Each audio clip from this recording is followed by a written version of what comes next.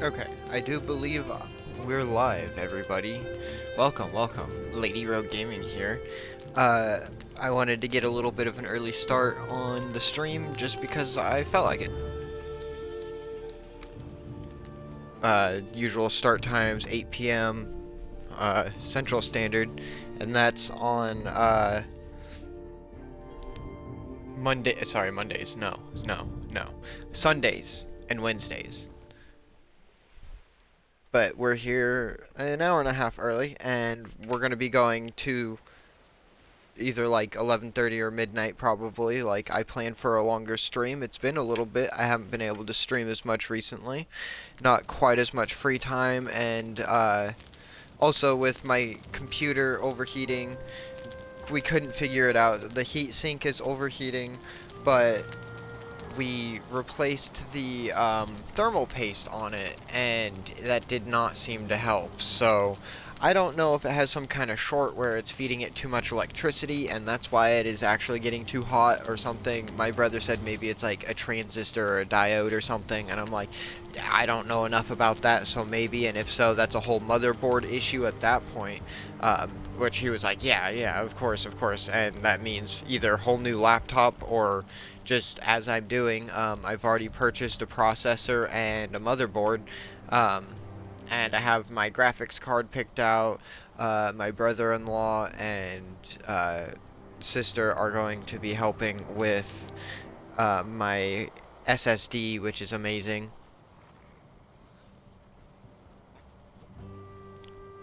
And they said probably they could help with the RAM too, and I'm just like, shit, I'll take any help I can get. I'm not gonna ask, but... And it was because last year, I had saved up all of my tips and extra change.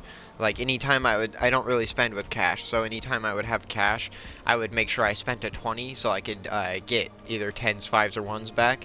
And anything smaller than a 20 went into this jar, and at the end of the year, which I started my job in July, and then so by the end of the year, I had just under $200. It was like 196 and some change, and then I went ahead and put like $5 more in there just so it was 200, and oh no, did Valheim just crash? Oh, I forgot. That was my fault, everybody. Whoops. The world does not run in quality mode because it likes to crash because of how much we have put. So and that's probably maybe just an Xbox issue. Maybe once I swap over to PC with how powerful my processor will be, because I got top of the line Ryzen. It was Ryzen 9. Was it 4900 or 5900? I don't remember. It was like 4900X or whatever. It was a very nice processor. From what I looked up, it was apparently barely, it like peaks just a little bit more than, hold on, let me change that setting before I even load into the game. Yeah, see, it's on quality, we want it on performance. And we might, because the lighting, so we'll turn off sun shafts too. It might even make the game run even better. Or might, I mean it will. But no, I'm excited because I don't know if I'll be able to stream from the computer per se, from like specifically gaming on the computer. I know I'll be able to play a lot better games, but I plan to get a capture card still. Like, if any of you have watched any of the previous streams and heard me talk about that, pretty cool. Thank you, appreciate it. But for anyone that didn't, I plan to get, once I have the PC built, I plan to get a capture card and do a 2-device setup, because I'm playing on an Xbox right now. I happen to use keyboard and mouse. I was recently learning it for Valheim. I learned it for Minecraft because I play Minecraft Bedrock on my PC, but yeah.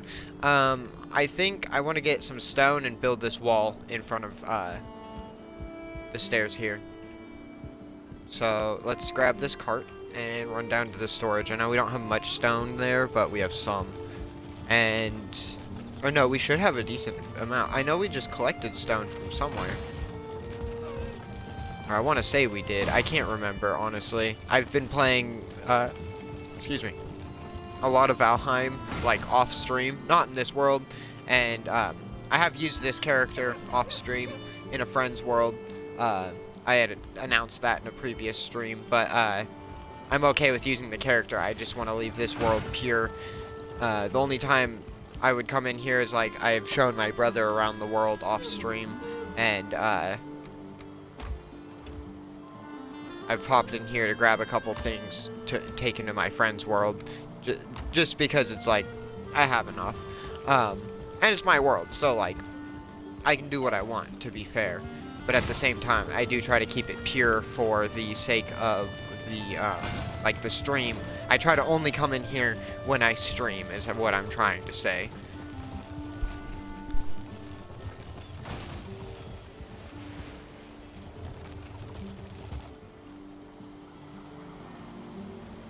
I don't think I have any stone down here. Are we gonna have to go get stone? That's what it's looking like. Yeah. Okay, yeah. I kind of remember that. Yeah, let me repair that. Well, let's just... because I haven't found any more big pillar rocks yet, so, we're just gonna run up to the mountain, because I know there's some really big rocks up there, and the bigger rocks drop more stone.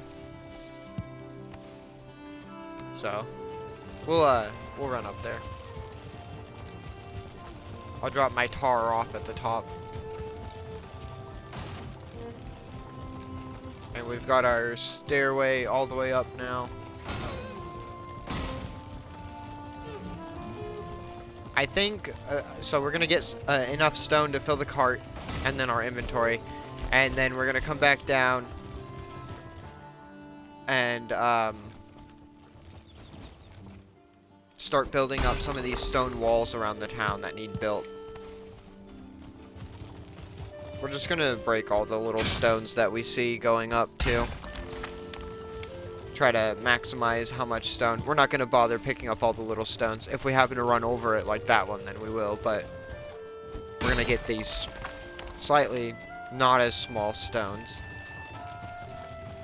And then we'll get like the medium stones as well. And then there's like big stones once we get further up.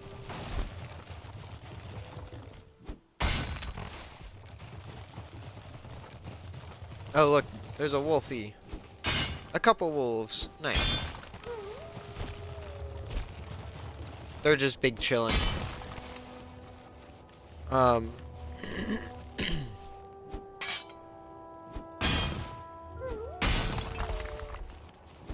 We have the enemy set to passive, so that's why they're big chillin'. I normally have the game settings pinned in chat, and once my computer cools off, I'm gonna get it turned back on so I can get that pinned in chat, so it's there for stream. Since we're here for the long stream, I want to make sure I have it. I got my posts made for Twitter and Discord, and then it crashed. So at least I got those out before it did that. It's overheating at incredible speeds. Whenever I was looking at my computer manager, because I have an Asus VivoBook 15, so I use my Asus to check it, to see its like processes and that and whatnot, to see where it's running, like the CPU load more specifically, and it said at 20% CPU load, it was at like, it varies between 60 degrees Celsius and 80 degrees Celsius, which is anywhere between like 110 to 130 degrees. And that's not normal for a CPU. That should not be that hot. And it was still, it dropped down to like 40 to 60, but then it still peaked up to 80 once it started to heat up. But after we reapplied the thermal paste, because it is a couple years old, so it makes sense to need to redo something like that. But that there must be some kind of short. That's the only thing I can think of, and I don't know enough about computers. I'm not going to spend the money to send it off so that to a specialist so they can be like, yep, it's broken, and for me to be like, oh, cool. Well, now I just wasted like $100 for that, when that could go to like buying PC parts. So that's why I'm not going to bother with that. I understand that it could, like, if it could be a simple fix, and maybe once I have my PC built, I'll spend the money to send my computer off like that, so I can try to get it fixed, because I don't want to just get rid of my laptop. It's a good laptop. It apparently is known for having some issues, though, and I didn't do quite enough research on it before I bought it. I did some research, and it was a good laptop. It's been a good laptop. It's done me well, but it's starting to mess up, and that makes me really sad.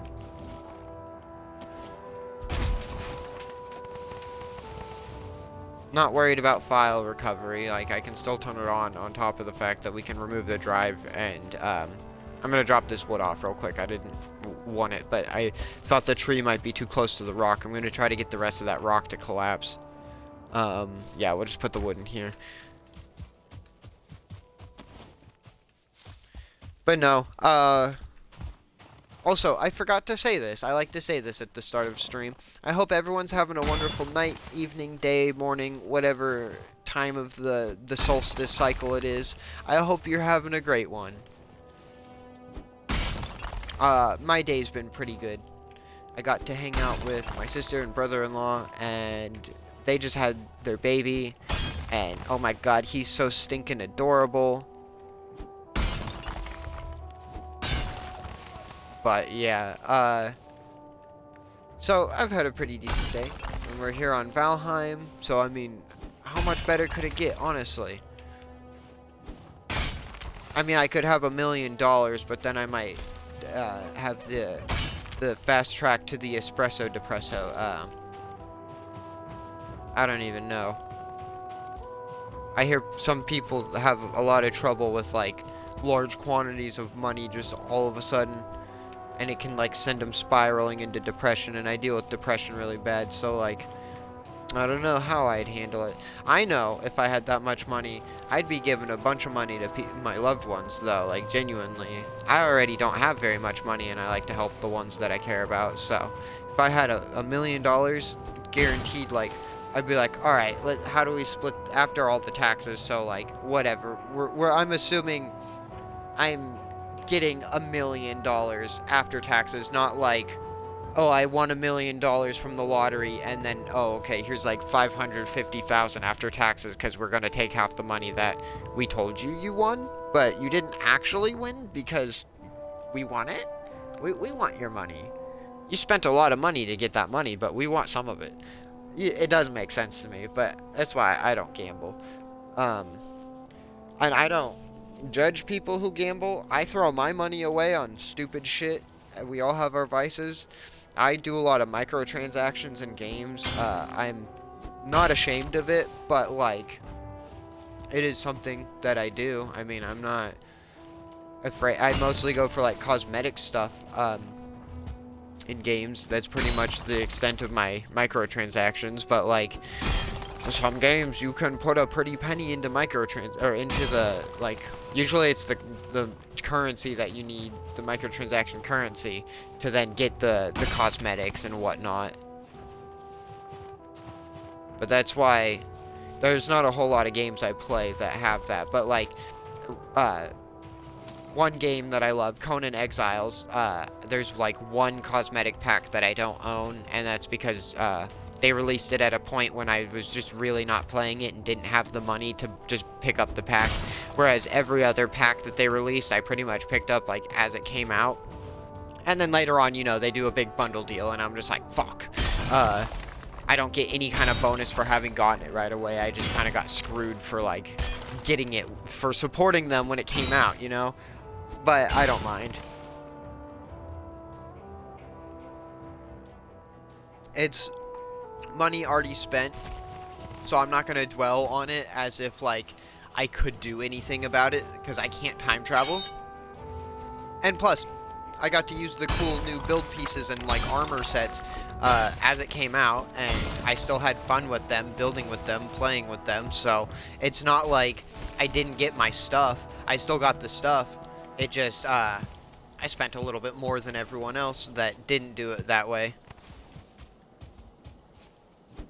But each of their cosmetic packs were only $10, which for someone that doesn't like love the game, those kinds of games as much as me, might think like, oh, that's kind of expensive just for like cosmetics. It gives you like a new block set to build with. It gives you technically 3 new armor sets because there's the light, medium, and heavy armors. It gives you the entirety of the weapon sets. And then later on they added in like horses and horse armor, so then they had a whole like Knights of, what was it, the Knights of Hyboria, I believe. And I don't know Conan lore very well. It's very dark and gritty though, because one of my friends that I had been playing the game with had started actually like listening to like the audiobooks of the Conan stories, and he was like, yeah, there's a lot of like dark, gritty stuff and like not quite up to date accepted themes of certain things in there.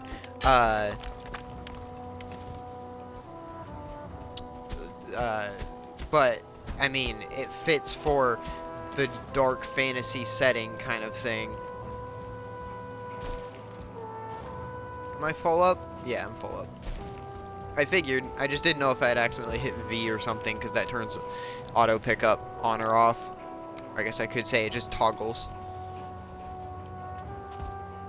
Okay, I'm gonna try to break the rest of the rock bits that are... Oh, there we go. Close to the ground to try to make it collapse. And this will give us our cart full. So we might just go unload that and then head back up and get more stone, because there's more big rocks up that way. There's literally one right there in front of us. There's 2. Yeah, let's see, the cart's full. We're not even going to be able to get all this back in one trip, so we'll just, yep, okay, we're full. We're going to hop up to the cart, and then we'll head back down, unload, yeah, we'll just run down to the warehouse, and then we'll come right back up. And we might do this a couple times just to get a good excess of stone, since it's right here on our doorstep. And honestly, if I really wanted to, I could just bring an extra portal up here real quick so I could portal back and forth. But I'm lazy, but today we're not going to be that lazy. I'm going to be a different, like, kind of lazy with, not feeling like going and getting the portal parts, even though everything I need is down here. But we're gonna ignore that, and we'll just make a couple trips back and forth. Excuse me, like good old Valheim.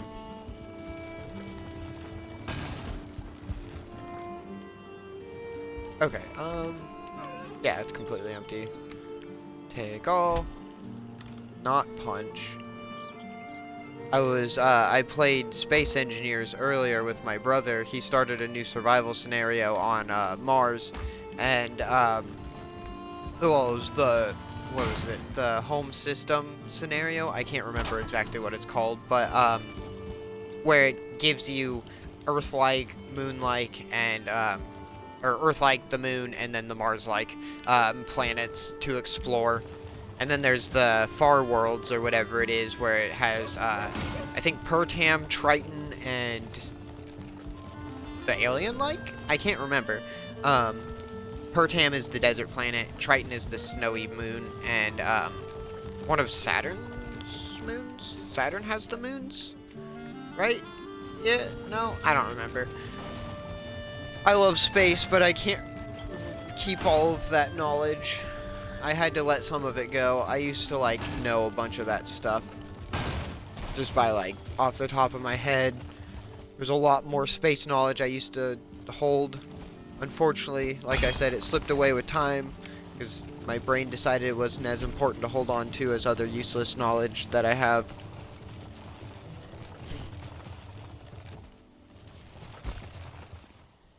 Also, I'm going to drop a save.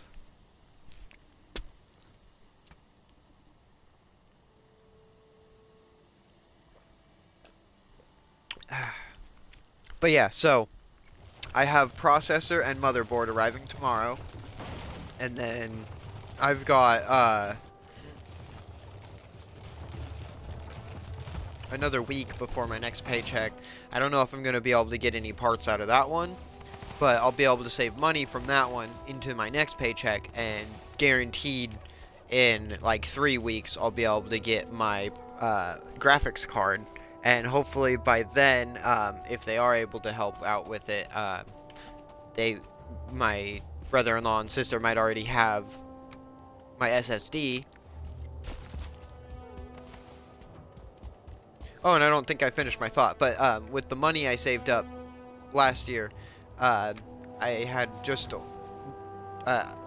was 196, and then I put another 5 in there, so it was 201 by the end of it, and maybe like 202 with the change. And so I gave that to my sister so she could use that, because her laptop, we have this same model, her laptop shit out in a different way, and then it started working again, only after she had already not only just ordered the parts, but had all the parts. So it was like, okay, whatever, annoying, but at the same time, at least the laptop's working, so they have an extra computer, which was nice, because I was able to use it tonight so we could game, because I wanted to play Lethal Company. I've been watching a bunch of videos recently, and it's like we hadn't played the last couple times we hung out. We had just played Factorio, and so I'm like, all right, I make a request. I'm like, we gotta play some Lethal Company, please. And so we played that again. We did just one quota set, but we made quota. First quota, the easy one, you know. It was only 130. But still, we love the company. So, I could just start excavating some of the ground around so I can get to the bottom of the stone. Kind of like I did with the other one. And then eventually, when I mine out enough of the stone, it collapses. So, yeah, we'll do that. We'll start at the lowest point of the cluster of 3 rocks here. My food's about to run out. I need to go grab some salad. Oh my god, that scared me. I forgot to turn off my Bluetooth speaker. Sorry if that picked up on my mic. Good god, that gave me a mini heart attack. It was just loud noise all of a sudden. Like atmospheric, scary stuff gets me, but not like enough to like scare me unless I was like actually there. Jump scares though, which I mean, yeah, the cheapest kind of horror, but jump scares get me so bad. Such a little bitch when it comes to that. But I love Lethal Company so much. Like, we heard a baby crying, and we looked it up, and from everything we could find, apparently it's just a sound effect. Like, a lot of the community says it doesn't correlate to a monster. So, we had already we already noped the fuck out of there, and apparently most other people do too, even knowing that it's probably just a sound effect. So I was like, alright, we're not little bitches, and then I was like, well, we are little bitches, but everyone else is too, so it's okay. We did the popular choice of noping the fuck out of there when you hear a baby crying in a factory, and I thought it was Ghost Girl. That was my first thought. But, apparently it's just a sound effect. I don't care. I was still getting the fuck out of there. All I had found was a key. I was wandering through the maze with no flashlight. Not a good idea. For anyone that has played the game, you know. We were on March, so it's mostly turrets and landmines, apparently, but monsters can still spawn. I heard one landmine, saw no monsters. We heard baby crying. Brother-in-law also heard the baby crying. We were nearby. I went through the main door. He went through a fire exit. We ended up meeting up, or not meeting up. We were close enough by, though, to hear each other, because I could hear him. Either he picked something up or set something down. I don't remember what it was. But I heard him do something, and so we were nearby each other, and we both heard the sound, and so he was like, I was like, oh, I hear a baby crying. I'm like in the game, and then he was like, yeah, I heard that too. What do you say we just get the fuck out of here? I'm just like, yeah, sounds like a plan. And my sister was just like, I don't see anything on the radar, but also we had already met quota. That was our last day. We found a couple items. Like he had probably about 60 worth of value of junk. I just had a key, so I didn't find squat diddly. I also didn't have a flashlight to wander into the maze. Otherwise, I would have went further because that was our first quota set. But no, I love Lethal Company. I can't wait. Once I get my new computer, we're gonna look into getting some mods for it. Cause I want to get the dedicated flashlight and walkie-talkie mod, and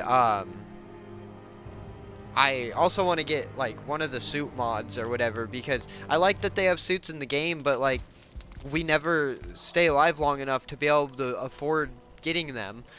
So I would like to start off with being able to have a variety of suit choices.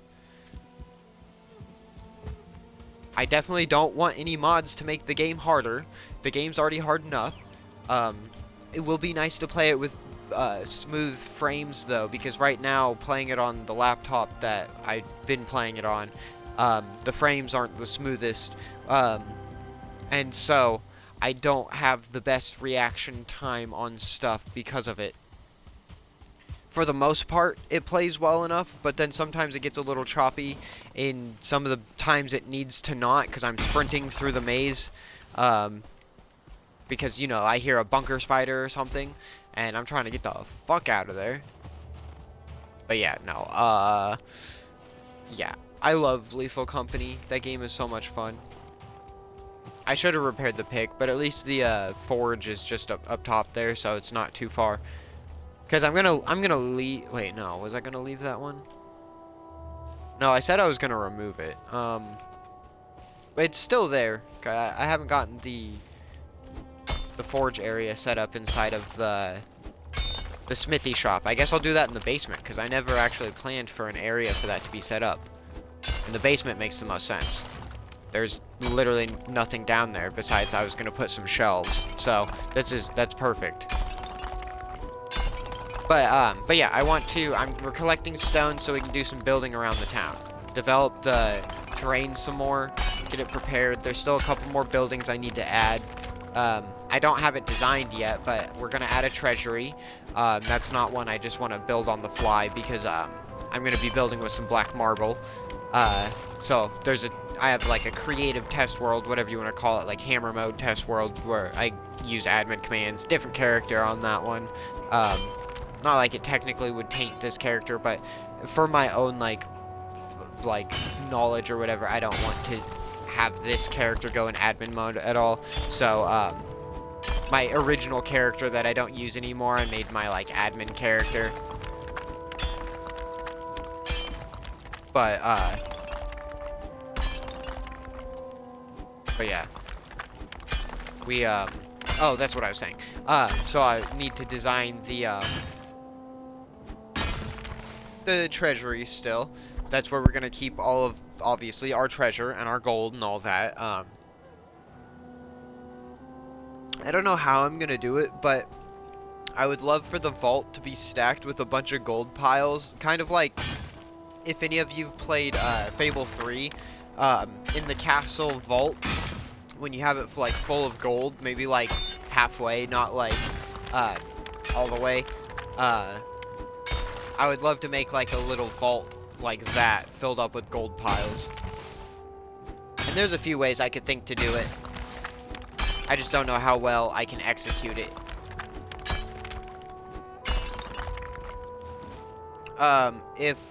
Where is it? Miscellaneous, yeah.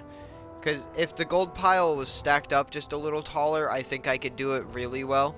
But I think I can layer, like, multiple piles inside of each other to make, like, a big mound. I don't know, though, because there's the gold that, like, sticks out as the flat texture on the bottom. So, I don't know. I don't even have, like, that much gold. I do have a bunch of treasure I could sell, and it's easy to get a lot more treasure, so whenever we need treasure, we'll go on a big treasure hunt, looting dungeons and stuff. Probably try to get more chains and stuff, too, during that, so we'll just hit the swamp crypts. We can get a lot of money out of there. I know the burial chambers, like the very first dungeon, actually has a fair amount of treasure in it, too. And those are really easy to, like, run through quickly. Because you don't have to mine through some of the doorways because there's muddy scrap piles in the way. And, like, we don't even need the iron from the crypts anymore. Although it's nice just passively getting iron. Because, like, we're not going to, like, mine the scrap piles all the way anymore. I don't need to. I can go to the Mistlands and get a lot of iron that way. And also, more importantly, what I need is copper. I have an extreme copper shortage because of using the coppers for the hanging lanterns. I mean, I have to use it in two different ways. I have to make bronze to make the lanterns themselves, and then I have to use the copper for the hanging lantern version, for the, like, the furniture item versus the, like, equipment item, whatever you want to call it. Is that a rock? That must be a rock. Yeah, that's a rock. I didn't know if it was the ground or a rock. But then there's this, like, flat rock above us. At first I thought it was one I had broke, but it might just be actually a big piece from what I broke. Or it's a different rock, I don't know. We'll find out. The ground's not letting me go down any further because we're, like, on a mountain, so, you know, it's pretty steep. We are full up, though, so I'm going to try to mine a tunnel out of here and then get back to the cart.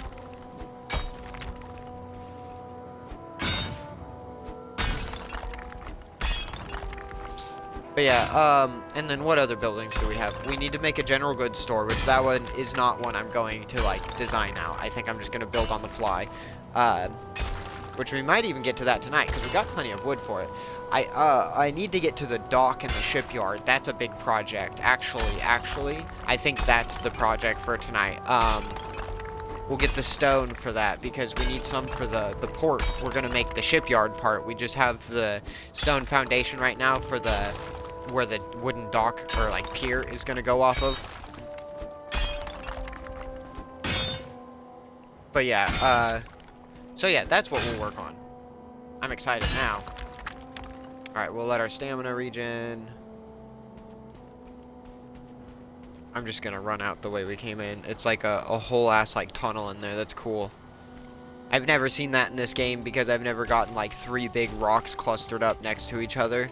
That might even be 4. Hold on. 1, 2, 3. Are we hitting that one? Ground kind of looks messed up right there. That might just be because the rocks are touching each other. I don't know. Let me get back.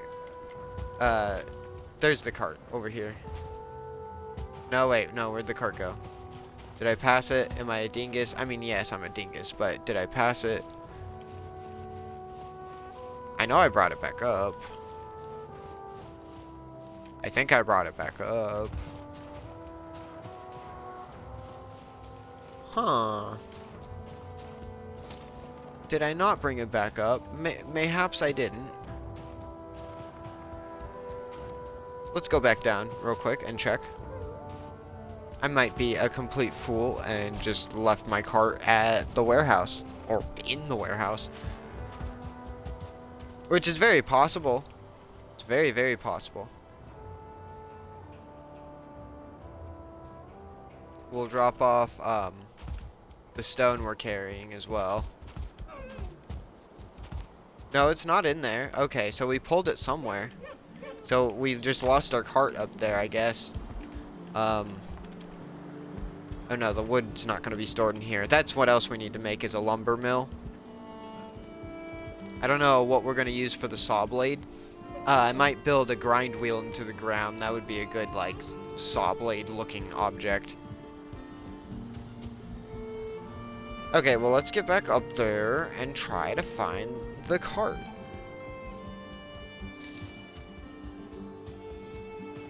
Because, like, It should be around the rocks. Is it on this side? No, I don't see it. It's not down in the pit.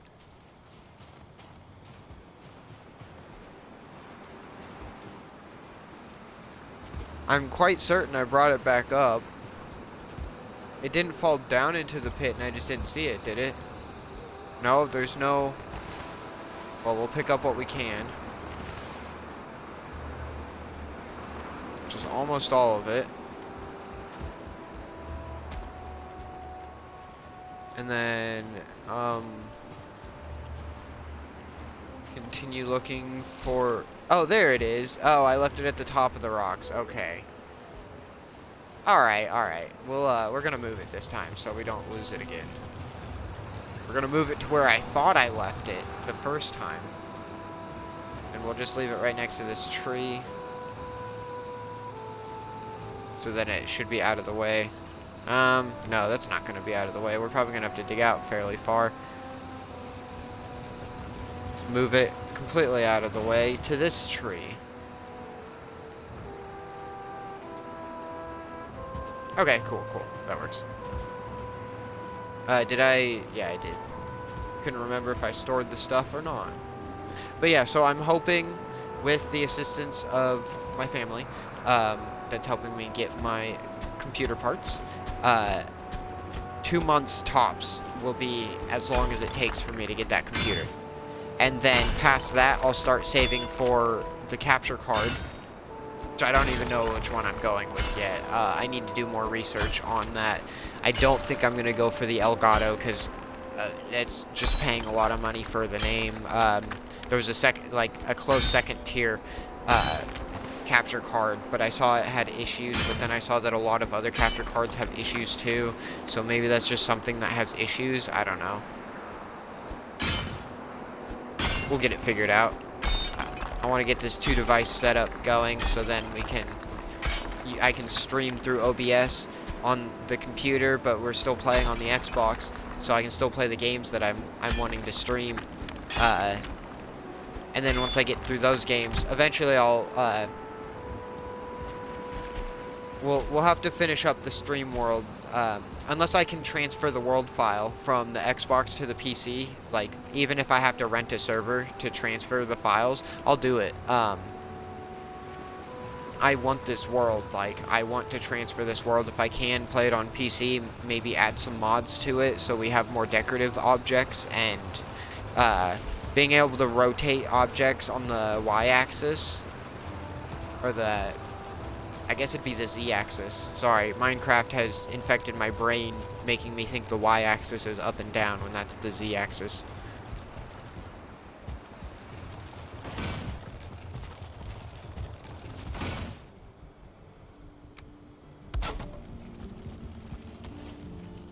Okay. Let's get this pulled to the bottom. And I'm only coming down with the load because my pickaxe broke, so I figured with how full the cart is, I might as well bring it down. We're going to end up with a lot more stone than this. We're just going to make as many trips as we feel like.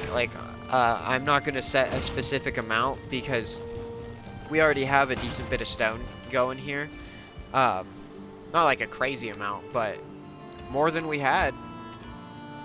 We already have one black metal chest full of stone. And by the time we're done, we'll have a second one. But then, like, past that, I'm not for sure. So yeah, we'll run up, I'll repair, and then we'll pick the cart back up. We'll drop it off at that landing at the very top, up at the curved part, like. So that's where I have the forge still until I get it moved. And then I'm thinking about maybe up at the top putting an all-in-one crafts building, so I have the repair stations and whatnot up top as well as down below, because all of the craft stuff is getting migrated to the bottom slowly. Like, food stuff is in the tower, and that's kind of in the center point, but then, like, sleeping's in the house, all the portals are down there. The general goods gonna be, like, where that little bit of stone is past that roof. It's gonna be on a clearing, like, toward us on that side of it. I don't know where the treasury is gonna go, probably up near the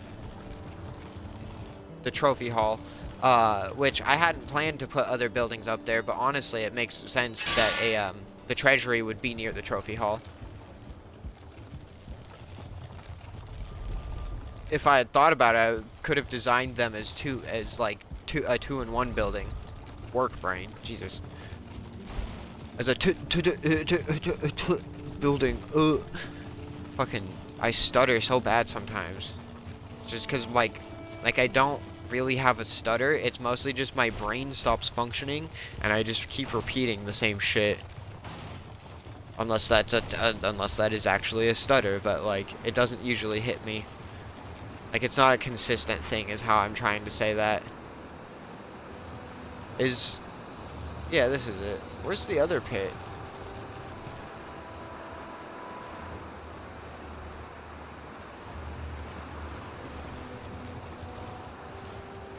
I'm confused. Is it further ahead?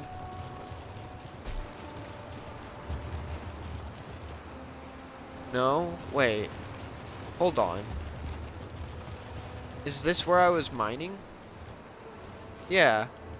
Am I going crazy? Oh, wait. There it is. Okay. I'm like, where the fuck did the other pit go, everyone? I'm like, I'm actually losing my shit. No, I was just slightly disoriented as to the positioning of everything in relation to each other. Okay, dear Lord. Now that the special moment's over, let's get back to mining. So yeah, pretty much just want to mine out as much ground as I can, and then remove what stone is close to the ground, and then eventually it just collapses because we get it far enough away from the ground. Well, it doesn't just collapse on its own. We have to hit it to make it collapse, but okay, there's another stone here, so we're gonna do a wide berth around this.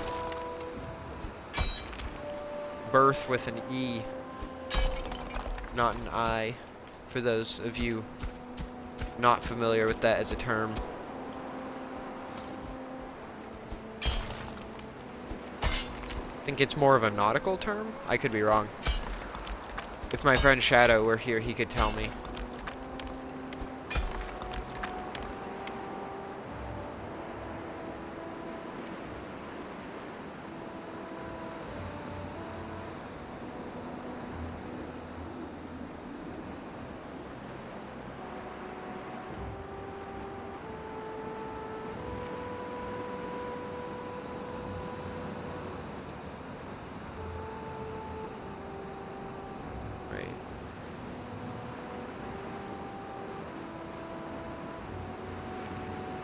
Hold up.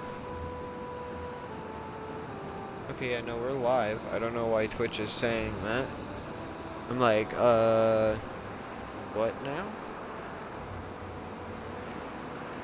Yeah, okay. My stream manager on my phone was saying I was not live. There we go. I can see chat and everything in the stream. That's what I was trying to get to.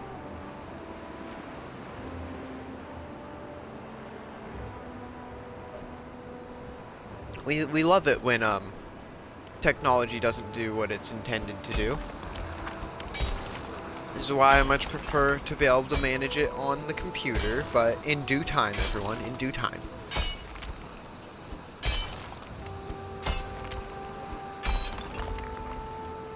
And by in due time, I mean if everything goes according to plan, at most 2 months. It's really exciting. I've never had like a really good computer. I have a decent laptop. I mean, of course, it's not working right now, but my hopes is if I just leave it alone for a while, it might start working at some point. Probably not, because I know that's not how technology works, but you never know. But yeah, we'll, oh man, my rest bonus is almost gone. We'll, have a new computer. And we'll be able to do even more. I'll get all the chat interaction extensions that I can't, maybe not all of them, but like all the ones that I want to get. We'll have more stuff. We'll be able to have like follow notifications, the whole shebang. Like, oh, oh man, I'll be able to have goals on stream. Like, I'll be able to use OBS with the overlays and everything. I'm excited. I may not be the best, but I can make my own overlay. Um, if you're watching from the browser currently, then you'll see that there is an overlay. There is not on the app though, because console doesn't use OBS. It just has its own like integrated like stream service or whatever to Twitch. I don't know how to word that properly. So it doesn't use OBS. There's some like extensions that we have access to, but most of them only work through the browser. And so I don't bother with most of them, unfortunately, because I assume the majority of people watch from the app, because statistically speaking, more viewers are on mobile from what I've learned, and if you're on mobile, then you're more than likely going to be using the app, because not only is it more convenient to get to Twitch, but it's also going to be more stable than using a browser on a phone. Because apps are generally more optimized for phones than a browser page is going to be. Because 9 times out of 10, a browser page is made for a desktop or a laptop. A computer, if you would. Well, technically your phone's a computer, but like, no one says that. I mean, shit, modern phones are more powerful than computers were when they first were coming around, which is, it makes sense, but it's still kind of crazy to think about. This little handheld device is more powerful than anything they had like half a century ago. A little over half a century ago. I think it's neat, but, you know. Also, I think I need to get more windmills set up. In this space, I don't know if I can fit 2, so I might have to... I was thinking about making a whole little farming village at some point, so I might just set the windmills up. Oh, there we go. Yep. Okay. We'll do a farming village in the plains, or like maybe not a whole village, but like a little farming settlement with like 3, 4, at most 5 houses, one of those buildings being like a barn or something. I could even get boars in it. Or no, I'm gonna be in the plains. Oh my god, I could make a lox barn. I legitimately need to write this down. Hold on, where's my build to do? Okay. Actually, I think this deserves its own paper, because this is like a whole project for the plains, so sorry everyone. Give me just a moment. Let me migrate down to the tavern so you at least have a nice view of stuff while I am making some notes. So let me get my pen.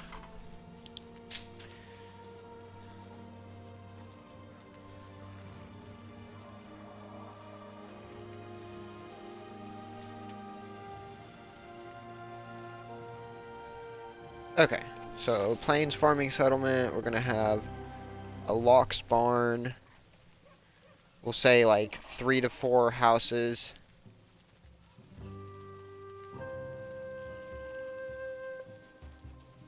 We'll do like big fields of flax and barley, and then we'll have like a couple designated fields that we actually farm from, because I want the look of the big like crop fields, but I don't necessarily want to have to replant that entire space, because if you've seen me plant anything, I get impatient halfway through one of my tiny crop plots. So but because of it being a big field, I won't worry about as perfect of rows. Let's see, lox barn, 3 to 4 houses. We'll definitely make one big, like, big house, and that would be, like, the person that's running the little farming settlement. So, like, we'll say mayor's house.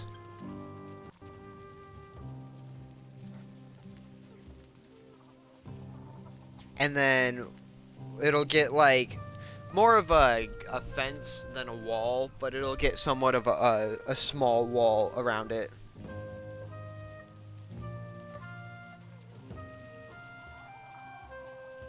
But the first project we're doing outside of Stoneport, which is the name of the town we're currently in, I feel so bad. I wish I knew who it was that had been talking in chat that gave me suggestions.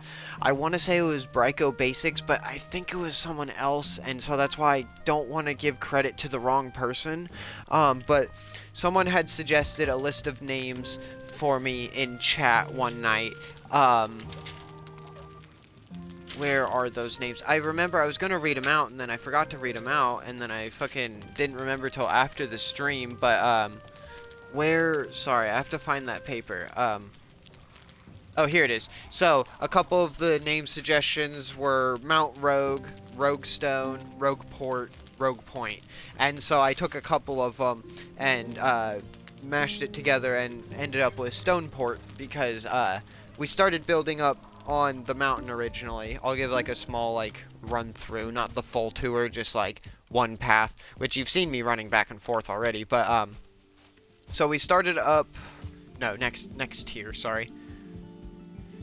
We started up here with this house, and like obviously we didn't, all the stone wasn't here, of course, but we were originally gonna put the house down like probably about on that tier, but then I didn't expect it to flourish into a whole town. I was just planning to do like at most 10 buildings, which I don't even have 10 buildings yet, but there's a lot of like infrastructure around, which is where a lot of the building has went to versus okay, the pieces just aren't loaded in. I'm like, what's going on over there?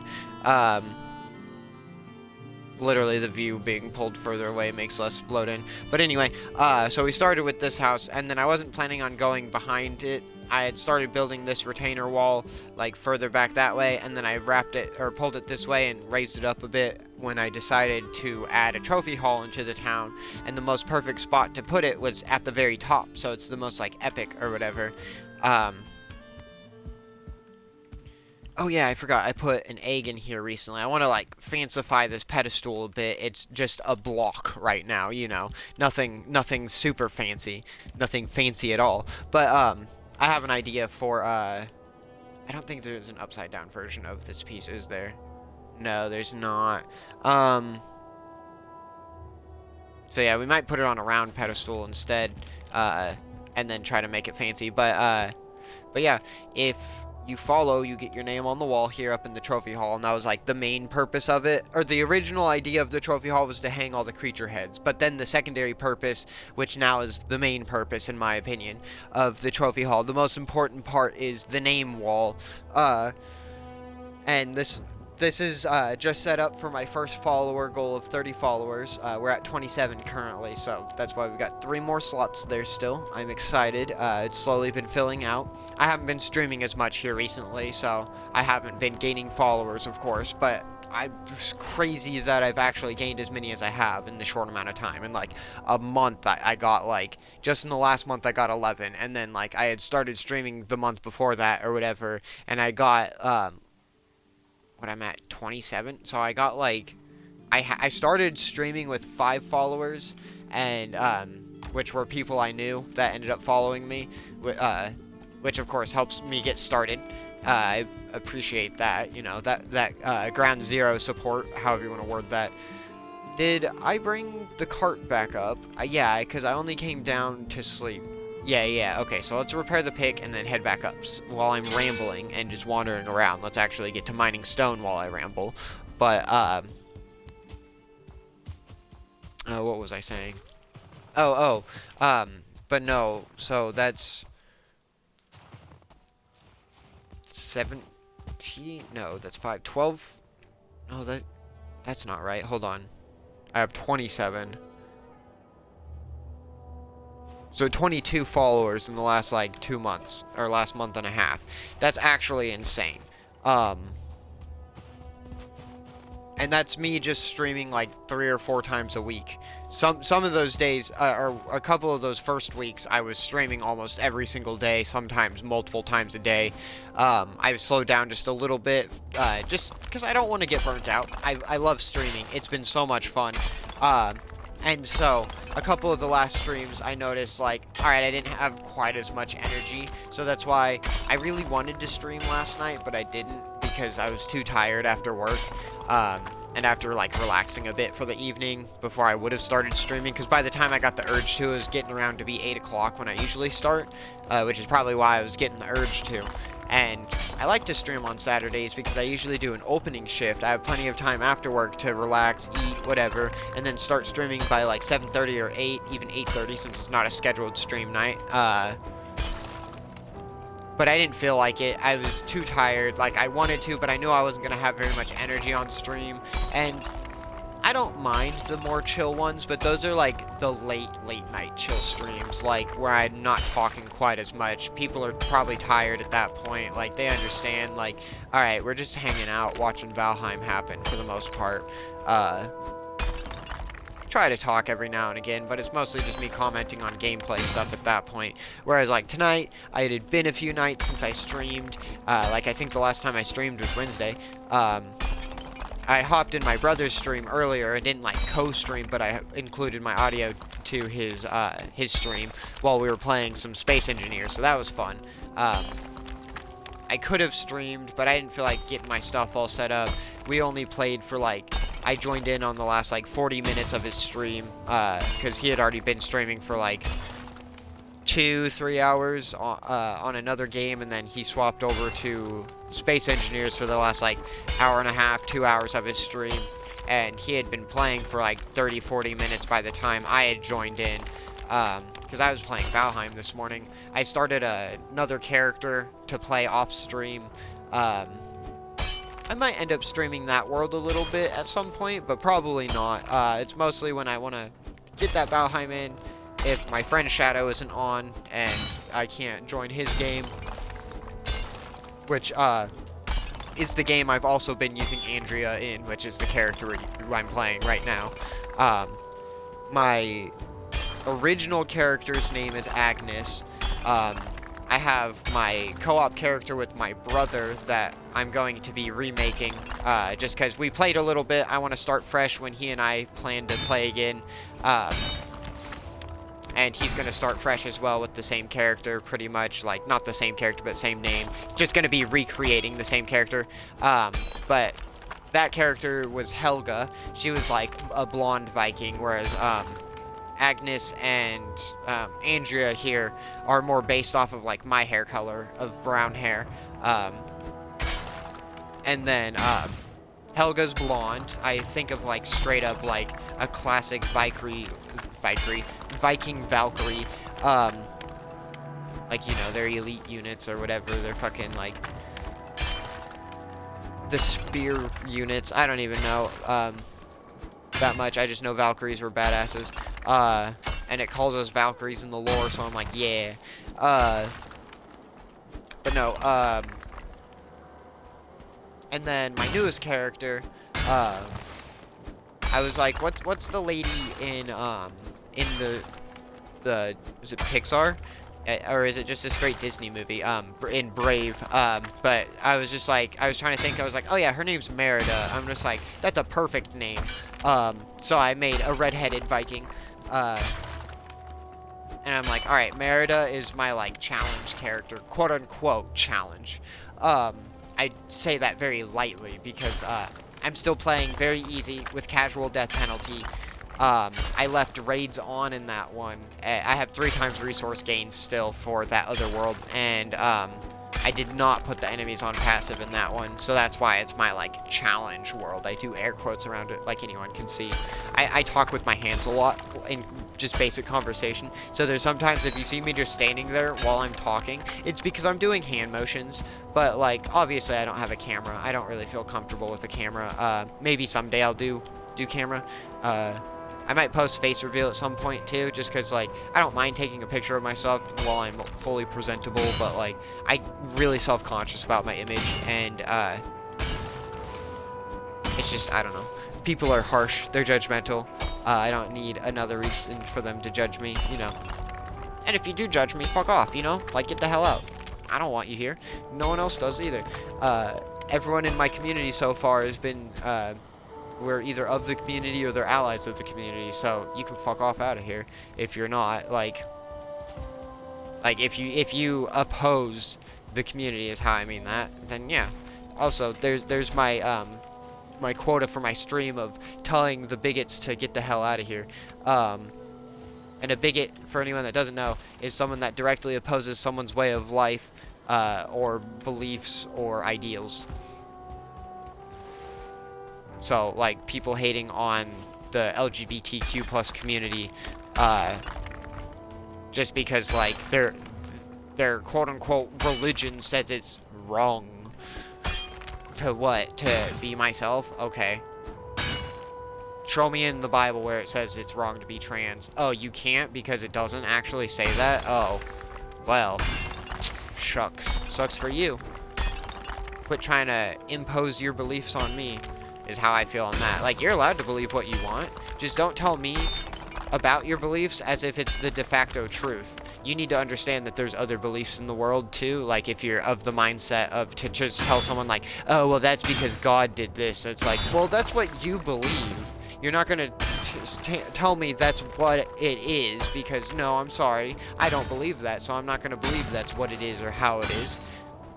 Again, I respect you and your beliefs. You're allowed to believe and feel whatever you want, but again, don't tell me that's how it is, because, I'm sorry, just because you believe and feel that way doesn't mean that's how it is. I believe in reincarnation. I'm not going to go spouting it around like that's the truth or facts. I don't know. That's just what I like to believe. It makes me fear death a little less.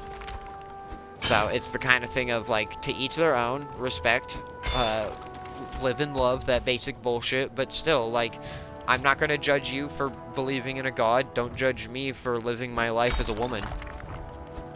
Just because you think, oh, I was born one way, so I couldn't possibly be a woman. Well, I'm sorry that your physiological makeup and gender are two different things.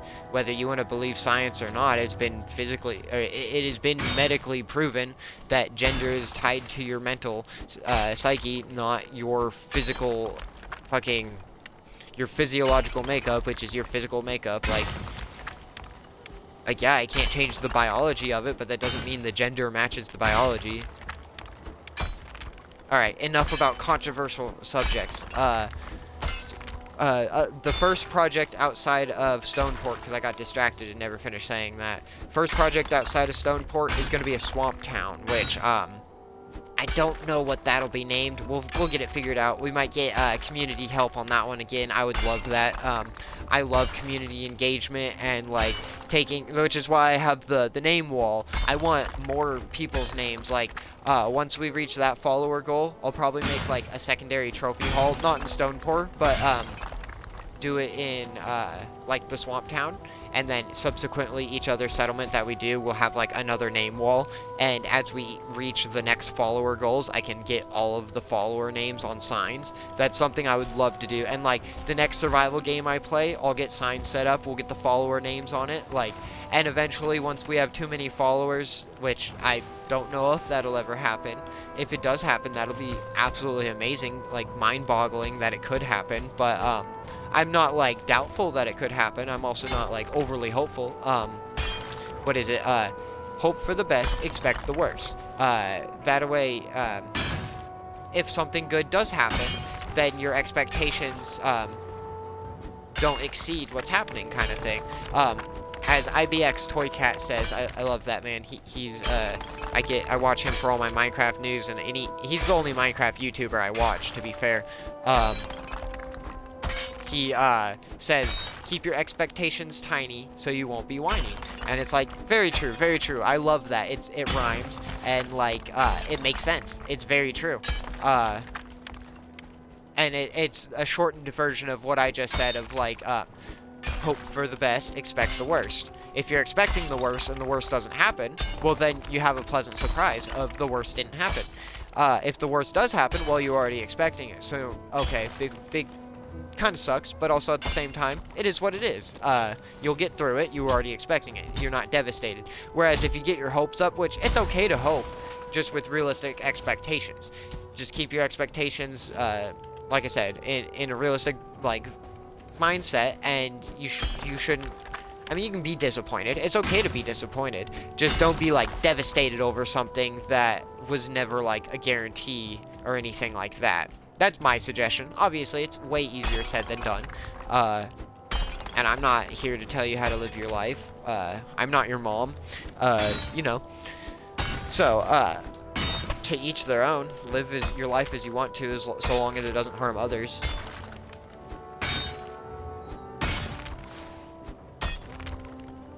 But yeah,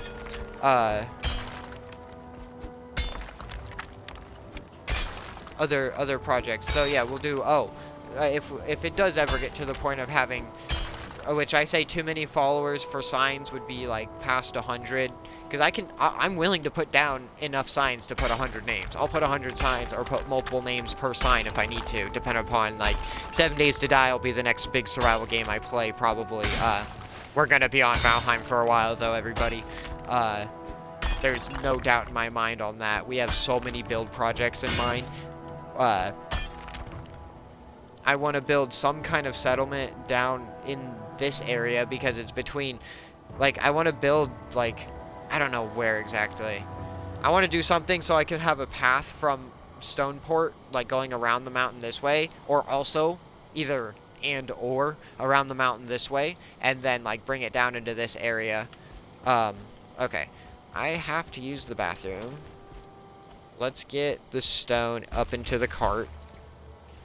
And let's make a better path. I have some wood on me, right? Oh, I have enough to make a crafting table. Let me get just a little bit more so I can make a staircase out of here. We're going to be here for a minute breaking all this stone, so I might as well invest in a construction project, or whatever you want to call it. And then we'll grab this one, and that should be enough. We'll just slap the workbench down up here. I hope you're proud of me, everyone. I called it a workbench instead of a crafting table. I've been trying to remember. I know it really doesn't matter, but it matters to me somewhat. I call it crafting table because Minecraft, but has infected my brain, and everything I think of survival game-wise goes back to Minecraft. Like, we are all just cubes. Return to cube instead of return to monkey. I love the return to monkey memes. They're so silly. Especially when it's like M-O-N-K-E, like monkey. I love intentional misspellings of certain words when it's still like, oh yes, I totally see the spelling of the word still, but it's also totally wrong. Like, that's fun.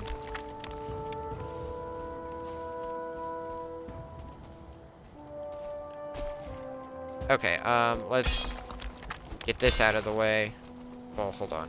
Let's be smart. Come down here so it takes less time. Okay, so then we can do one more stair. Alright, screw it. We're gonna do it from right here. And then we do need to mine out just a little bit more. And then we're gonna turn it 90 degrees to come down this way. And then after that, since it's nighttime, I'm gonna run back to the tavern, run to the bathroom, and then we'll sleep when I get back so we can maximize our daytime. Cool, and that's connected to the ground, so that'll give me foundational support. I can build even further off of it. Plus, we're going to bring the stairs all the way down for the sake of support. And in case I end up encumbered, I can waddle out of here. Waddle, shuffle. I've heard people call it the Valheim shuffle. My friend Shadow calls it that. I like to call it waddling because it makes me think of like a pengu. I'm just waddling out of the hole, you know? But yeah, this is why I wanted to have a staircase. Plus, instead of hopping up the rock every time, which works, I don't have to wait for stamina to regen if,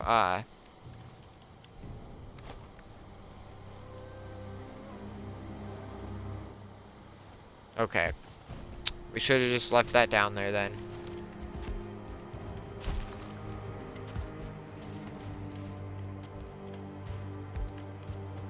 But then we don't have to wait for stamina to regen as we're like trying to hop out. So we're gonna go and run this back, and then we'll run over to the tavern, and then I'll run, use the bathroom, sleep in game, and then we'll come back up here and get more stone. like I said, I don't know exactly how much stone we're gonna be getting. We're gonna be getting a lot. And then after that, when we're done collecting stone, I'm just gonna wait to eat till I get back, so that way we maximize our food use as well. But when we're done resource collecting, I will be. Oh no, I should have. Maybe I can get onto the stairs.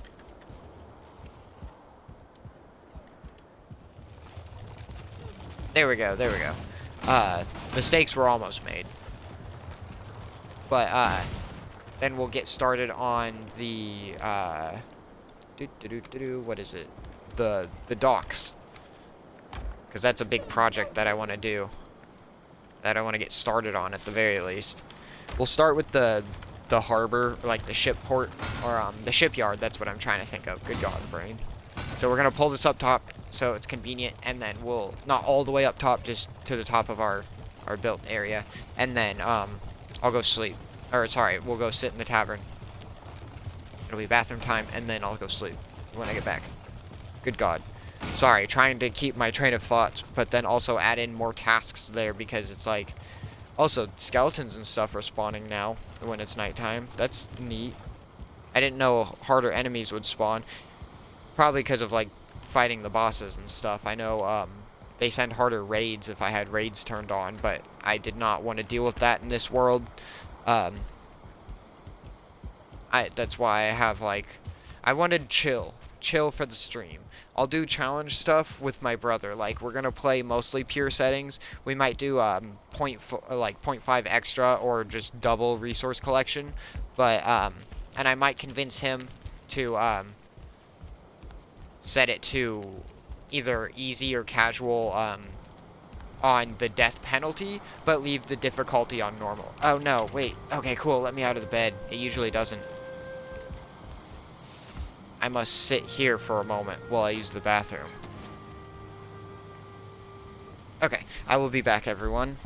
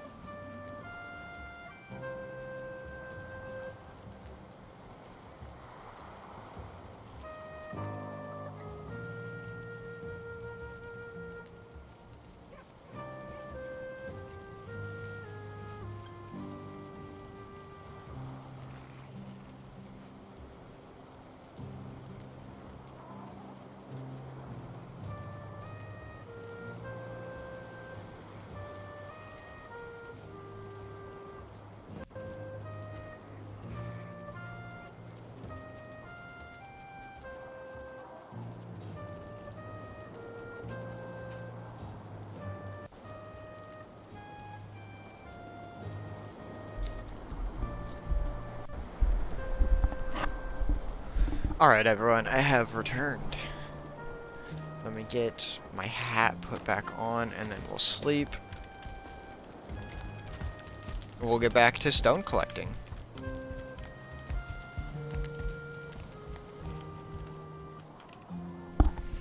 But yeah, we'll do a swamp town. Oh my God, okay, so I never finished freaking saying it. So once we reach like 100 followers, I feel like that'd be too many past that to start to keep putting everyone on signs. So if I reach the point of affiliate and like have subscriptions as an option and all of that, or like or whatever else. I don't know if subscriptions are affiliate or partner. I think it's affiliate, but I don't know. It's crazy. My brother's almost an affiliate. He just needs some more congruent watch time, and he'll be an affiliate. He's got 62 followers. It's crazy. He's been grinding. I approve. All right. Of course, it'd still be raining. We'll be wet running up into the snow, but it's whatever.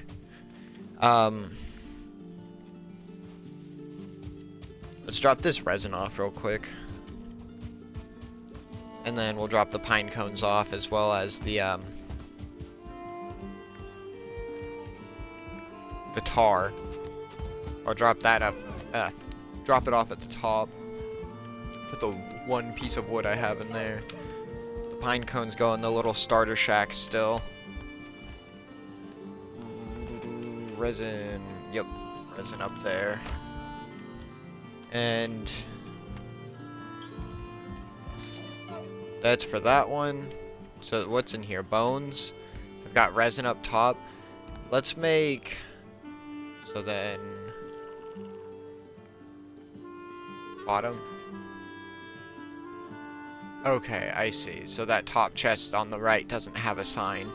I think it was just gonna share the sign there. I don't remember, but so it'd be this sign then. Let's make the one under resin be tar. Oh wait.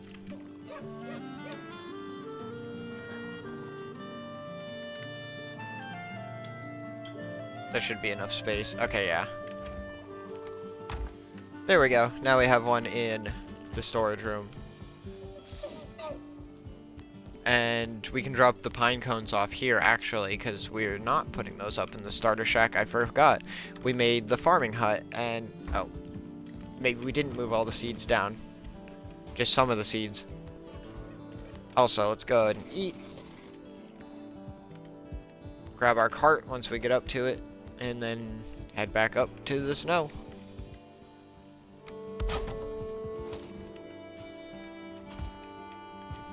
Alrighty. If you have been around for any of the streams that I was struggling learning the mouse and keyboard, I've gotten a lot better with it for Valheim. It just takes a little bit. I'm not naturally used to keyboard and mouse gaming. I have done it plenty at this point with like Minecraft, but it's still not something that inherently comes naturally to me, where it's like picking up an Xbox controller and just starting to play is natural for me because of how much console gaming I've done. But again, I have done a fair amount of PC gaming. I don't know how much I have specifically on Minecraft, but between playing on Factorio and RimWorld and my various other Steam games, I've done over 1,000 hours on Steam games. 800 of those alone are Factorio, and then I think like another 200 are RimWorld. So I have, like I said, over 1,000 hours in total of Steam games. So like I've done a decent bit of PC gaming. I have a flavor for what keyboard and mouse is, which is why I'm trying to learn this on it, as well as just prepare myself for when I do swap to PC, because my PC, I'm quite certain, will be able to run Valheim. I don't know if I'll be able to stream from it. That's what we'll have to figure out, but like I said, if not being able to stream while game, because I don't know how good my graphics card needs to be to have a stable, high-quality stream. That's the biggest, like, concern. So, that's why the big plan, once I have the computer, is use it as the streaming device and then game on my Xbox, which I could stream from the Xbox still, but then I can't use OBS overlays and all of that, which is why I want to do the two-device setup. Sure, the ideal setup is just get fucking $1,000 graphics card so I can stream, but I don't have that kind of money, so I'm dropping just over 300 with protection plan and everything included on my graphics card. It was like, oh, I don't even remember. It was an RTX. It was like the 4060, I want to say, not NVIDIA, but it was AMD RTX, I believe. Oh, the pick broke. Damn, if I had realized it was damaged, I would have gotten it while I was there. That's fine. We'll leave the cart here. I'll collect the stone that's down there and then put it in the cart, and then go repair the pick.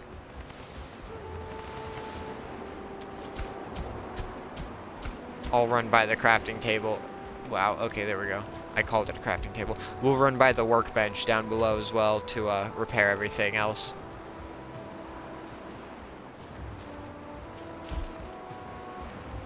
But I'm excited. I'm so very excited to get my PC built.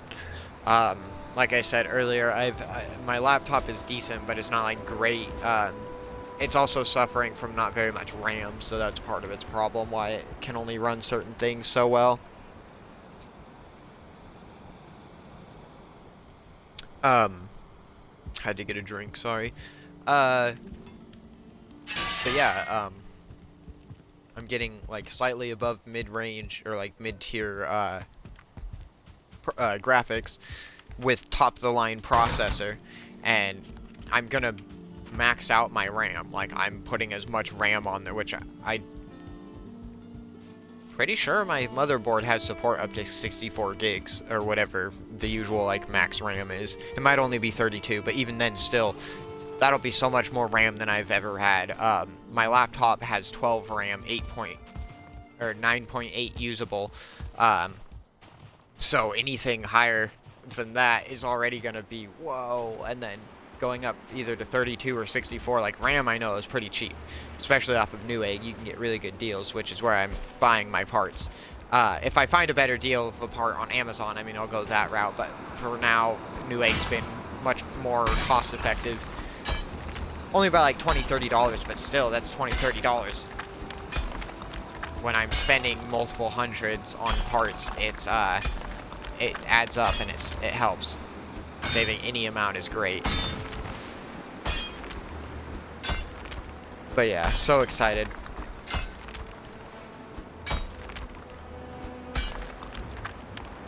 And then power supply will be the very last thing. And I'm hoping I can afford a case along with the power supply. Otherwise, I'll makeshift a case if I need to out of like cardboard or some shit, dude. Like, it won't be a permanent setup. It'll just be till I can get the case. But like, if I have all the parts and no case, I'll makeshift something, because I'm not just waiting to use my computer. Once I have the parts, I'm bringing it over to my sister and brother-in-law's, and we're putting that shit together.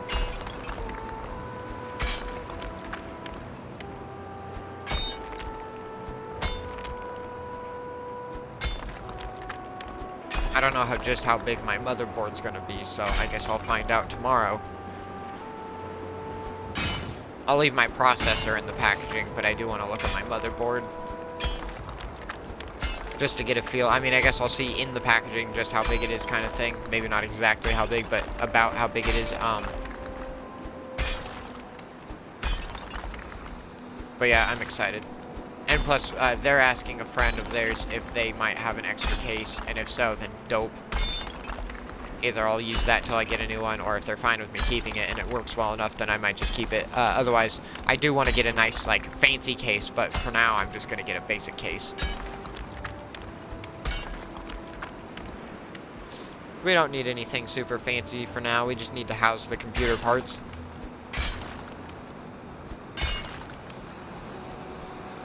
Also, I'm not a fan of tearing up my mountains up here, but at the same time, I'm not going to be building in this spot, so I'm not, like, super concerned about it.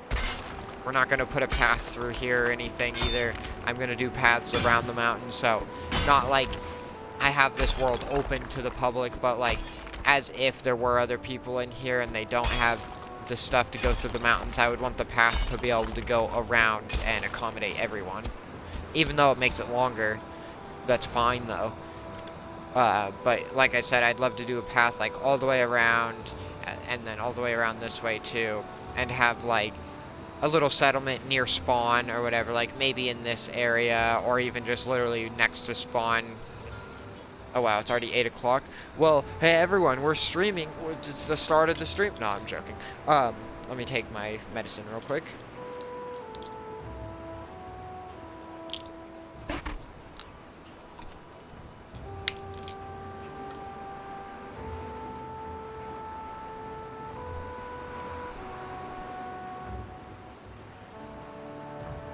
Alright. Which is usually why I start streaming at or right after 8, is so I can get my medicine taken before stream and not have that alarm interrupt anything, but not a big deal. It's just a pill, just gotta swallow it real quick, so like it's already done with kind of thing is how I mean that. But it's all good in the neighborhood. I need my hormones.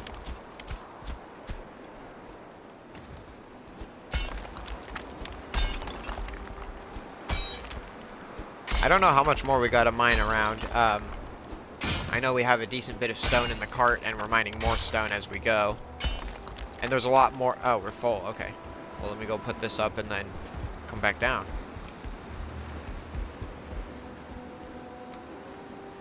Look how much smoother we can do everything with the mouse, though, just turning. Like, it's beautiful.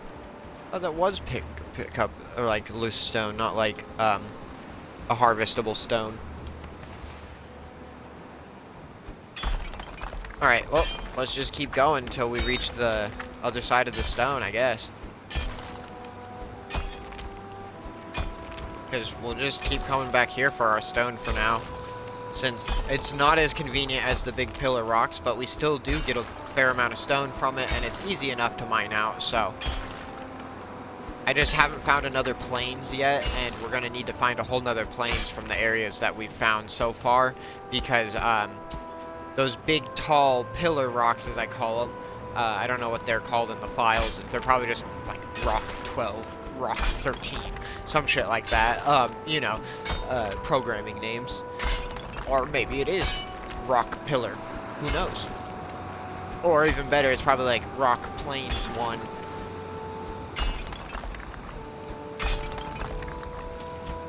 Assuming that rock would come first, then the biome. Sometimes they name it backwards, so it'd be like Plains Rock 1 or whatever. For me personally, naming stuff, I prefer it like they're all rocks, so start them all with rock. So if I search rock, it'll, for example, if I were like, if it had map building tools and I was like playing a game, it makes more sense to categorize stuff like that. Or like, there's some inventory sorting mods I've used on Fallout before that, like, for example, in the junk, like, all the tools have, like, tool in brackets before what type of tool it is, so then they're all together in the junk menu. And, like, Bethesda just, one simple, like, renaming,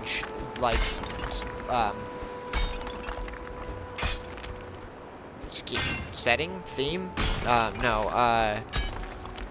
A name scheme? Yeah, one simple name scheme for, like, or name format. Jesus Christ, that's what I was trying to think of. Like, one simple renaming format, and Bethesda's inventories would be 10 times better than they are. And I'm not opposed to playing with mods, but mods make the game unstable on console. We're still waiting for our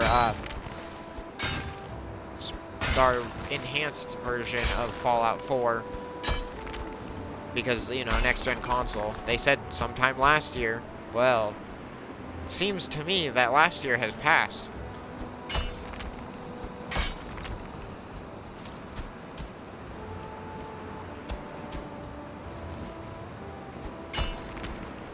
I also see people complaining on Xbox about Medieval Dynasty. They're like, you said multiplayer in 2023. It's like, yeah, for the primary version of the game they're working on, which is Steam.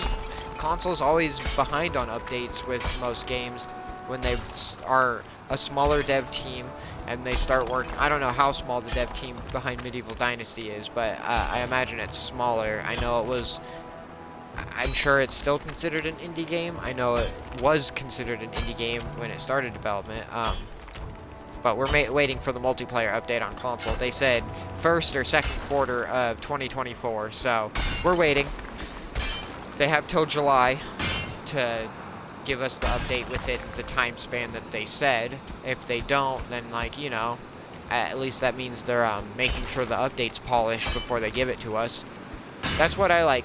I hate when people are like, they delayed again, and it's like, when it's a good game, like, for example, with Iron Gate, they delayed Ashlands or whatever once or twice, I don't know, but I think it was just the once.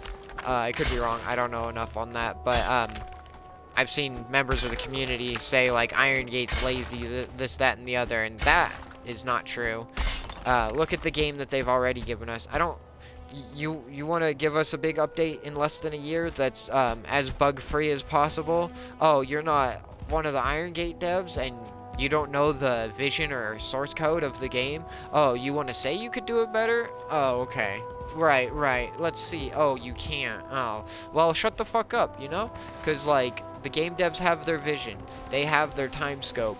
They're gonna get it to us when they get it to us.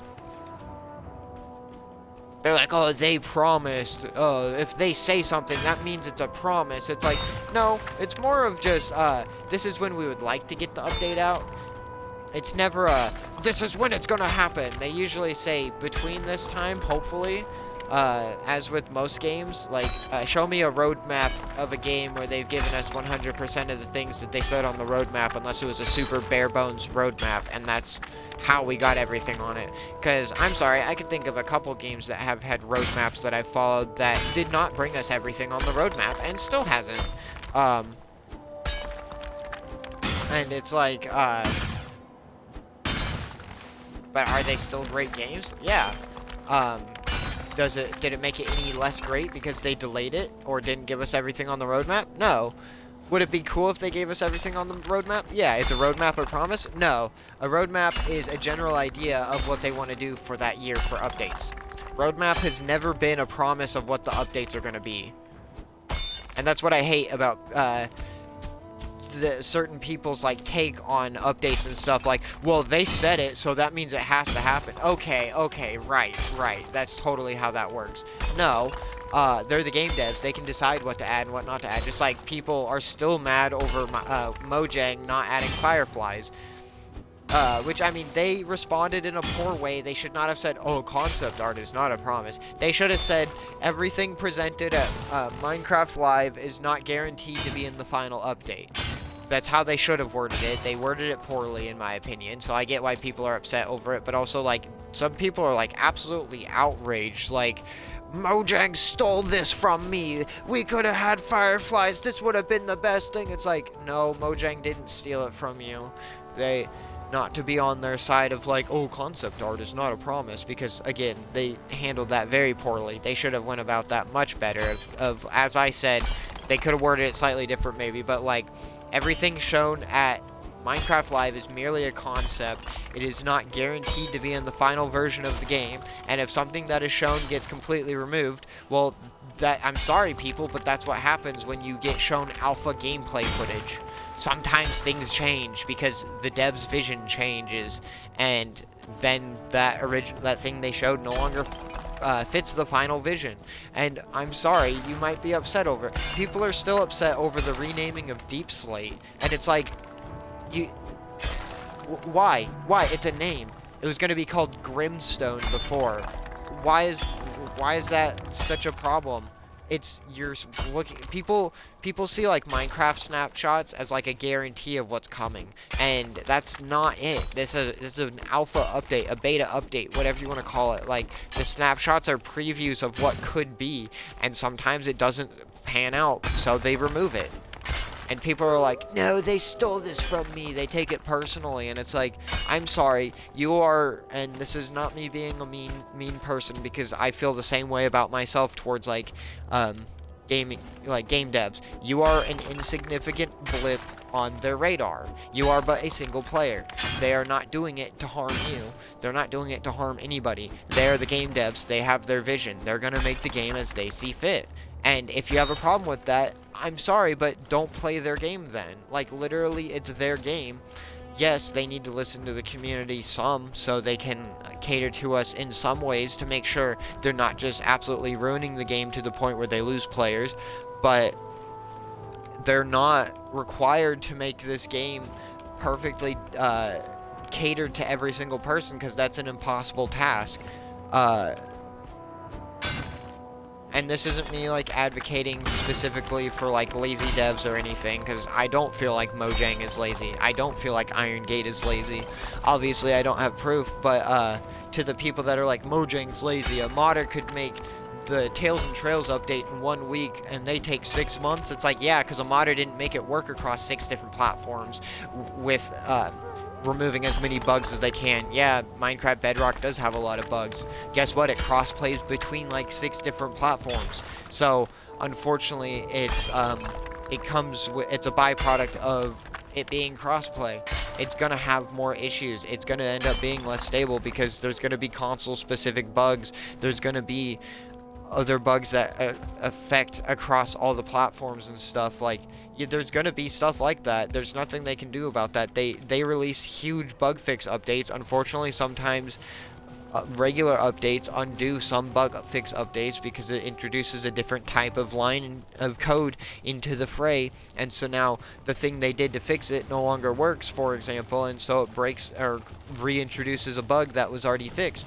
And sometimes that happens. It's unfortunate, but there's not much that can be done about it with a game that is constantly being updated. There's going to always be new bugs and existing bugs reintroduced or introduced into the game, and if you have a problem with it, I'm sorry, get over yourself. Like I said, if you don't like what a game dev has done with a game, if you have the option, play a previous version of the game that you enjoyed, or just don't play the game. And I don't mean to be callous when I say that, but it gets annoying hearing people complain about stuff like that when it's their game. They're allowed to develop it how they want to. And, ooh, maybe that's a hot take. I don't think it is. I think that's a reasonable, logical take to not just be hateful towards game devs, because, like, they put a lot of time and work, and most game devs put a lot of time and effort into their game, and saying hatred and stuff online is not helpful. Wait, did I just... Oh, I just put it back in the cart because my angle of viewing. Okay, yeah, that was confusing. Okay, there we go. Like, if I spend a lot of time on a creative passion project or whatever, not just a passion project, just like something that you have to put time and effort into, and then I see people shitting on it, and that would hurt me, that would devastate me, that would demotivate me. Think of the Minecraft devs saying like, oh, this update sucks, absolute garbage, trash, stuff like that. It's like, how do you think that makes them feel? You release a Minecraft update, oh, you can't, oh, okay, go ahead and make some mods then. It's like, oh, you can't, or you can? Okay, cool, go ahead and make your mods, go have fun. Don't say you're better than the game devs because you made content in a week that they take 6 months to make, because they have to optimize it, they have to test it, they have to make sure it feels like Minecraft. That's what people don't understand. Yeah, you could add a million different things, but if it doesn't feel like Minecraft, then it's not going to fit. It's going to feel like a mod. And yeah, there's arguably a lot of things that they add to the game that at first kind of feels like a mod. Like when they added tridents or crossbows or heck, the elytra or shulker boxes. Those all, before those were added, I remember I had a conversation with someone. I once said, I wish they would add crossbows to Minecraft. It feels pretty Minecrafty. It still fits within bows. It's not like I want them to add a flintlock, because no, my friend thinks it'd be cool, but I'm like, no, I don't want any kinds of guns in Minecraft unless it's like modded content. Like, yeah, flintlocks and, like, blunderbusses would be dope if I was playing, like, a pirate mod pack or something, and I had, like, the ship blocks and could, like, turn stuff into ships. But guns themselves, no, they do not belong in Minecraft. More magic stuff? Oh, heck yeah. I think Minecraft needs to lean more into the fantasy. They've been leaning into the, like, realism a lot, and it's like, okay, that's cool, but, like, remember the fantasy part of Minecraft? Yeah. I should have repaired the pick, damn. It's like, yeah. Oh, fuck yeah. I didn't know that was ready to collapse.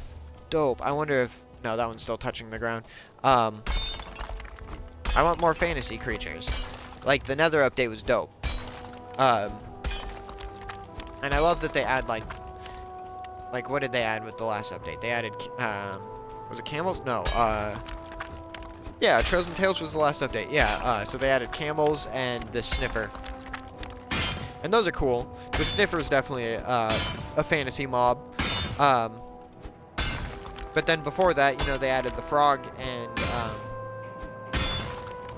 did they add 2 mobs in that update? Or was it just the frog? Oh, I can't even remember. But no, I want them to lean into the fantasy a bit more. I love the realism.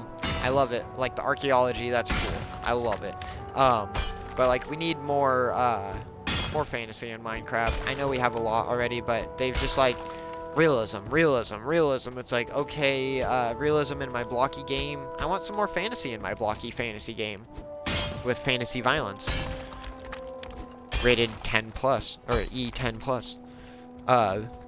No, I mean, it is, but also being silly by saying that. But, But no, I feel like people that hate on game devs absolutely just need to go get a life, because nobody wants your hate.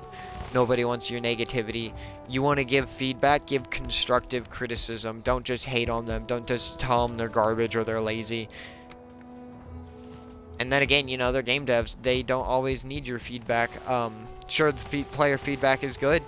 And I feel like they should listen to player feedback to a degree, but I don't feel like they have to listen to player feedback. Again, it's their game, it's their vision. Without a player base, obviously the game dies. But at the same time, an artist can paint a picture to their own liking. If no one else likes it, who cares if the artist likes it? Unless they're trying to paint it for others, then it doesn't matter what others think. If they're happy with their product, then that's what should count. And sorry if Billy Bob Joe out there is upset because Minecraft just has too much stuff in it. It doesn't feel like Minecraft anymore. Okay, well, sorry. Go play an older version of Minecraft then. It's a game that they made a dedicated promise to continue to release free updates for, and they have. And if you didn't like that game model, then you shouldn't have gotten invested in Minecraft. I don't really know what to say to that personally, but I don't know. It's just the kind of thing of like, sorry you have a problem with where the game devs are taking their game, but I don't know where you get off thinking you have the right to like tell them they're wrong.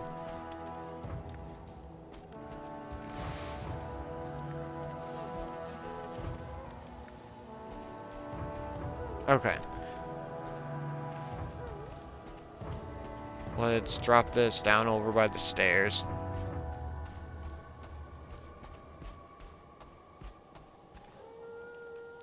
And I think we'll just come up one more time. I didn't mean to drop all of that. That's fine. We'll figure it out. We'll drop one stack of 50. I don't know how many. We'll just split this in half and then drop it, and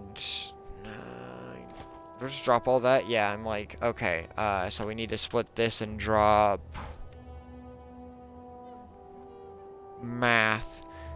That would be 6. Yeah? Because they're 2 per? Yeah, that's right. Okay. And I don't think we could fit anything else in here.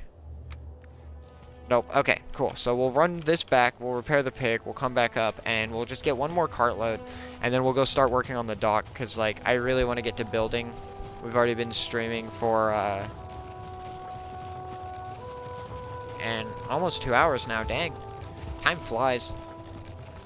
I've just been yapping away while we're getting rock, you know? I know there's been a little bit more heated, passionate stream, telling off the haters, but sometimes I need to. I just gotta vent, just gotta get that out, put that energy out there. Try not to be like negative with it, but it's also like I do it in a sense of like I'm not like a huge advocate for a lot of things, but again, when it comes to game development and when it comes to game devs that actually put a lot of time and effort into their games, I will be there to be the community advocate or whatever you want to call it. Like, when I love a game, I will defend it tooth and nail. There's certain games I won't, like Fallout 76. It's come a long way, but it's not like No Man's Sky come a long way.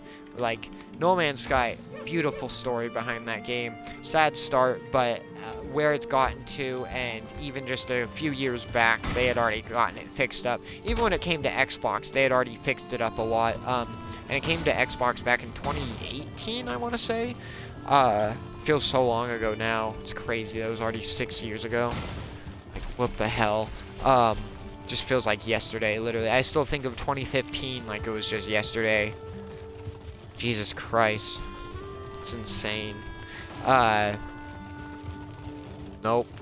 Pickaxe. But no, No Man's Sky, if you want to know the whole story behind that, I recommend looking up the Internet Historian's video on that. He goes way in depth over it and everything, all the debacle behind it, everything that happened. The Too Long Didn't Read is pretty much in the beginning. So there's a small team with Hello Games. Sean Murray was at the helm of the ship of that project.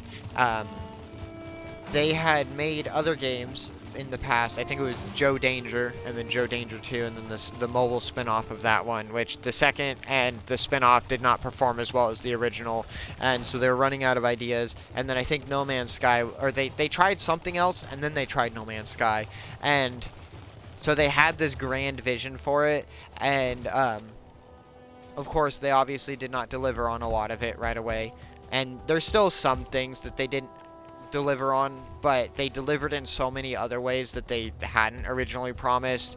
And like, yeah, it shouldn't have been released in the state that it was, but it's also understandable after you hear the whole story and where the game is now. It's amazing. But pretty much you could tell Sean Murray, very much an introvert. He is not used to public speaking, all of that. So when he had to go through like interviews and stuff, it seemed like some of the interviewers were like leading him with questions, and he should not have said yes to them. That is where he's at fault. He should not have been like, oh yeah, we're gonna do this. Or if someone was like, so is there gonna be like massive multiplayer? That was, I think, one of the questions in one of the interviews, and they show that in the video. And he very nervously was like, yeah, we want to have multiplayer in it. So like he kind of indirectly answered, but still said like yes. And the game released with no multiplayer, and they lied about that.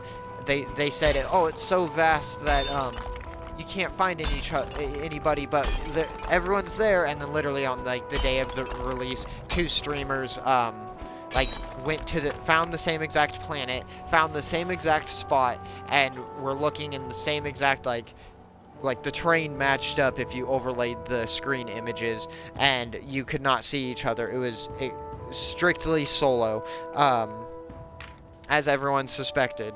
But eventually they've added the co-op. It's only 4-player co-op for a group, and then there's like hubs that you can go to, like public worlds or whatever, that people congregate at, and there can end up being more than just the 4 people there. But no, so pretty much he got cornered, not physically, but like metaphorically cornered because of being an introvert, and which I understand. It's hard to like speak your mind sometimes when you're an introvert. And so he ended up saying yes to some questions that he shouldn't have, and so then the whole debacle got even bigger. And then there was a flood in their office at one point through development that made them lose like months of progress, which was not only demotivating, but then they had to like redesign some things. They completely reworked a couple things because it like losing the data and all of that. They're like, all right, well, let's do it different then, I guess, to try to save on time. And so the game ended up being more bare bones in some ways and buggier, and then they lied about some of the so I mean, they're not completely innocent, but I feel like Sean Murray and the rest of Hello Games have redeemed themselves at this point. But in the end, the TLDR is No Man's Sky has come a long way. I highly recommend, if you want a big like time consumer space explorer game with a bunch of procedural generation and wacky creatures that you can tame, have them follow you as your pets, or even ride on them if they're big enough, which is really cool. The animals are fun to play with. No Man's Sky is a game I'm absolutely going to stream at some point. That one I'll stream on my own and with my brother some, because we usually play that game together. But no, so pretty much the game was overpromised, underdelivered, and it took them a couple years to actually get it to more of a point of where they had promised. Again, still missing certain things, but not to a point where it's like, this game is garbage, it's so bare. Now there's so much to do, there's so many events, there's seasonal stuff, so many more customization things, a lot of ships, more upgrades, reworks to the inventory UI, just way more base pieces to build with. I love it. I love No Man's Sky.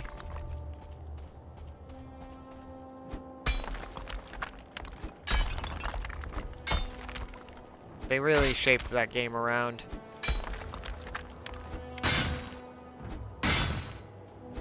I just wish there were more suit pieces. Which there's like 12 or 13 helmets to start with. There's like 4 different armor sets. And then a 5th one that you can purchase with credits by doing like special missions in the game. There's no, and that's another thing with the game. There's no microtransactions as far as I'm aware, unless they've added it in like the year since I've played. No microtransactions. They still update the game. Fucking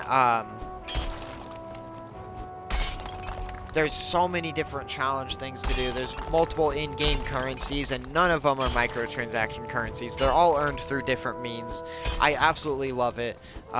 Like, there's nanites, there's credits, there's another type of currency that I don't remember that they had added from the original time I played. And, like, there's upgrade hubs. Like, I love No Man's Sky. Like I said, that is 100% a game we will play on stream at some point. I will probably start a fresh character for that.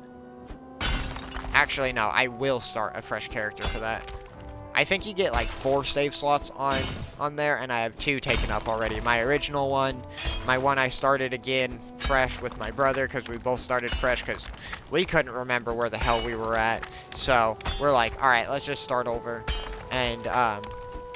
And that'll be a fun one to play. We'll do the story stuff, even though I know it's pointless.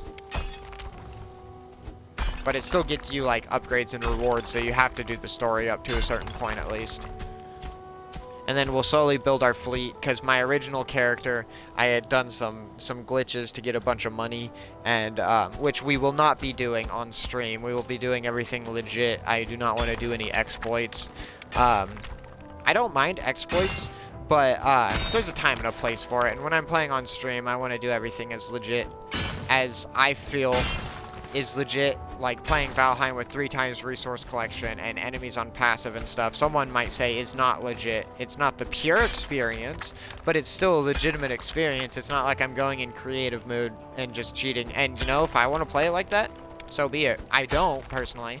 I love this survival grind of spending almost 2 hours just getting a bunch of stone.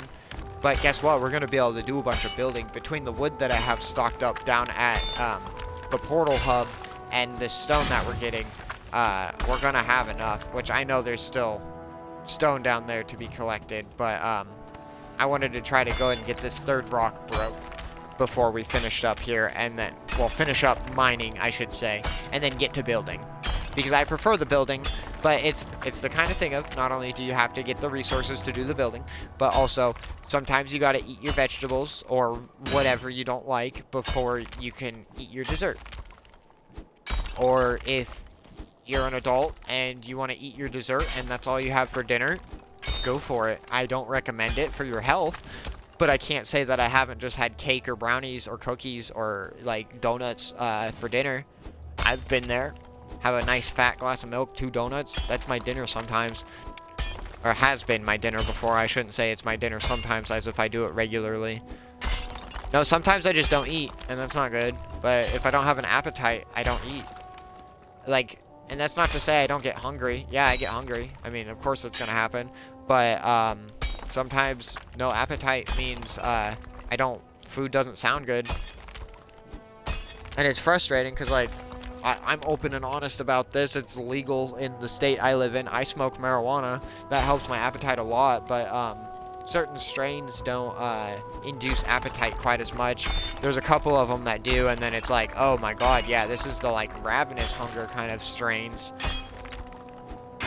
Like when people say munchies, that's the kind they're talking about. Like your stomach feels like it's collapsing in on itself, and like you haven't eaten in days, even if you like just ate like an hour before smoking. That's why I try to smoke like eat immediately. God damn it. I like to smoke right after I'm done eating. It's kind of a habit too, but also like it's more enjoyable. Unless I just smoked a little bit ago, and then as in like 30 minutes to like 40 minutes. If it's been an hour and a half or more, then like after I eat, it's like, yeah, I'll go ahead and smoke. But otherwise, I try to be more conservative. Oh, there's my lemonade. I had moved my cup to the other side of my desk. I bamboozled myself for a moment, everyone.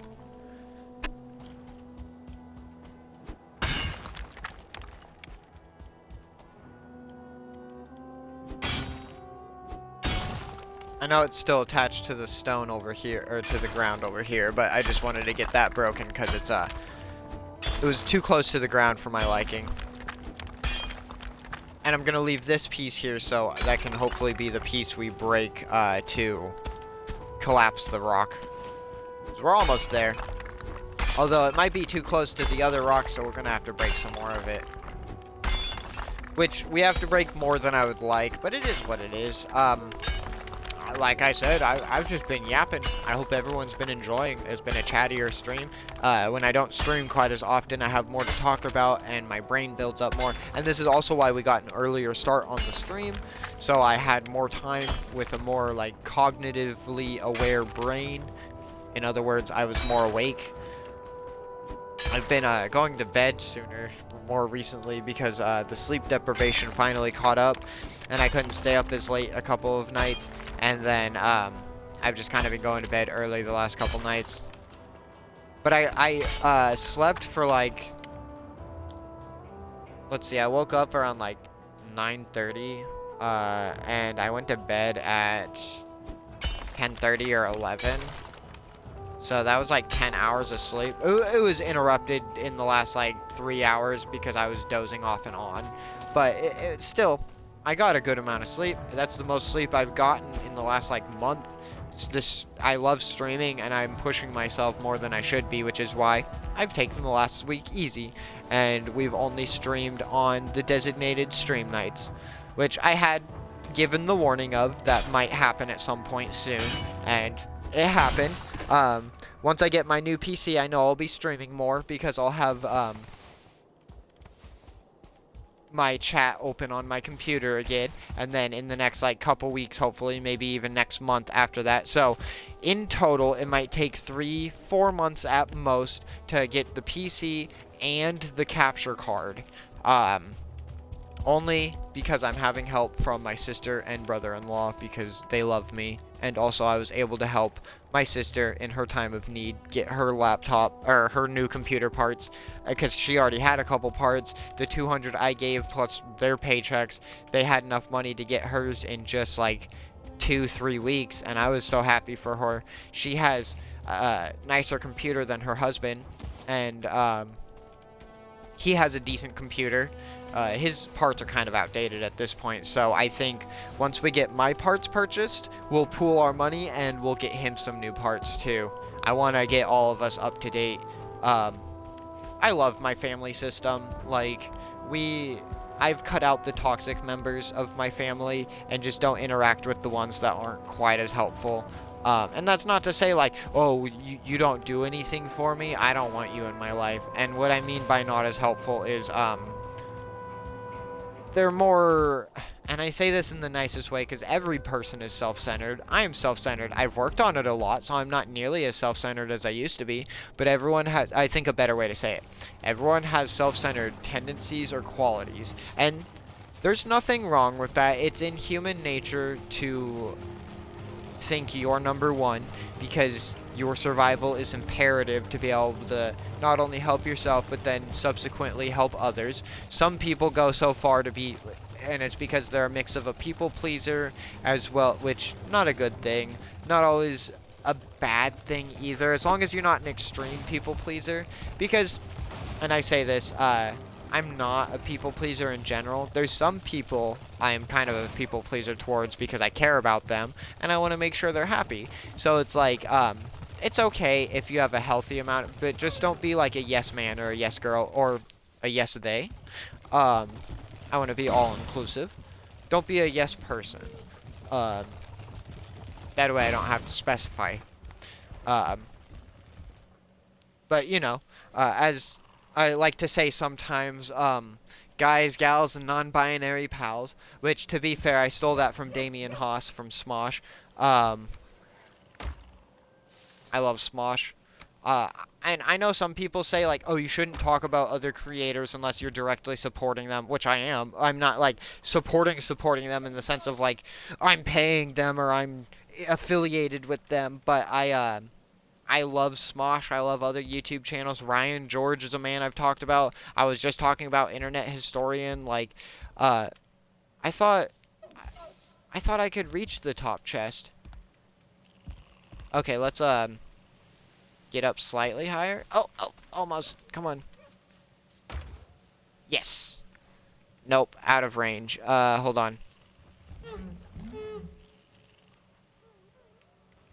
But I love talking about other YouTubers or other and I say other YouTubers because I don't consider myself a YouTuber, but I make YouTube content. It's gonna be a while. I shouldn't have been lazy. I should have gotten my finale for Red Faction out. I'm so sorry, everyone.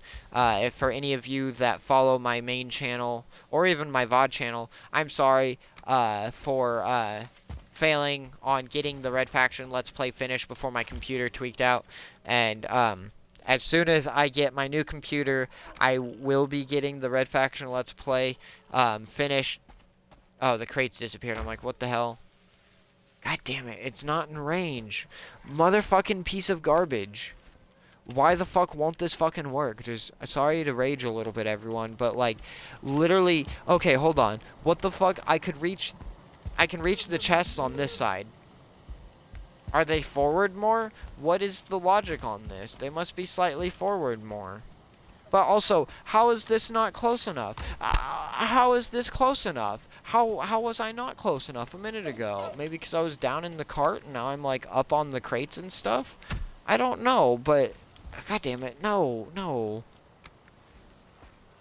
But yeah, sorry for the rage. I try to keep it chill here. I specifically call it a Valheim Hangout. Let's be chill Vikings. Try not to rage. Every now and again the rage happens, especially with the bosses. But, there we go.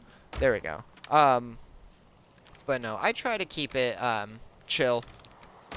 I'm fairly chill in general. Sometimes I rage, which is why I don't play rage games. I don't enjoy it. It's not, for one, it's not good for my blood pressure. For two, it's not good for my heart. I know that. And it's definitely not good for my brain. The stress, that's not good for my mental health. Stress causes my stress causes my anxiety to flare up. And when my anxiety flares up severely, my depression kicks in. And when my depression kicks in, I get demotivated on everything. And that means YouTube channel gets neglected. Streaming would get neglected. Streaming community would unfortunately get neglected. So I try to do everything I can to keep in a good state of mental health. It's not easy, and I'm always going to have down days. It's not all the time. I try to keep positive. I used to be not a pessimistic person, but too realistic in the sense of, like, expecting the worst in the worst way. Of, like, I guess you could call me a pessimist. I was borderline pessimist that was denialist and called myself a realist because it's like, well, I'm not just negative on stuff. I try to keep a realistic outlook, which is extremely pessimistic. So, no, I was kind of a pessimist before, and this was before my transition, my coming out.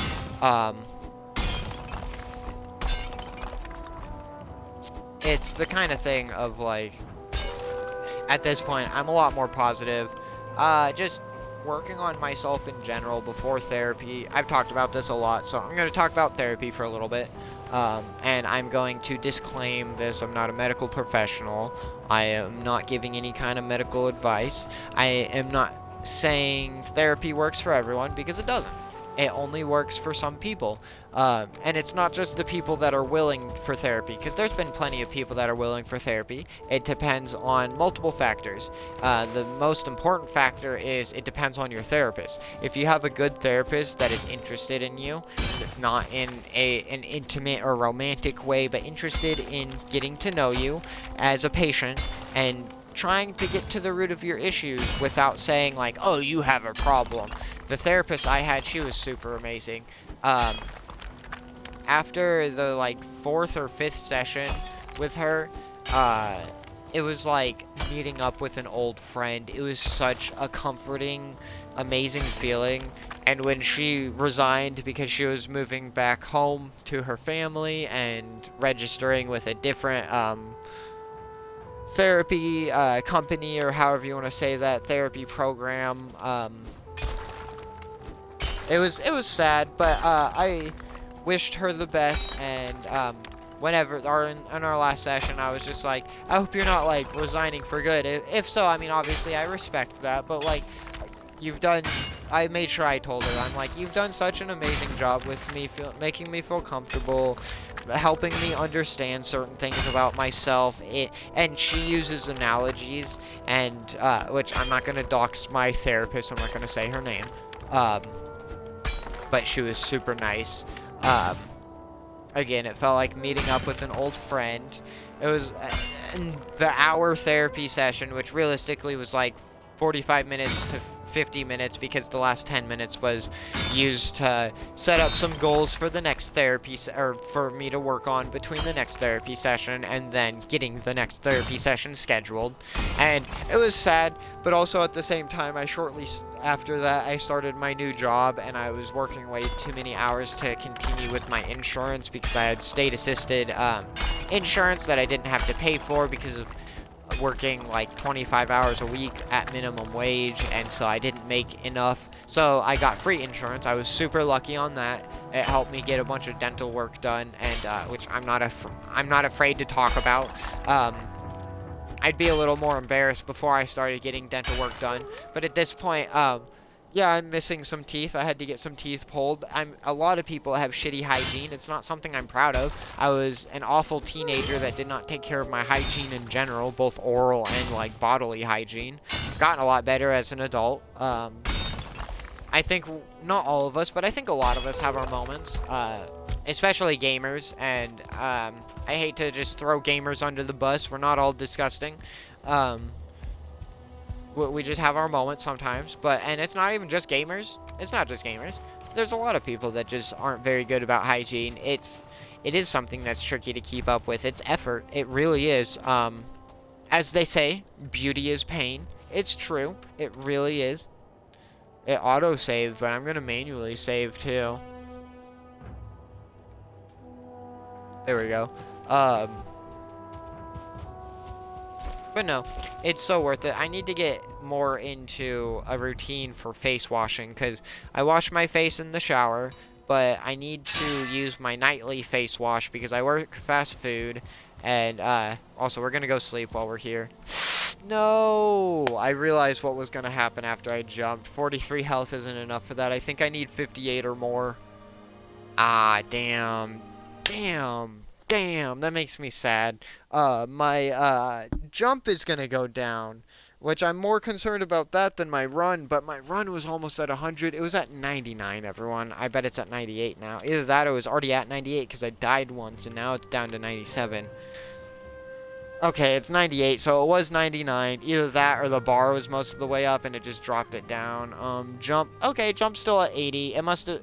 It's fluctuated. I had it up to 82. I've died a few times because I'm stupid and I disregard my ankles. This is why, everyone, I should not disregard my ankles. Here I go again. It's okay, I knew I could survive that drop. And my death is literally... here? No. Also, we didn't need to sleep. It's dawn. I died for no reason. Look at that fucking dumbass. She just disappeared. She's so stupid. No, I'm joking.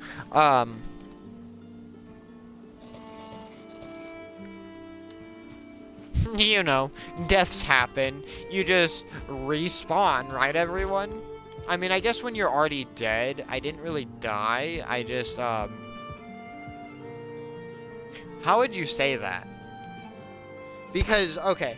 So it sounds like, I don't know if we were already in Valhalla and we got pulled from Valhalla, or if we were in another one of the Viking afterlives, which might be hell with one L, which is not anything like the Christian hell, or, I'm sorry, the Abrahamic hell, to be more specific, to respect, the Arabic and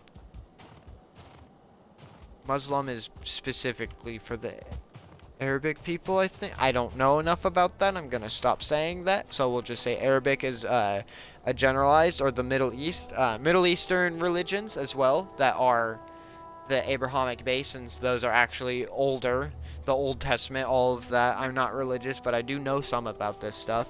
Um, okay, I'll say this because with my topic earlier, I was saying like don't impose your beliefs on me because I'm not gonna impose being an agnostic person on you of me saying that well I don't inherently believe that God exists, or in my opinion it's not just a single God.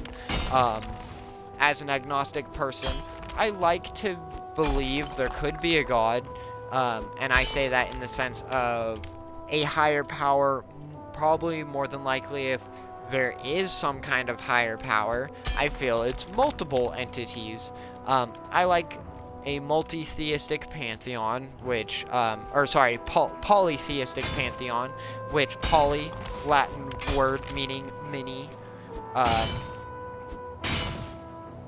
or multiple. I believe it's many, not multiple, though. It might be, though. I don't know. Latin's cool. Dead language, you know. The Romans in the churches specifically spoke Latin, and it was like the quote-unquote holy language. No, it was their dirty scheme to make sure no one else could read the Bible. And then our boy, our Chad, Martin Luther, not Martin Luther King Jr., he was also a Chad, but our further back in history, Chad, our European Chad, Martin Luther, that translated the Bible into the common languages of the time, like Spanish, Italian, maybe English, maybe French. I know Italian and Spanish for sure. Or no, maybe it was Italian and German, actually, because I'm pretty sure Martin Luther's that's a German last name, I'm pretty sure.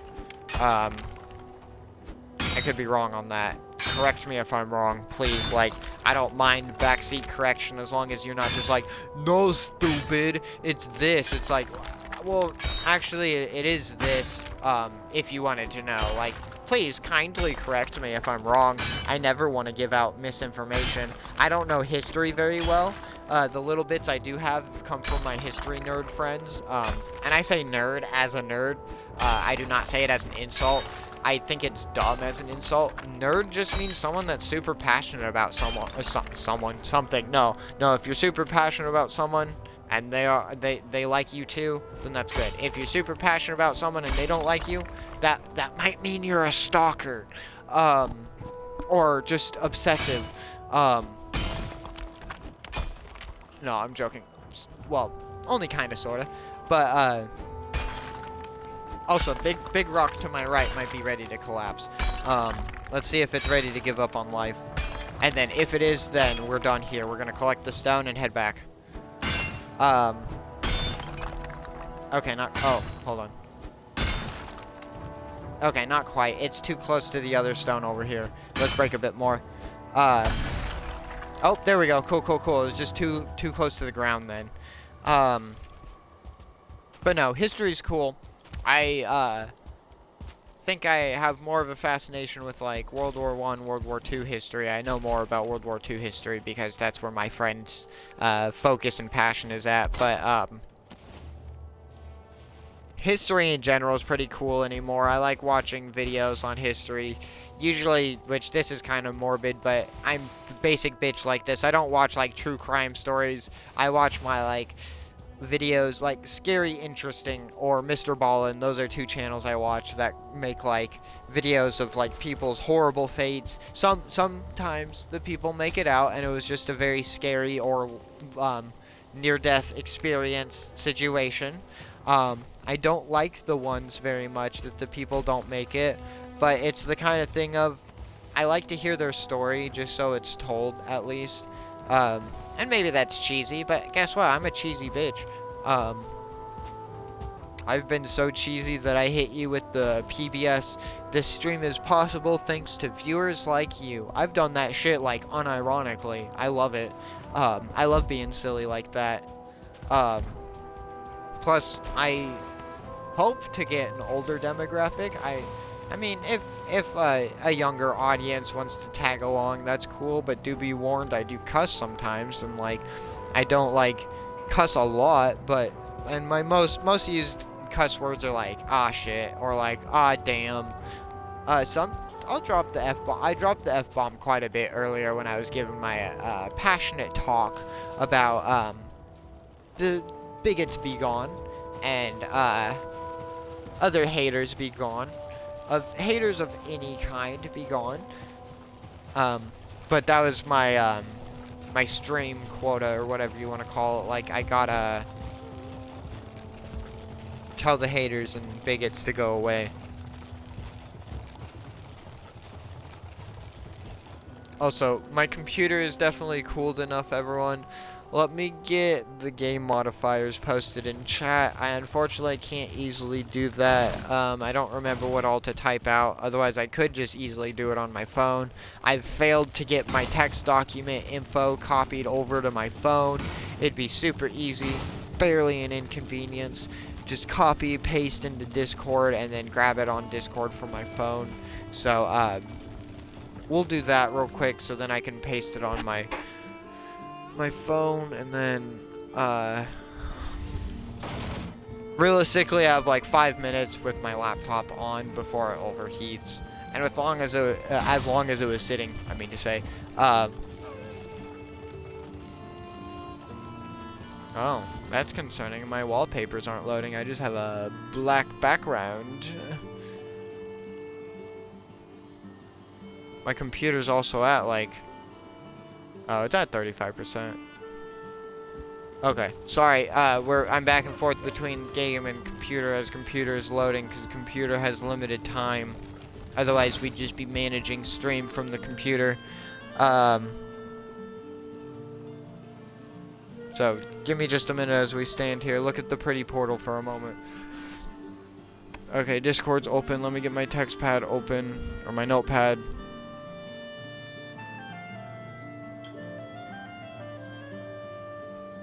Oh, come on, computer, load, please. Okay, it's not hot yet. That's good, that's good. Okay, click, Control A, Control C. Discord, personal server. So I don't have to have a separate account to message myself and change between. And then, okay, copy. We're gonna paste that, post that, okay, and then close and shut back down. Okay, it's something with my heat sink, and I don't know if it's a short with the heat sink. I'm saying hink seat. That's what I was accidentally trying to say. I'm a damn dingus. Also, the cart sits slightly higher on the back. So speaking of being a dingus, let's not be a dingus. This time. Oh, but I'm thick, I guess. Only in the game. I am not thick in real life. Maybe someday. If I can actually, consistently eat food, but I'm not good about eating. Oh, no way, it's full? Shit, alright, let's go, never mind, let's fill this back up. And then put this down, by the dock. Where we will be crafting. And then we're gonna head back up, finish collapsing that rock, because that's what I decided. And then we'll get to building finally. You know, 2.5? No, not quite. Not quite. We're 10 minutes off still. But almost 2.5 hours. And the shipyard, we're going to build, like, in this area. I'm gonna dig like the ground in and build like stone platforming around it, so then we can have a rectangle filled with water and build a dry dock and then put a boat on it so it looks like all they have to do is pull it into the water. I've done it before. I showed Shadow the other night, because he's one of my followers that we ended up started gaming together, so that's really cool. I'm not opposed to gaming with followers. I would like to maybe have some games where I can specifically just game with followers. I don't want to make a big habit about it, or like just gaming with anyone, follower specific, and then again, once I get too big, I say, hopefully, if things really kick off. Okay, hold on. I need to get these slightly elevated because there is a way to place the stone and not have to move the view. So let's slightly... No, I have to be able to look at the ground with it.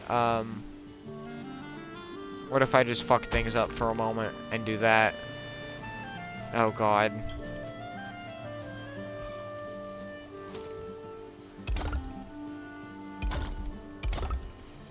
God damn it, I need like the right angle. Where is it?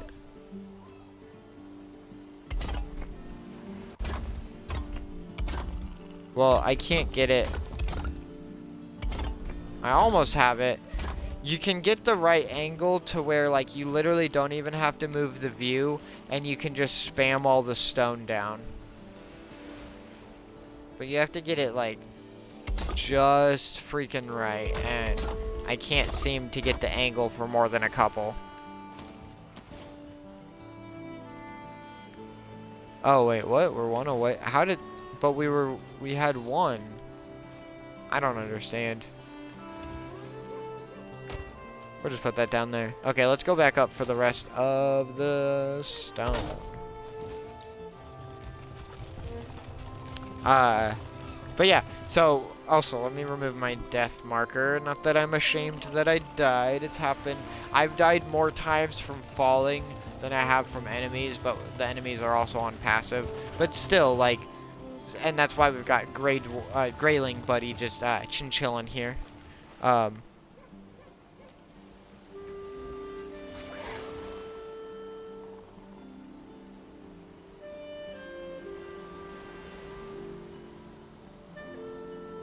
Oh, fuck. Oh, no, I specifically turned... Oh, I'm so stupid. No, turn back off, computer.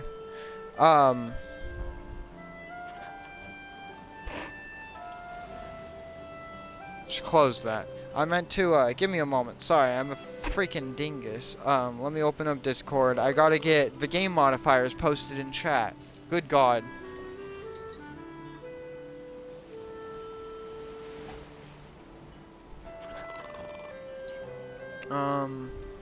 What do you mean I have a new message?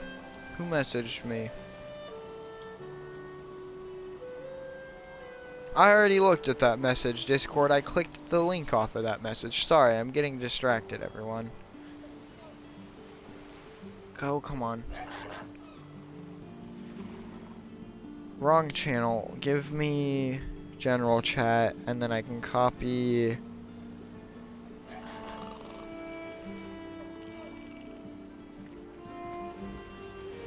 No, where is it? Here we go. Game modifiers.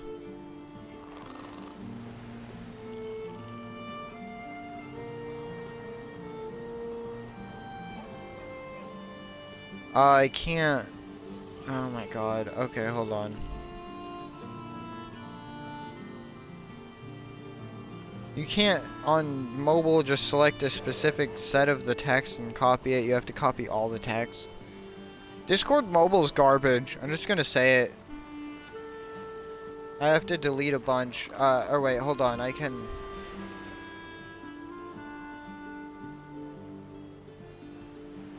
Yeah, here we go. Okay,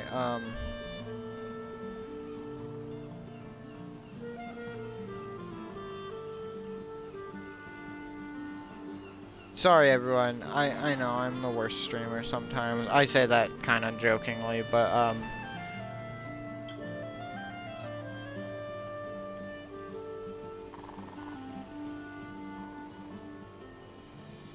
okay, let's just erase that to make my life easier.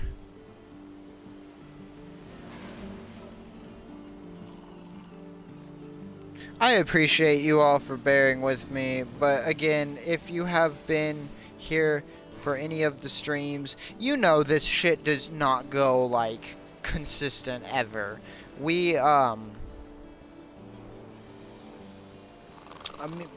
I here at Lady Rogue Gaming, I say we a lot to make everyone feel included. I don't say we as in me and the voices in my head. They're not allowed on stream. Joking. Sorry. Maybe that's a bad joke for anyone that has a mental disorder that causes any kind of like auditorial hallucinations. So I need to stop making the me and the voices in my head joke. That's not a very good joke. I'm sure there's been people that do not appreciate it, and I'm sorry. I will definitely try to not. I've brought this up before, and it's like I try to remember. It's just a bad joke, and my friends and I make schizophrenia jokes sometimes to each other, and that's not cool. Making fun of any kind of mental disorder is not cool. Do not do it, everyone. I apologize for doing that. I'm gonna try my hardest to never do that again, because definitely not chill. Okay, here we go. Now I have, let me copy text. Let me get back into my Twitch stream. How do I type? Oh. Right there. Paste. Oh, I need to /pin.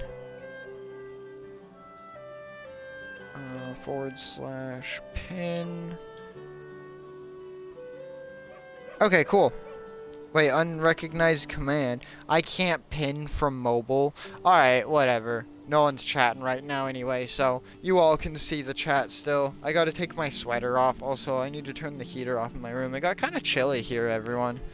Midwest weather is always so, like, back and forth. Sometimes you get some super nice days, like it's almost summertime, and then the next day, it's winter. And it's not Phineas and Ferb. You don't get Swinter. Actually, never mind. Sometimes you do get a really nice day that goes into a literal day that's snowing. Like, we've had days that were like 50, 60 degrees, and then it drops all the way down, and it's just like a snow, and then it's like, what the fuck? Although snow here never sticks, or if it does, it sticks for like a week at most, and we get like an inch, inch and a half, maybe 2. Ooh. There was one year we got 3 feet of snow, and no one knew what the fuck to do. I'm not going to say where I live besides the Midwest, because that's a generalized region. I just learned today that Minnesota is part of the Midwest. So that's pretty crazy. That feels like the North. But, like, I guess it's because of, like, terminology and stuff and how the people act that it's, like, Midwest kind of. And it's like, well, that's fair. I'm not going to gatekeep on the Midwest. I'm not a fan of the Midwest. I want to either go East Coast or West Coast, but,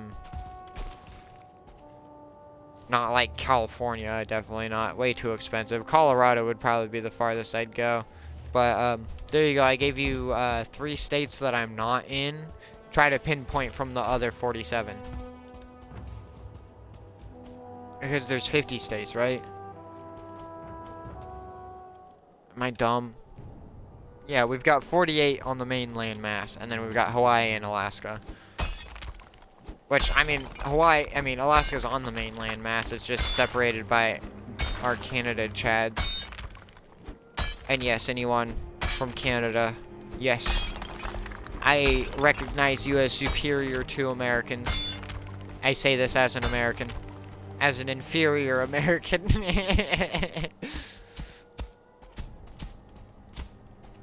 I have, at least 1, maybe 2 European followers, and, I've made jokes to them like, oh, I know, we here in America are inferior. We don't use the metric system. Metric's so much better. I love metric. When I play in games, I change it to meters if I can. Metric is so much easier. I'm sorry, because when I see 1,000 kilometers, I know, oh, that's about 10 minutes of travel if I'm moving 10 meters a second. If I see 10 miles, I don't know how long that's going to take. I mean, if I go... I know that's an easy enough equation. If I go 60 miles an hour and I have to go 10 miles, how long is it going to take? Well, it's like 6 minutes to go... Wait, what did I say? How many miles? 10 miles. 60 minutes. Or 6... No, I'm 60 miles an hour. See, I can't even math it. I don't fucking care to learn miles an hour. I don't drive. I'm sorry, meters a second or kilometers are just so much smarter. And measuring in centimeters for your height makes so much more sense. You're gonna get way more accurate to your height instead of using feet and inches. I don't get feet. Ryan George makes fun of it in one of his videos. It's in the body part naming video, actually. In the place where words for things are decided. Fucking, I love Ryan George. Again, I'm gonna, unsponsored or unendorsed, unencouraged endorsement for other content creators. If I personally like them, I will recommend them. I don't care if it ends up taking someone away from watching something that I'm doing. If I can share something funny or something that I like with other people on the internet that's not even just like me, I'm gonna. I love the... I think more people should promote more other people. And, like, again, I get it. If you're trying to really grow for the sake of, like, a business model, it's not the smartest idea unless there's some kind of gain in it for you. Like, if they're promoting you back. But I don't inherently believe in the promotion for promotion. That's like the, oh, I'll do you a favor if you do me a favor. No, that's not a favor. That's a transaction. If you're doing something, expecting something in return, that is a transaction. And when I make a promise or do a favor, it is not a transaction. It is a favor. Because I care. Of course, sometimes you're going to negotiate a favor for a favor. And then if you're negotiating, again, that's a transaction. And there's nothing wrong with that. But expecting a favor to be a transaction is not right. That is icky. That is very gross. Like, I don't say that in like a filthy sense, but as like an action you can do, that's very icky. It's not very cool at all. Not appreciated by a lot, I'm sure. And it's not cool. If you're gonna do a favor, do it because you're doing a favor. If you do that and you don't expect it in return, then the other person is more than likely willing to help you. And if they're not, don't do them favors. If they're not, again, with the mindset of not doing a favor for a favor, but if they're not willing to help you when you've been willing to help them, either multiple times or even just like with something like really big, then they're not a true friend. And again, if it's like, I'm sorry, I gotta work, I can't help you move, I'm busy these next like 2 days and I work 10-hour shifts, I'm gonna be too tired to help you move afterwards. That's not like being a flaky friend or not being a friend at all. That you have a legitimate reason. But if it's just like they just don't help, they don't respond, or like they just don't want to help, I mean, that's their decision. But if they've asked you for help, or even more so, you've just outright offered help without them asking, without any kind of indication or prompt to help, then like Not that, again, not that they're obligated to help you back, but if they're not willing to help you out sometimes, then you should not be willing to help them out so, like, willy-nilly. And that's not to say, oh, just neglect your friendships. Like, know that, okay, maybe I'm not as willing to help that friend because they're not willing to help me. And it's like, then, of course, that makes them not as good of a friend, but it doesn't inherently make them, like, a bad friend. It's just depends on how people are raised, depends on how their emotions interact with other people, all of that. There's a lot of factors into why someone might help or might not help. I like to help those I care about, not just anybody, but those I care about, which is why I say I have, like, people pleaser, like, qualities or tendencies, but not just with anyone, just with those I care about, and not always. Sometimes I'm too tired or just feeling lazy, and I don't want to help. I don't want to do a goddamn thing. But it's the kind of thing of, it's my choice, I'm respectful, and, I definitely, don't do a favor for a favor. I don't like transactional favors unless it's known going in, like, yeah, I'm willing to help you move if, like, you help me paint my wall or something like that. It's like, okay, that's fair. But if you go into it without it being a transaction and you expect it to then be a transaction, not cool, not cool. Hey, Ty, hey. How was stream? Fucking, did you whoop some of... Well, I assume you were playing as VC. Did you whoop the American GI? But yes, I am using keyboard and mouse on this game, which is why I started trying to use it on Space Engineers. I am trying to get used to it because I'm going to be able to play these games on my computer when I build it soon. But yes, I've learned Valheim keyboard and mouse to the point where I'm only going to play this keyboard and mouse now. There's sometimes I forget out of pure habit and muscle memory and I pick up the controller, and then honestly it feels kind of wrong playing this game with the controller now, so whenever we end up playing it, I will end up using not a controller, I'll end up using my keyboard. It's just, it's smoother, it's nicer. The only advocating point I can give for the controller is this is me walking a circle on keyboard. If you do it just right, you can get it fine-tuned, and also these are the 8 directions I can go. Forward, back, left, right, diagonal forward, and diagonal in every single direction. There is no in-between, whereas this is controller movement. I can do fine-tuned little movements like this. I can easily do a figure 8 if I wanted to. That is the only advantage to a controller, besides the controls being a bit more consolidated and it being a bit easier for someone's brain to wrap around it. Those are the 2 points I can think that make a controller easier. Easier or better. And then for casual gameplay, you can relax a lot easier with a controller and just sit back and game, or even lay down and game. And you can't do that with a keyboard. You have to sit up straight or have horrible posture, like I do sometimes.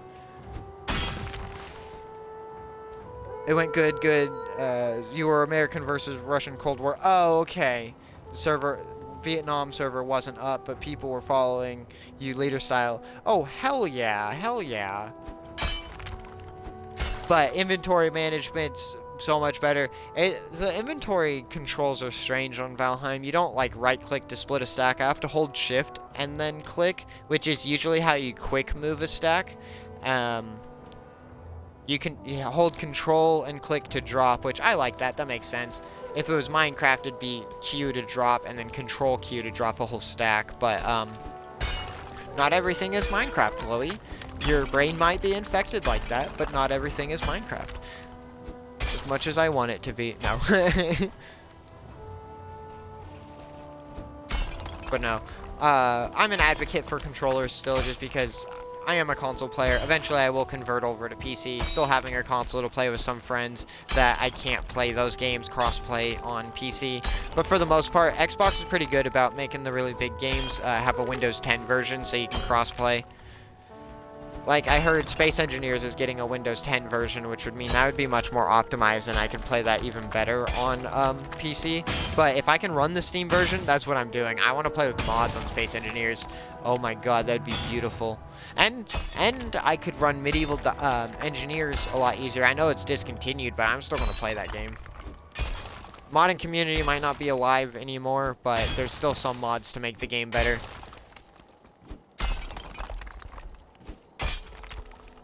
But, unfortunately, those will not be streamable from the PC yet, I don't think. I'll have to look into how good of a graphics card I need, because I know I'll have the processor for it. I know I've said this a lot already on stream, but I'm super excited for my parts, so that's why I'm talking about it over and over.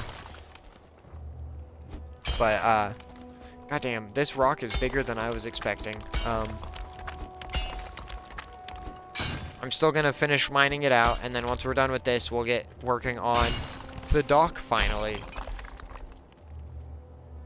Right, you're checking out more mods for Space Engineers now that the tools worked. Yeah, no, and they have been improving mod IO to be able to support more than just, like, certain cosmetic mods or, like, there were already block mods and stuff on it, and, excuse me. One of the mods that I couldn't find was the block info mod, which is super important. It tells you structural integrity of your ship and your structure. It tells you where oxygen leaks are and what rooms are sealed. So that would be super convenient for our space station when we're trying to build that and then a room is venting and we're like, I don't understand why it's venting. This looks like it's sealed. And then everything I look into says, yeah, it should be sealed. If it's touching, a window's touching this block, it's sealed. But hell yeah. Hell yeah, I am excited, like I said. And I'm glad you're excited for me too. Thank you, thank you. Once I get the PC, it's gonna be like another month, and then I can get the capture card, and then we'll be doing 2-device setup, and I'll be streaming through OBS. We'll have full extensions and overlays, and oh my god, it'll be amazing. I'll be like a real streamer, everyone.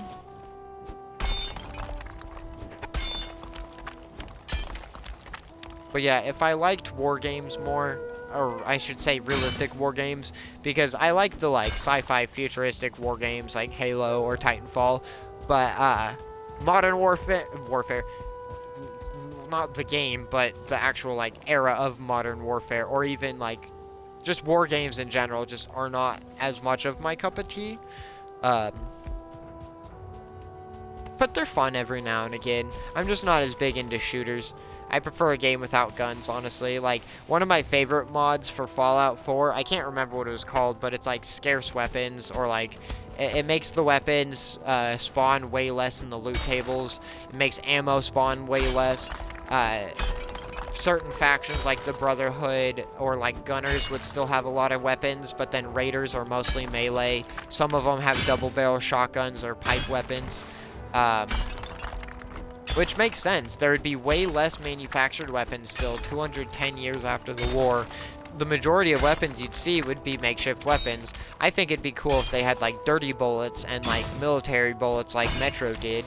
Maybe not so far as to use that as the currency since Fallout uses caps, but like I'm sure there's a mod that would do that. And that's another thing. I'll be able to play these Bethesda games on PC. I'll be able to play New Vegas finally with mods. That's one game. More than Fallout 3, I want to play New Vegas with mods, because the modding community went absolutely wild with that game.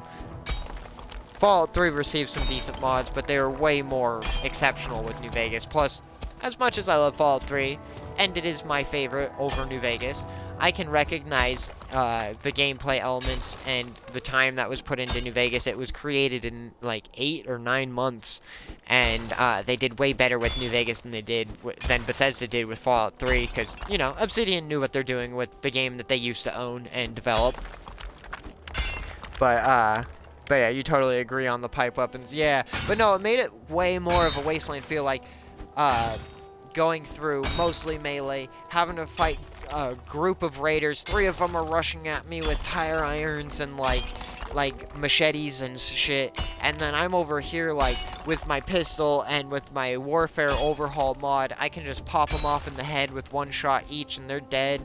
I love it. No more bullet sponges. The player also is not a bullet sponge, so you get shot in the head, you're dead. I love it.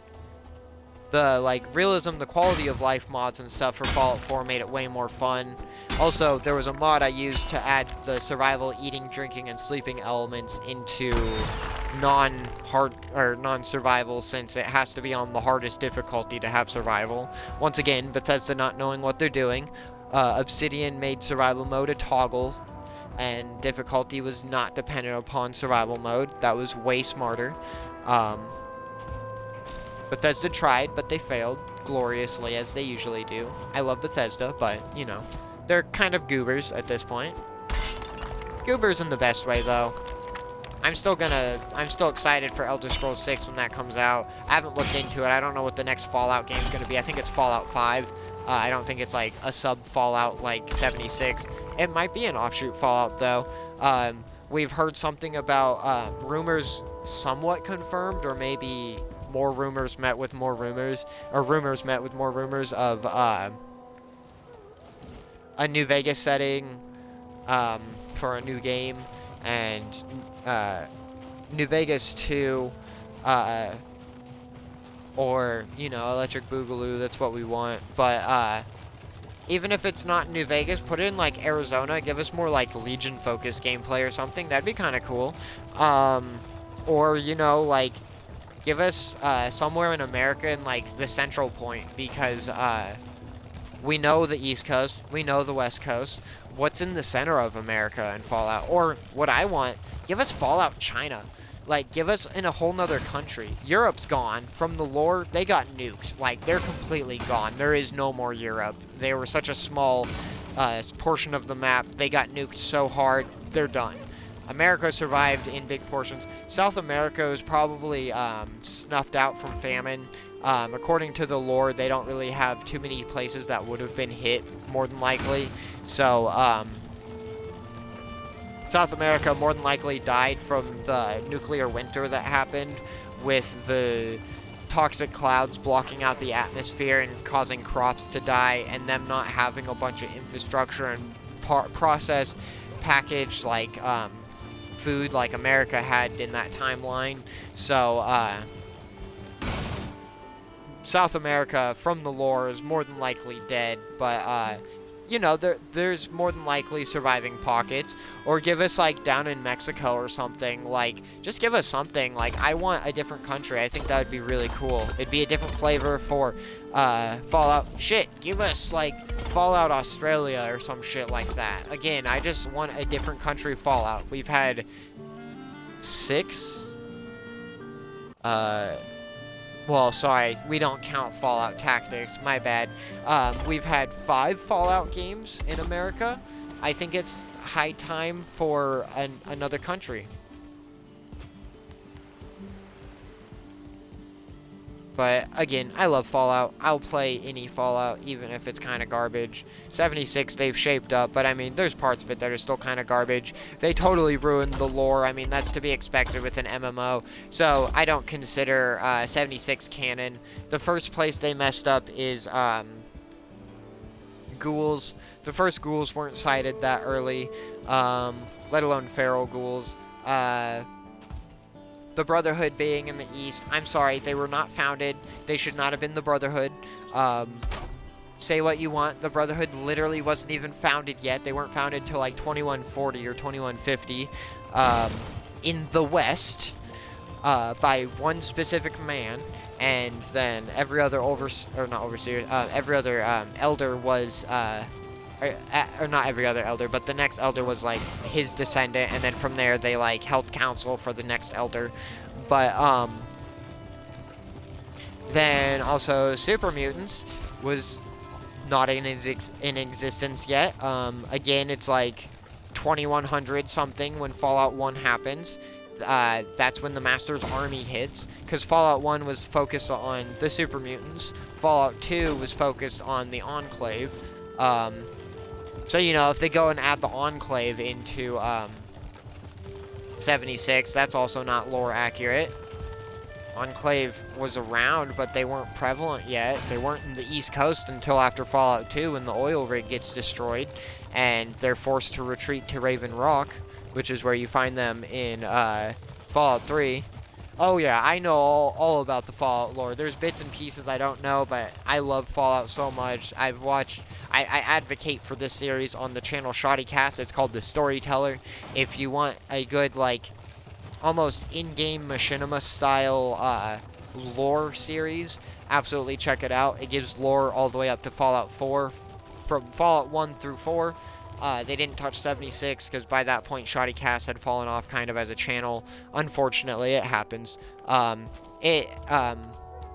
It transferred ownership several years ago. Austin Horrigan, which he is the man that used to do the, what is it, For Science, or the Science of series on Game Theory. He runs Shoddycast. You know, his intro was always, "Hi there, it's Austin," and then he'd start with like a spreadsheet of, "Dear whatever game developer, you have a problem with your game, and here is why." And then he goes into the rest of the episode. But yeah, Shoddycast, The Storyteller. I highly recommend checking it out. I absolutely love it. The story gets more intense once you reach season 2, which is like 10 to 12 episodes in.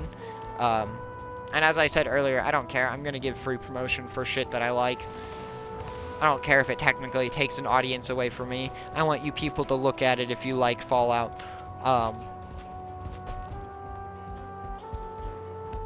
But yeah, no, my friend told me about Shoddycast back in 2020, and I have since watched that series 3 different times. There are like 70 or 80 different videos for it, and most of them are anywhere between like 5 to 12 minutes. A couple of the like finale episodes were a bit longer because, you know, they were a special. But hell yeah, build the community. Yeah, that's what I'm saying. Like, I want to build a community that is knowledgeable of like other creators that I'm passionate about and like love watching. I want to share that. Just like members of Nerdcore, I've talked about the music I like to listen to sometimes, and also, this is all the stone we're gonna get, everyone. We're gonna start construction on the dock now. I gotta clear a couple trees over here first and work the land a bit, but then we'll get to building. We're just gonna leave the stone in the cart. I won't worry about placing it down, and we'll move it when we need it. But yeah, no, I want to build a community that knows about creators that I feel like are underrated and should have millions more subscribers because of how good their music is, and that's not biased opinion. That's like, and maybe it is, but then me and the rest of the community have biased opinions because their music is fucking amazing. Some of the creators' music, and this isn't to down on some of the other members of Nerdcore, they just haven't quite reached their peak yet, and I look forward to when they do, because like each song, Nerdcore, each member, like they improve so much. Like, I started listening to Dan Bull and like JT Music around like 2015, 2016, and those are like 2 of the main members of Nerdcore that I listen to. The Stupendium is another creator I listened to. Just recently learned they came out as non-binary, which I think is really cool. Just learning, you know, someone that I watch and create, then and they dropped it in such like a sly, like, clever line, because they remade one of their original rap for their million subscriber special, and I thought that was so fucking dope. That's such a good idea as like a music producer to not only remaster but then touch up some of the. It was a true it was a re-envisioning of the original, because there were some lyrics changed to not only fit with where the channel's at now, but also to fit with their current identity. And there's and then afterwards, like, they address it more on a post or whatever, like at the end of the video. And it's like, fuck yeah. Oh, God, I grabbed the wood to put in the campfire, and then I didn't put the wood in the campfire. But no, I love Nerdcore, which is their self-appointed genre term for songs about things they are passionate for. That doesn't have to be video games. Sometimes it's anime, sometimes it's movies, sometimes it's TV shows. Sometimes it's motherfucking board games or like crocheting or some shit like that. Literally, nerdcore is just music about anything they're passionate about, and I love that. Nerdcore has evolved. It originally started with game raps and just like silly like raps like JT Music have made a couple of songs like Lonely Island inspired, which their most known song is I'm on a Boat. Anyone that knows that, there's a cover of it that I like personally better than the original that Thick 44, the late Thick 44, Tony, rest his soul, and JT Music, Skull Cruncher, or his name, Christian, and then Nem Raps from Nerd Out all did a cover of I'm on a Boat, and I personally like it better than the original. Nothing wrong with the original, they just went for more of like a rock rap rendition of it for like the nerdcore version. I need to bring a stonecutter down here, sorry, that's why I'm wandering. But no, there's a lot of songs that I love within nerdcore, and like I said, I've been listening to Dan Bull and JT Music since like 2015, 2016. I'm a long-time fan. I've listened to... I wish there was a video counter or a view counter for how many times you've personally watched a video, because some of those videos would literally be up in the multiple hundreds at this point with how many times. Like, there's songs that I listened to when I first found the creators, like, Dan Bull, I remember the exact song because it was in a playlist of top 10 Halo songs, and he was like number 3 in the song list or whatever. It was his Halo 4 rap. I remember that shit distinctly. Where the fuck is a stonecutter? Sorry everyone, I'm wandering because I don't remember where I left a stonecutter. I moved it. You know what? Let's just go get 2 pieces of iron. We'll get the 6 stone or whatever, and then the 10 wood. We'll just make a new stonecutter. We're not gonna do this. And then JT Music, I can't remember the exact song, but it was one of their Minecraft mob raps. It was probably the first one, but it might have been like the 3rd or 4th one, and then I went back and like watched all of them, and then from there nerdcore started expanding. It was a while before I looked into others. Rocket Gaming was the 3rd member of nerdcore, and they consist of Rocket Gaming and which is the main member, and then Vinny Noose, which does like backup vocals and stuff. They're both very good. They do a lot of like the horror genre music, so they've done so many like FNAF songs, and so many of them are bangers. 3 of my favorites of theirs is Fury, Withered, and oh no, I can't remember the 3rd one right now. But then so I guess I could have just grabbed the stone from below, but let's load up on whatever stone. Come on. But then from there it kind of expanded. I don't remember who I found next.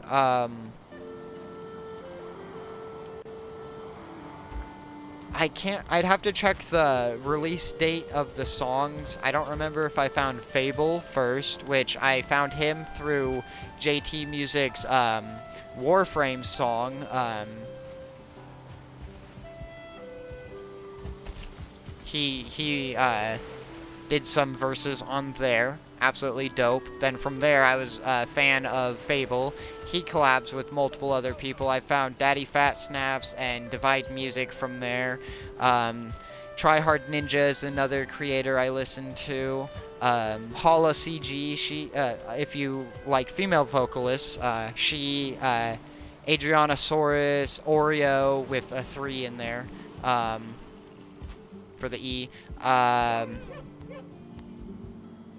Chi-Chi, Cammy Cat, Charm. There's Miracle of Sound, male vocalist there. But see, I listen to a lot of nerdcore. I don't really listen to mainstream music a whole lot.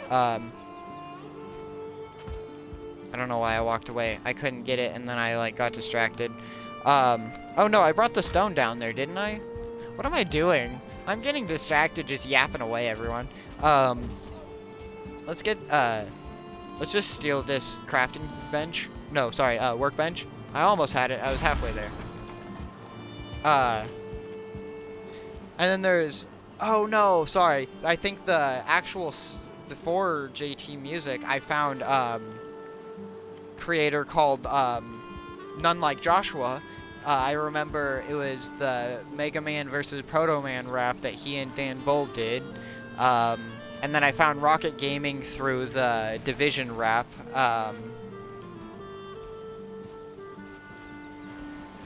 Oh, oh, you love female vocalists? Hell yeah, hell yeah. I do too. See, I love both because male vocalists can hit ranges, obviously, that female vocalists can't, for the most part, and then vice versa.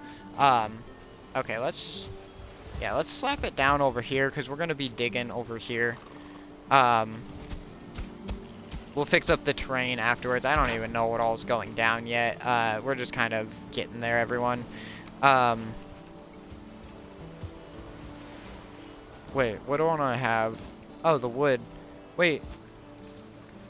Oh, because I only have 6 wood. I'm like, what? I have wood, though. No, I don't. Not, well, I do, but not enough.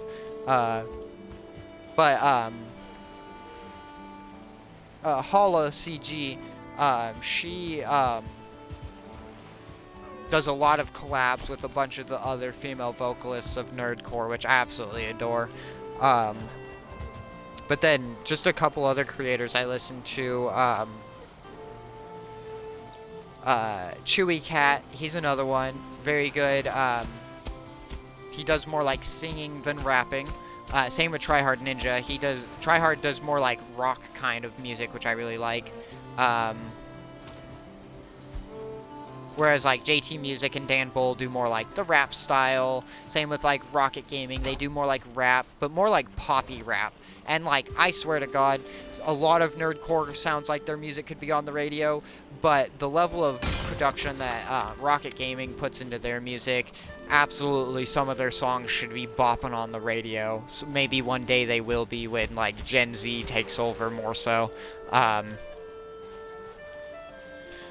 But I could go on for hours about nerdcore. So many songs, so many hours that I've spent listening to, so many like verses and stuff, or just bits of songs that I have memorized and all of that because of how good the songs are, and just like so many other factors.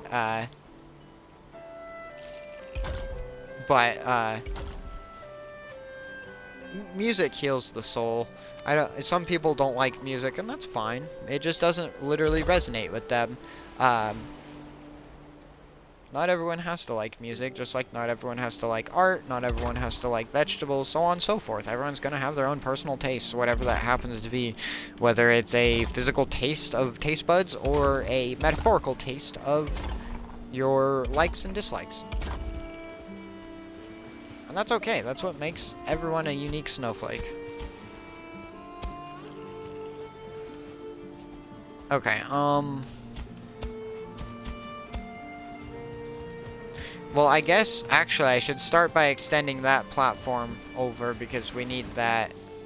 So, let's, move this, and then we'll move the stone cutter. We'll just move it right here. Oh, there's a crafting table right there. Never mind. We'll move this back. We'll just move the stone cutter. But then, oh, also, Miracle of Sound, I know where I found him, Dan Bull's, Metro Last Light song, and that's one I know you know, Ty. Shit, like, evokes emotions. But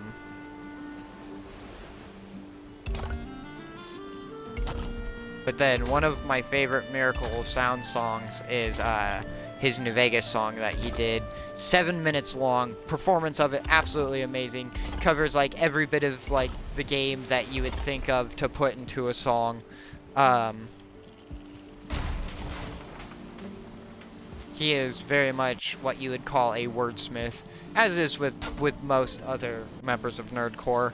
A couple of my favorite Stupendium songs that they've made is Satisfactory, their first Satisfactory rap. I love the second one too, but the very first one bops way more in my... Sorry, no, it bops in a different way. It's more EDM based, which I think the second one was EDM as well, but it just, I don't know, it hit different, and it might be nostalgia speaking, because, there's some songs, I can't think of the game specifically right now, but there's a song that the Stupendium had made that I like better than, like, Dan Bull or JT Music had made, and then vice versa. I'll like certain songs for certain games better from certain creators. And that's not to say the other creator made a bad song. It just means I like one of the creator's songs better. And it's the kind of thing of, like, if the song comes on, I'll listen to it. I just don't always, like, seek it out. Like, one song of Dan Bull's that I do enjoy. It's slower paced, though, so that's why I don't always listen to it. The Civilization 5 rap. No, yeah, Civilization 5, that he made, whatever, I'll bring the stone back this way. I'll worry about that wall in a little bit. But, that one I like, but again, it's slower, so I don't always listen to it. I like more of his, like, upbeat pop, like, rappy music. His Minecraft songs are always a bop. I don't care if my friend's child listens to some of the same music I listen to. That just means it's great for all ages, honestly. Because, like, yeah, children are going to be listening to the Minecraft raps and stuff. Guess what? I was a child listening to his music, or a teenager, or whatever. Teenagers are still children. They're teenagers, just a specific type of child, or a specific stage of child. Considering it goes infancy, what is the toddler stage? Is that being a juvenile? Yeah, age is not a number, but a stage of life. And of course, that applies to adults, in the sense of, like, age is not a number. For all the sick fucks out there, fuck you. Gonna share a very strong opinion on that one that's not controversial. Pedophiles are bad. And that's enough about that. But, just always feel the need to specify that when any conversation about age comes up, because, yeah, I am under the mindset once you reach a certain age is just a number. There are certain age gaps that it's like, whatever, some people might disapprove of, but once you're an adult, age gaps don't matter if the other person is an adult. If you're 20 and you want to date a 50-year-old, go for it. Most people might not approve, and it might not always be for the best reasons. You got to be careful, but guess what? Love comes in many different forms. And as they say, as silly and cheesy as it might say, you know I love the cheese, though, everyone. Both metaphorically and literally. You might not have known the literally, but now you do. Love, don't hate. You know? Again, might be cheesy, but I mean it. If someone's way of life, like if someone's a furry, who cares? That's their way of life. Like, I'm not trying to necessarily hear about it, per se, but if they want to talk about it, if that's their passion, that's how they want to identify, I'm not going to be a person to be like, oh no, you shouldn't be a furry. Like, I'm not going to try to be around that crowd specifically, but that's because it's just not my crowd.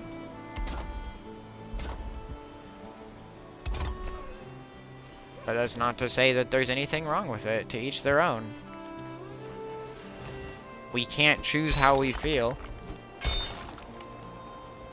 And if it doesn't harm anyone, then literally, what is it hurting? Oh wait, nothing. You vibe? Hell yeah, hell yeah. I know that, though. We love being open and accepting around here. Inclusivity is one thing I'm hugely big for, obviously, for very many different reasons. Being trans, obviously, is going to be one of them, but even if I weren't trans, I'm still pansexual, I'm still part of the community, and I still care about other people. And having a safe, comfortable space where people can talk and not fear being judged is what I want to create. And it's what I have been creating. It's not just a want. It's a reality. And the community that I have been growing is, like I said earlier, they're either members of the community themselves or they're direct allies of the community. And it's a beautiful thing. And it makes sense. I'm very open about who I am. And it's going to draw in members of the community, of course, because like minds are drawn together.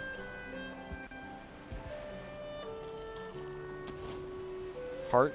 Bleeding heart? Like... Oh, it's an emote. Okay, or an emoji.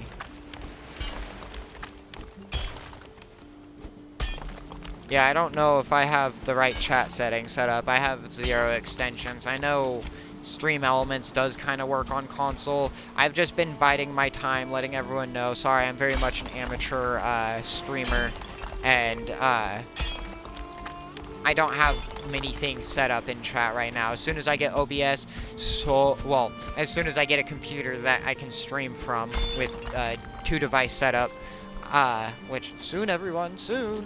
Again, I'm gonna keep talking about it. I'm super hyped. I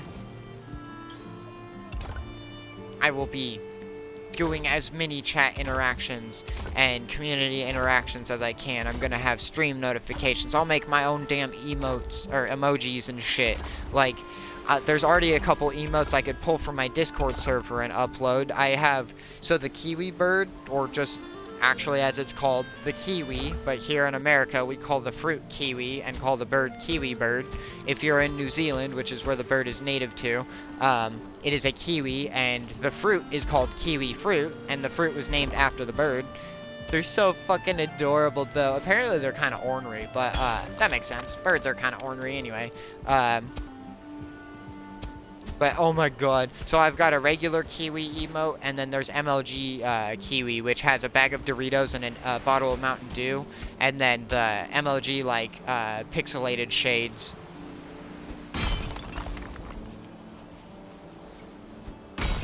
Fucking so I could totally add those in as custom emotes for my followers.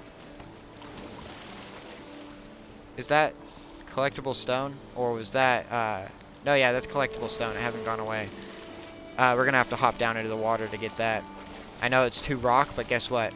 I'm a stingy bitch. I want all the stone. There we go. There's a pro tip for anyone. And if you can't get far enough down in the water, just build stairs up, because you'll drop down further depending upon your fall momentum.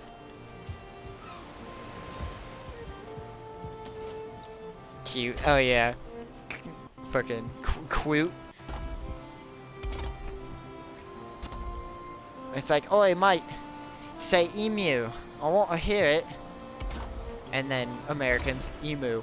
Oi, you're so funny. You say emu, or you say emu. It's pronounced emu. Like, oi, that's a ripper right there. No, I'm joking. Hashtag RIP Steve Irwin. A lot of people's childhood hero. Goddamn man was fearless. But, you know, at least he died doing what he loved most, interacting with animals. I don't know if it's like, it's almost like a bittersweet loss because of that. Very tragic, but at the same time, it's like, he could have died anyway, and he died interacting with nature, and like, not to be morbid, but almost a very fitting end for a man that loved nature.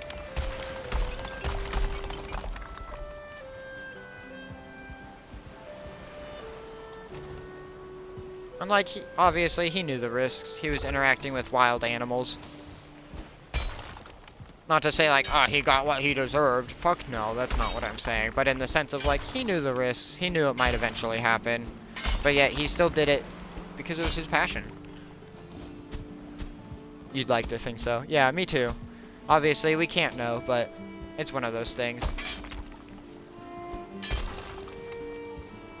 I think it's okay to talk about those who have passed, as long as you're speaking of them respectfully, too. Like, it feels like you're honoring their memory by keeping it alive.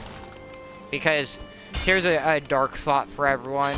Um, Obviously, you're gonna die someday, but one day, uh, there's gonna be a time when someone thinks about you for the very last time, and then no one else thinks about you, and it's kind of sad, but that is mortality, and we shouldn't dwell on the negativity of mortality, but instead try to appreciate the time we have and the time we spend here, make the most of it.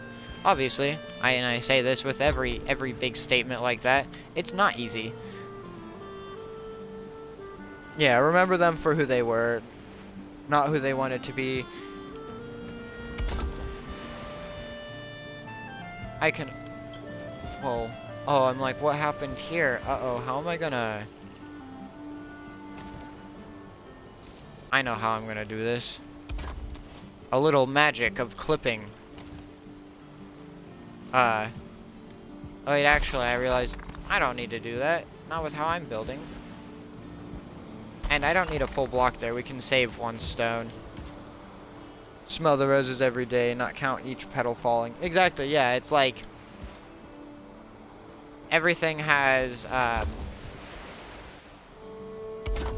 the mortal condition, or whatever you want to call it. Like, we're all gonna die someday, but like I was saying, just like, try to take each moment for as it is, instead of always expecting, like, the next thing. Like, sometimes it's better to just vibe with the moment and appreciate the little things. As Woody Harrelson in Zombieland once said, appreciate the little things. To get, you know, a very outdated movie reference in here, but a movie that still holds up. At least for certain things. There might be some pop culture references that don't hold up, but like, it wasn't like a comedy from like the early 2000s where they dropped like the R word and as just, or calling someone gay, and it's just like, and obviously I'll say the word gay. I'm not using it as like in that context. I'm pansexual, so you know, I'm not saying it in any negative way. Just feel the need to specify. Not that I need to, but you know, my anxiety makes me think I have to over-explain everything. Yippee!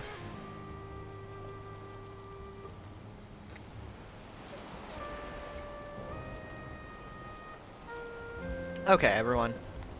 I'm gonna run to the tavern. I would like to take a smoke break. We've been streaming here for... Oh, wow, 3 hours? Holy shit. I did start streaming shortly after 6, though, so that makes sense. Or like 6:30. So we're gonna run up to the tavern, and I'm gonna take a smoke break, everyone. As well as use the bathroom and all that. So, like, 10 minutes tops, and I will be back. I'll give a nice atmospheric setting to watch. I'll illuminate the sign. I won't just be using the bathroom, but, Oh, wait, no, hold on. I've done this before. I can just lay another sign on top of that sign and put a new message in there. I just need 1 coal, and I already have the wood, because it takes 2 wood. I have a lot of these recipes memorized because I've played this game so much, and that happens. Literally, like 98% of the recipes in Minecraft, I do the manual crafting for, because I like it better. Actually, I can sit. It'll just make me stand when I place it, so hold on. Bam. And then, hold on, let me open this one and copy the hex code so we can have another pink sign. Control copy. And for anyone that wants to know, you do the arrows left and right, and then you put the hashtag and the hex code inside, and you can custom color. Otherwise, you can do the arrow key, or the arrows left and right, and also do type out the color. But if you want a specific shade of that color, you can do hex codes on the fucking signs. It's amazing. But let's see, BRB, smoke / bathroom break. Back in 10 minutes. I have to do min because I can't type minutes out. It doesn't fit. Okay, BRB, smoke slash bathroom break. Back in 10. Bathroom, not bashroom. Okay, everyone. Thank you. I know you'll bear with me, and if obviously, feel free to step away from the stream. I don't expect you to stick around. If you do, thank you. But I'll be back.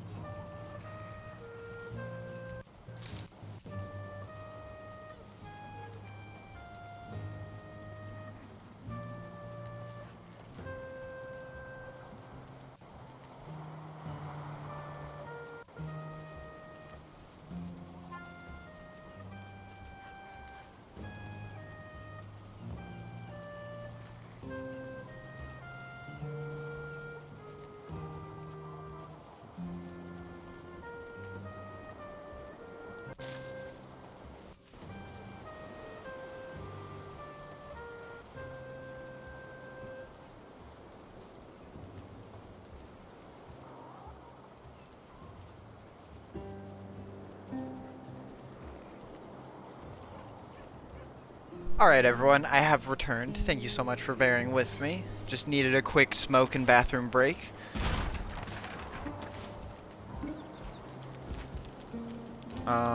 Let's... Nope, that's auto run. I'm trying to open my inventory so I can put my hat back on. Is it nighttime? Or is it evening? Yeah, I think it's late enough to sleep. We're gonna do that. And then we'll go back to expanding the dock.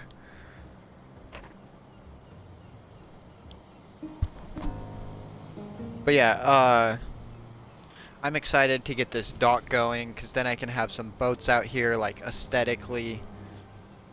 Or just, like, out here for decoration, however you want to say that.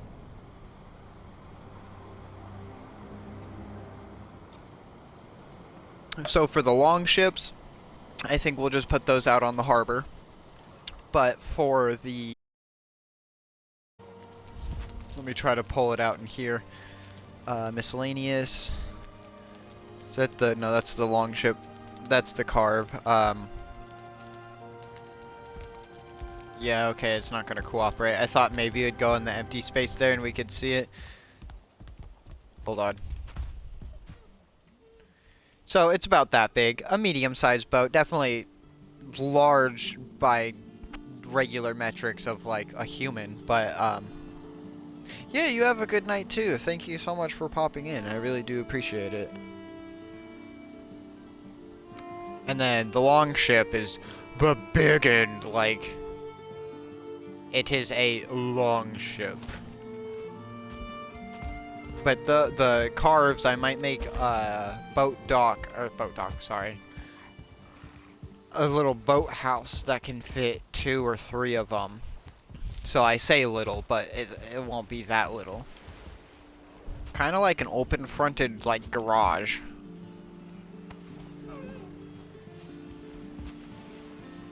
Okay, let's get back over here, because this is what we need to move, or, like, push out further, but we need to move both of these. Actually, move this first. Push it to the edge. Move this second.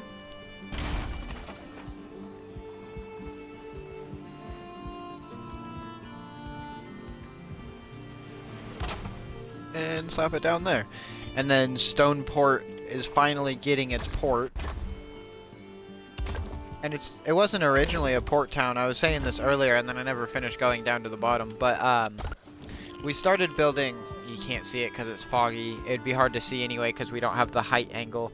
I wish it wasn't a command to use the free camera. I feel like that's cheating if I turn on the commands. So, oh, I know. I can use my admin character and just turn on the commands so I could fly over here, or even just use the free fly camera, preferably. So then not only is my character not in the way, but then it feels like I'm cheating less. But then I'm not using the dev commands with this character, and literally I do it all on stream, and it would just to do words. Can I word? Yes. Just to give a bird's eye view.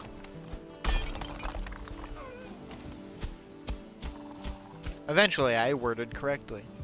Also, I love that the necks have like little lily pad camouflage like growing on them. And oh, I forgot. Okay, yeah, the laptop should be cool enough. Let's try to get this on real quick and let me get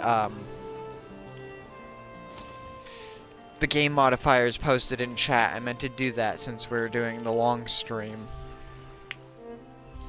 I don't want anyone to think like I'm lying, like this is a pure experience or anything.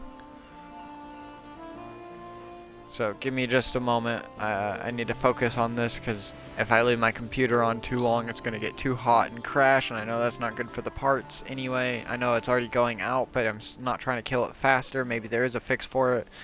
Maybe I can send it off to like a tech or something and get it fixed after I get my new PC built so I can have a a laptop still because I want to have a laptop. Sometimes I want to go over to my friend's house and do some gaming. Eventually I might get just a really good laptop or something so that way it's not God damn it. Steam, quit updating. I don't need you updating. I need game modifiers quickly. Copy that. Because I pasted it in chat, but it's all the way at the top of chat now, so. Hold on, quickly, computer, before you crash, please.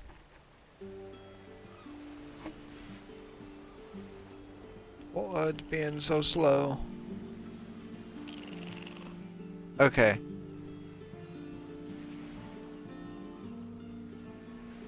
Did it work? Yeah, it worked. Dear Lord. Because it didn't let me pin on the mobile dashboard for some reason. So, now that's pinned till the end of stream. Now I can close this and quickly shut my computer back off.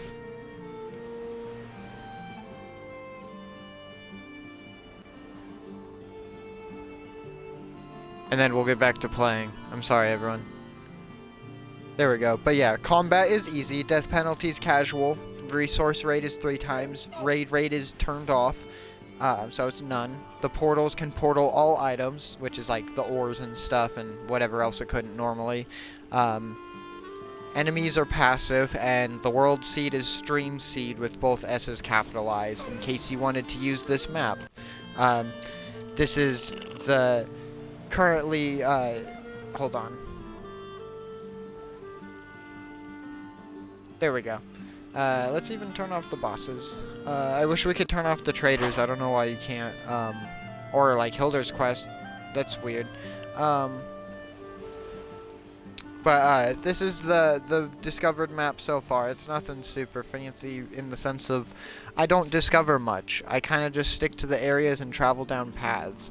But I figured out how to get crossplay working on console. I realized that it's just always turned on, whereas like on PC you have to select it as a toggle setting. And so I got conflicting info saying that you need to hit that toggle setting, and if it's not there then you can't crossplay. But you can, everybody. Do not listen to the internet. It is not always true. You can, it's just automatically on console. And there's a join code that you get, and it does not work for console. You have to, they have to set the server to public, and you have to find it by name. And then after that, they don't have to have it public, because you can save it in your favorites.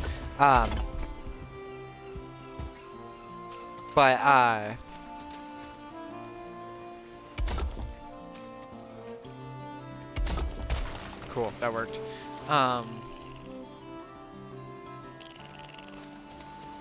But so, eventually, my friend, Shadow Rogue, you know, Rogues Unite, he's gonna come in here and start exploring my map for me, and then share it to me on the cartography table. I know it's gonna not be like I discovered it, in the sense of like how it looks, but I don't care. It'd be cool to just have the map discovered without having to go do it myself, because he likes adventuring. I'm addicted to building. He likes building too, but I'm addicted to building. And I mean that. Like, I have a problem. But I love freaking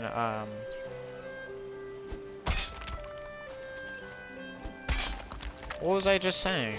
Oh my god. Oh, I love building.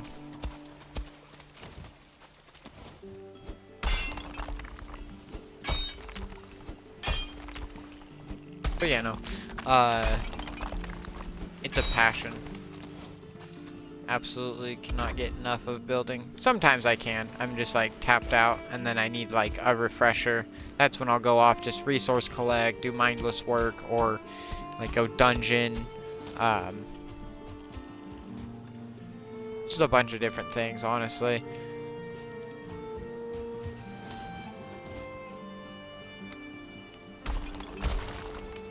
Alright, let's get this build back up a bit. Because I didn't realize I wanted it pulled forward as much as I did, otherwise I wouldn't have dug so far back. It happens. Not what I meant to do, that's what I wanted.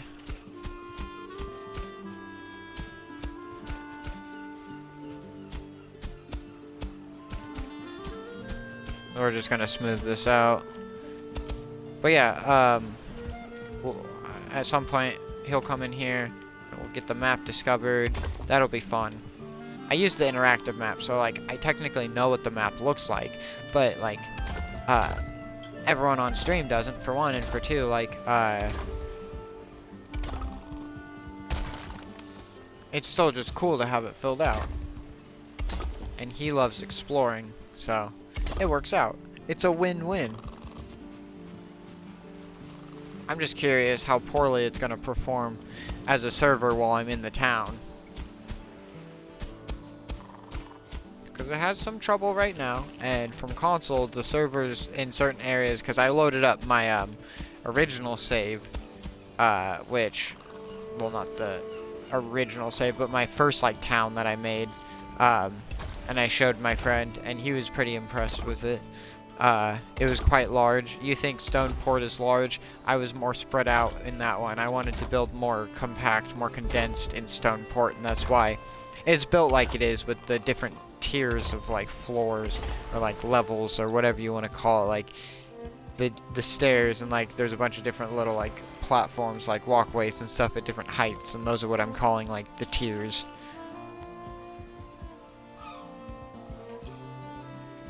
I need stone. More stone. Always need the stone. I know I could load the cart up with the stone and just bring it down this way, but it's it's only over there, and so like I'm lazy. I don't wanna. You can't make me. You're not my dad. I mean, you could be. I don't know who he is.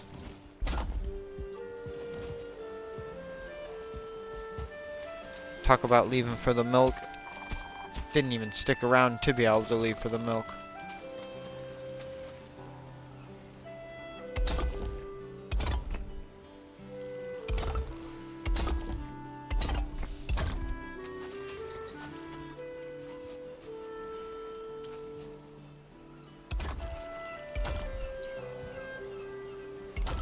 I guess the bad dad that's lactose intolerant would go for the soy milk, huh? The almond milk. I'm silly.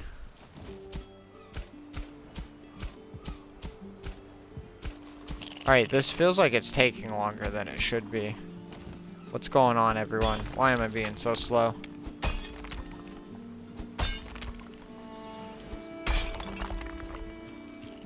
But no, like, almond creamer is so good. I don't care what you say. It's somehow creamier than like dairy, like half and half, or just straight cream. Like, I mean, unless you're using like heavy whipping cream, in which case, yeah, I mean that's gonna be way creamier. But like, it's so like probably calorie rich.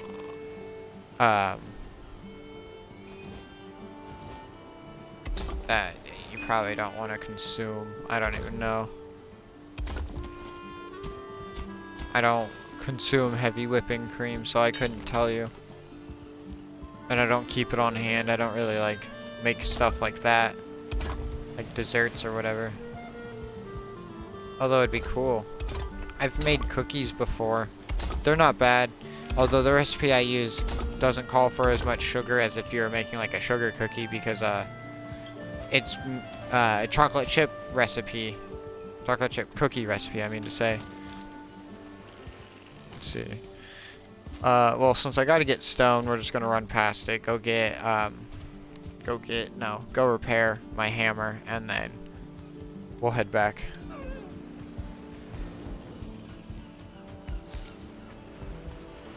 Oh, come on. Skill issue.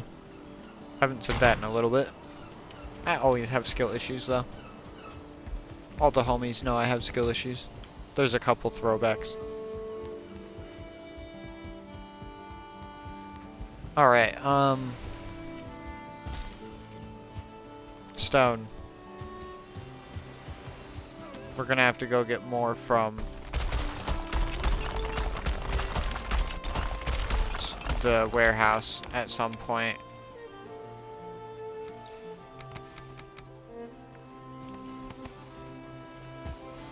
Let's move the cart closer. Let's just attach myself to the cart, actually. Frickin' dingus. Alright, let's...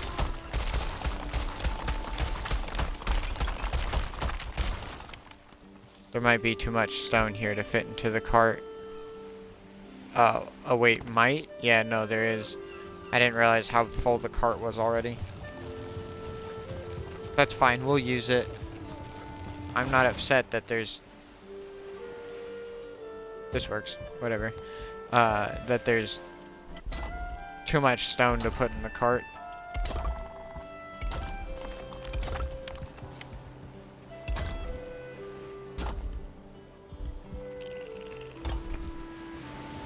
Okay, we don't want these rocks or branch sticking through, so...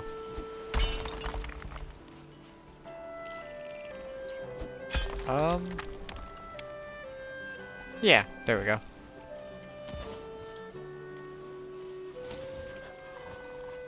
Alright, time to move it.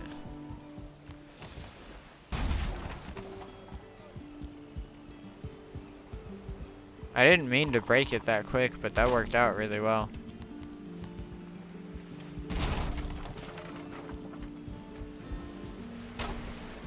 Okay. We're back in business. Nope. I need to hold shift and right click, not control. That was why I broke that. The stone cutter must have broke because I released shift too quickly. So it copied the piece, but then it still was like in the action of pressing it. So like it broke or something. I don't really know for sure. I'm just speculating. Oh, oops. I done goofed. There we go. And then I can just lift it up around. Alright, let's swack that and get that. Okay.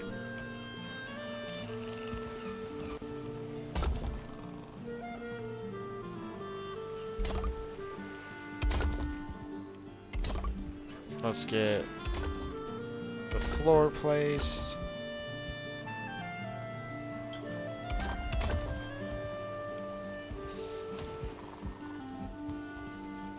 Let's pick up the stone that's on the ground first.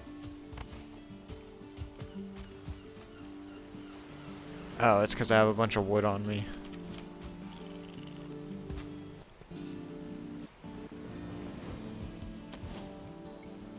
I'm like, why only 100? Not 150? Nope, because you got a stack of wood, bitch. You big dummy.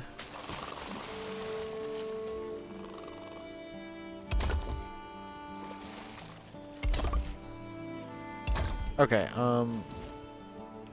nope. Damn, water.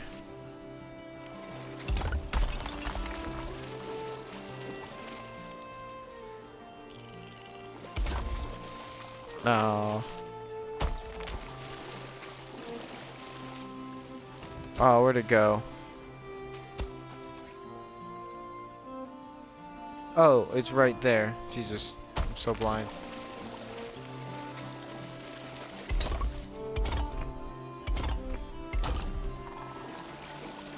Working around water's annoying. I wish we had like iron boots from like Zelda that could like weigh us down in the water. So then we could like build in the water easier and like do stuff in the water, mine the ground down deeper.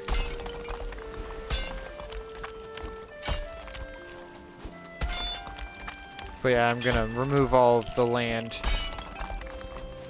from above the water over here.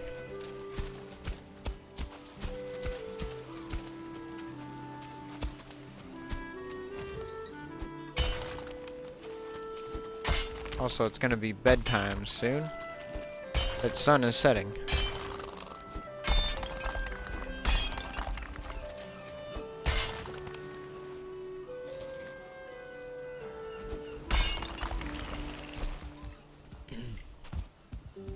Okay, I gotta grab some of my salad pretty soon.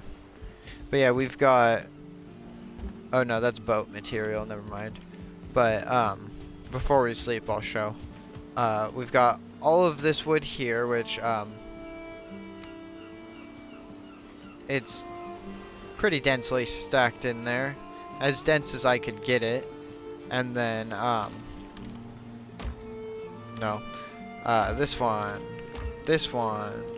This one. Wood in there. Oh, wait. There we go. Wood in there. So, yeah. We got plenty of wood for building the dock. I don't know if it's actually enough, because I want to build a couple buildings on the dock, too. But, we'll figure it out. We'll get there. For any of you that's played Elder Scrolls Oblivion, the town of Anvil, which is the port town in the west, is some of my inspiration for my dock, with like the buildings and stuff. I have to grab a little bit of wood, damn it.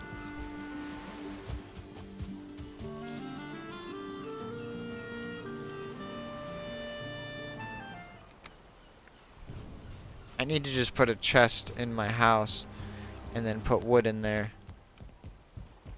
Like in my living room, so that way I've got wood next to the fire. I wish we had a wood stack, but like a small wood stack, so it'd be like one they would have next to a fireplace in a house. Hello? Okay. That was weird.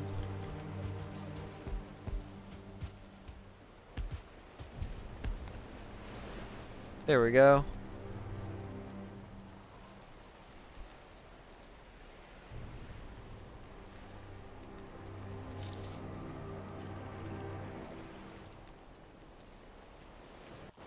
You know, a game I think I would love to play on stream, because as many problems as they have, I love Bethesda games. Skyrim, because I would love to play Fallout 4, but every time I play with mods, I don't know which mod it is, but it breaks the game after I get down to Diamond City, and then randomly from that point on it has a chance to just crash whenever, and then once it starts crashing, it's unplayable. It'll crash every time I load it up. Which fucking sucks, because Fallout 4 modded is so much fun. I was actually starting to play a long play instead of just like a little one-off modded experience with a bunch of like crazy mods and like maybe some like quest mods.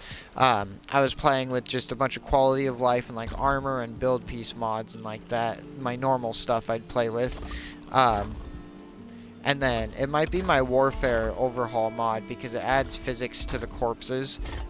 So like, when corpses die, if you don't know Bethesda games, when people die and their corpse is left behind, they ragdoll, and you walk through their corpse. It's intangible. You cannot touch them.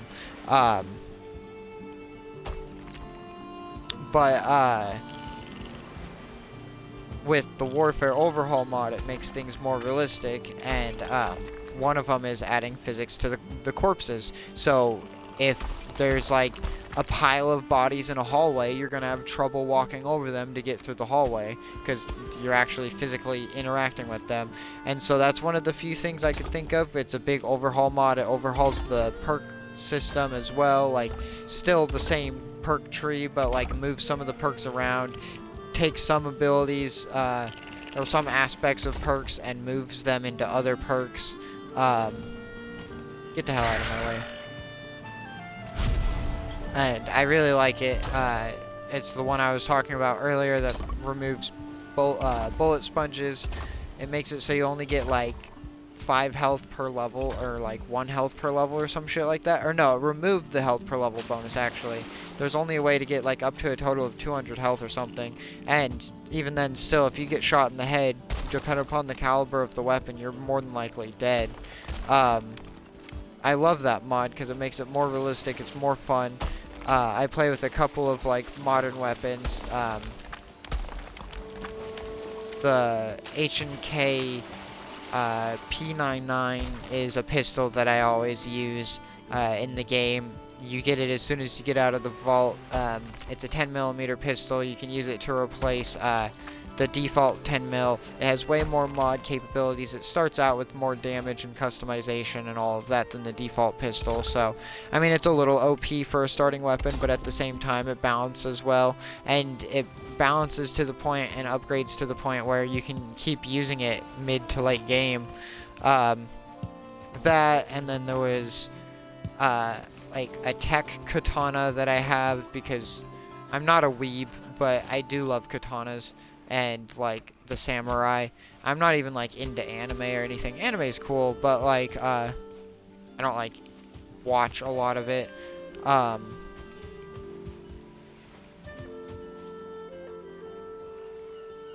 I lifted that so I could place the stone pile. I can flatten that back down. I was so confused. I'm like, what? But no, Skyrim with mods runs really stable. I had minimal crashes, and it only started like really crashing after I was taking advantage of the teamwork framework mod, or teamwork, the teammate, the companion framework mod, whatever the hell it's actually called. I'd have to look at it. I'll give a cursory glance of my mod list once we start, and that'll be something I pin in chat whenever I start playing that, because I'm decided now I'm going to start playing that at some point. I would very much like that. Yeah, I'll probably make a raft to finish up the bottom portion there. Yeah, because the general goods store, like I was talking about earlier, the roof we were looking over was that roof of that wall.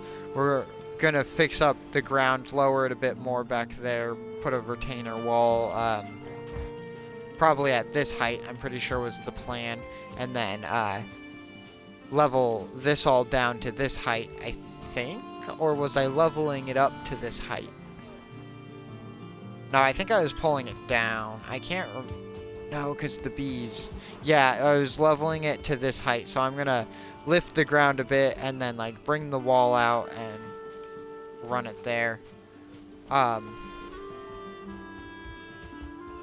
we're trying to build the harbor right now, so I don't want to do that.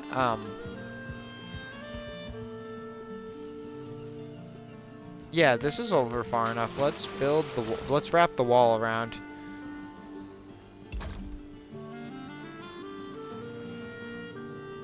Yeah. Let me get around over here, and I can stand up and then snap it. Oh no, because it won't snap to that point. Hold on. Yeah, okay. Let me see if I can't get it under there.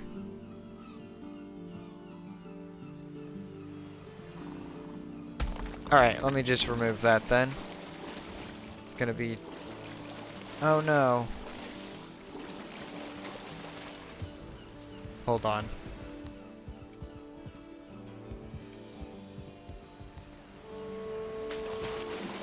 There we go. Easy peasy lemon squeezy. Nice and cheesy. Okay, there we go. That'll make my life easier, and then I can look at the side of that one, remove that, and now we're in business.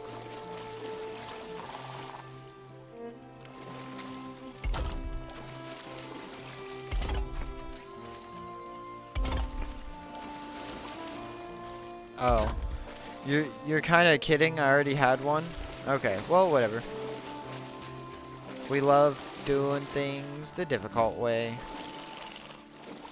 Not really.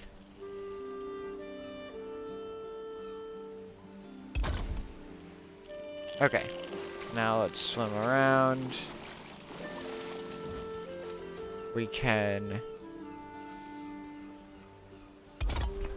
do that.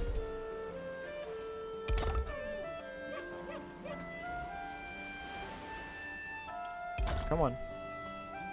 But yeah, modded Skyrim will be something we start at some point. I don't know when exactly. If there was, honestly, if this wasn't a scheduled stream, and this was just a random stream, I would say, hey, let's swap to some Skyrim right now. But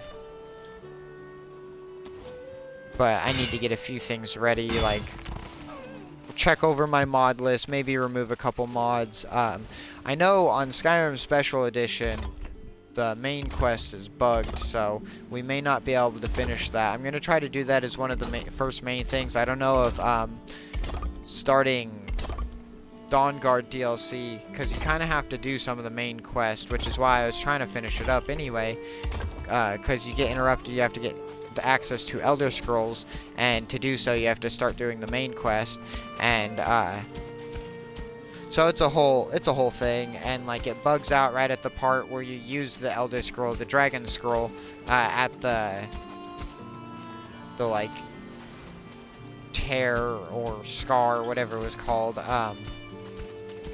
up on the throat of the world, so you can learn the shout to send Alduin to Sovngarde, and then go finish him off in the finale. But it bugs out in that portion when one of the three ancient Dragonborn were fighting Alduin. He's fighting that one dragon at first, and then like he kills the dragon, and the sequence does not progress past that. I've read some posts where people say taking off your clothes fixes it. Maybe if I was playing vanilla, some of these fixes would work, but I play fairly heavily modded for what we can do on console. Bethesda games, they give full mod support for what's on Bethesda.net. We don't have like Nexus, so we don't have all the best mods, but we have really good mods because they've ported some of the really good ones from Nexus. Some of the really good ones include like the Frostfall and the camping mod that goes with Frostfall. I love that. And they integrated survival setting as well, just with the default creations club. And no, we're not gonna break this, we'll just, okay, well, we broke it, but well, no, yeah, we'll chop up some trees, because I gotta cut all these birch, well, not all of them, but to a certain point back, we gotta cut these trees up, because I'm gonna dig the ground in as far as I can, and then build the harbor into the ground somewhat, so then we can build it out into the water, or like make it look like it's further out into the water. Okay. Get to chopping. But yeah, I'm excited. I really want to do modded Skyrim. I think after stream I'll get my mods figured out, ironed out, and we'll do the whole character creation on stream and everything, because I'm pretty basic. I already know what I want. I play with a hair mod, the Apache, I think it's Apache Sky hair, and then there's like another hair extension mod, or like the hair color mod, so you can have unnatural colors. I think I end up using it for a natural color anyways, but they give more vibrant natural colors versus the default Bethesda very dingy colors.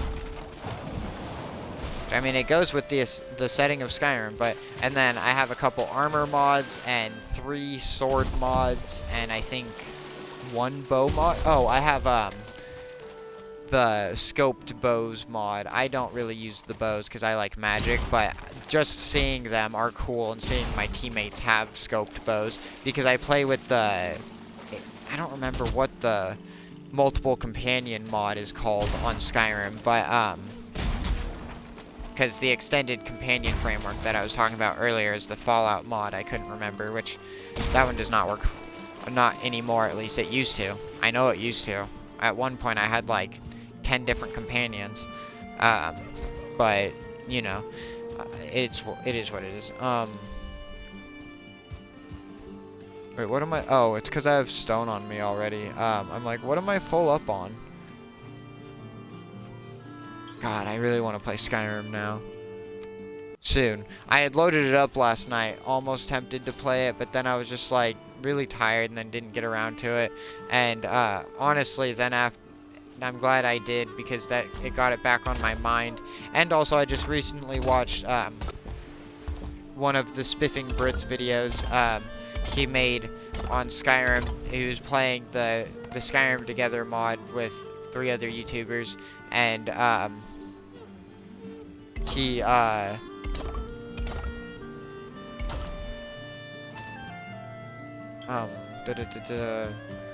they were saying who could get the most kills. Unfortunately, like, we don't have Skyrim Together on console, but that's fine. It probably wouldn't work very well anyways. I hear it has trouble on PC. But that, oh my god, I would love to get that set up and try it even. Either way, I know when I get my PC set up, there's a lot of Bethesda games I'm going to be playing modded. I've always wanted to play New Vegas with mods. Mostly just like armor and weapon mods. Those are my favorite kinds of mods. But I love I'd get some like quest mods and stuff to add extra content, and I don't even have to do a mod to get more companions. I'm sure the Veronica companion glitch still works. I know Bethesda's not prone to fixing bugs. And so if that still works, then you get to the point of her personal quest where she asks you to go to the Brotherhood with her, and then you tell her to go, you think she should handle it herself, and it doesn't actually progress the quest. It makes her leave, or it doesn't, what is it? It doesn't make her leave as a companion, but yet it says that Veronica's left as a companion. So then it opens up a companion slot, but you still have her, and then you can go get another humanoid companion. And I did that with everyone except for Rose Cassidy, because she's karma based, and you have to have good karma. At this point, I'd play a good karma character, so I don't know if that would affect me with some of the other characters. I don't know if anyone's bad karma. I'm trying to think of the teammates. I know Arcade Ganon, I think he's neutral. Raoul's neutral, or doesn't matter. Dogmeat. Rex and Eddie are neutral because they're secondary companions. Lily, I think, is neutral as well. I don't think there are any evil New Vegas companions. Because in Fallout 3, there's Jericho. He's an ex-raider, so he counts as an evil companion. I think you have to have bad karma to actually recruit him, or at least neutral. I don't think you can recruit him with good karma. Then I think Clover, the slave, is counted as a bad karma companion. But then there's the couple of good companions, Star Paladin, Cross, and Fox. You have to have good karma, or neutral karma at least. Which I think neutral karma you can get away with for the good karma people. And then karma system is something they did away with Fallout 4, as well as they have the underlying faction reputation system, but they don't utilize it. Or they do, but they don't like visualize it. Like New Vegas had like faction rep and your karma, so like your karma was just in general for like how people viewed you, I guess, or like interacted, mostly for the companions. For your companions. Sorry, had to clear my throat. And then the faction reputation was overall. So if you did bad karma actions towards your faction, or the faction of whoever it happens to be, oh, that's what I was trying to do. Hold on.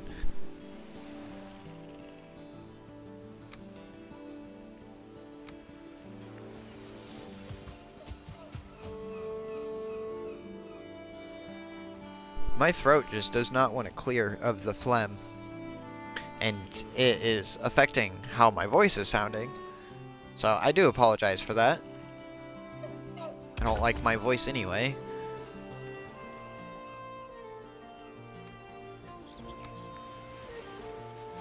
But the karma system, and then like New Vegas has you can view like what your faction rep is, whereas in Fallout 4 you just have to know what your faction rep is. It doesn't tell you like in your Pip-Boy, which is just silly. Okay, let's get back to chopping. I guess I should see how far back I can dig down into the water, because that's the real determining factor of how far back I'm gonna go. So let's get a little tiny, like, canal dug. Oops. Come on, let me out of this goddamn water. I didn't mean to dig it that low. Not yet, at least. But I'm gonna see how far back it can go, because that'll determine how many more trees I need to cut. But yeah, New Vegas, oh man. So many like mods that I could play with. I don't own it yet on Steam, but I'll buy it. I own Oblivion. I could probably have run that on my current laptop before it started messing up, but it would have been low frames, and I would like to have high frames with that game. But I would. Oh no, I don't. What? No, I'll smack you. Get the fuck out of my way.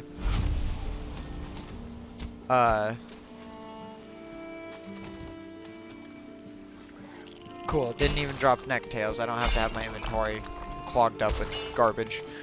But no, modded New Vegas. I would even play Fallout 3 with mods. I just don't know how crazy the mod community went with 3. I'd be curious to see an Iron Sight mod for that one. I know that was a lot of people's gripe about Fallout 3 was the lack of iron sights, which is pretty dumb. Which, like, yeah, I get it. But at the same time, I love Fallout 3. I like the story a little better than New Vegas' story. But everything else about New Vegas is so much better. Oop. Okay, my character didn't jump. I pressed jump. You could say it's a skill issue. It might be. I don't think it was my fault, but it might have been. Okay. Well, let's go. Let's put these things up, and then let's go repair my pick, and then run back down to the tavern and sleep. Because I don't have the forge set up in the smithy. And I don't want to do that right now because we're working on the harbor, or like the shipyard part.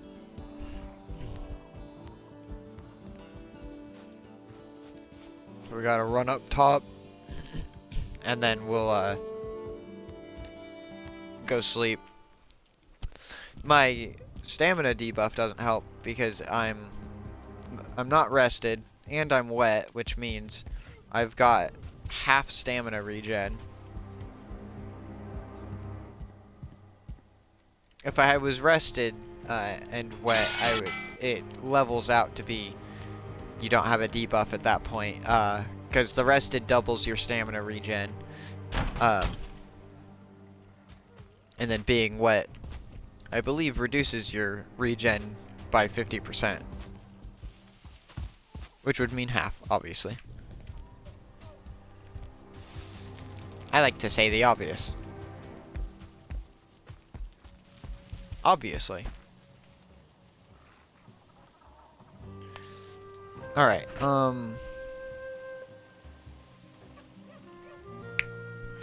we're gonna get back to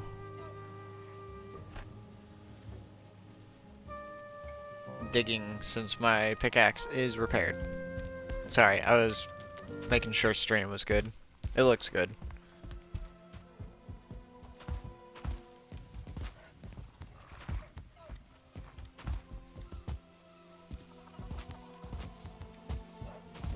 Okay. Plus, I want to develop it more down here anyway.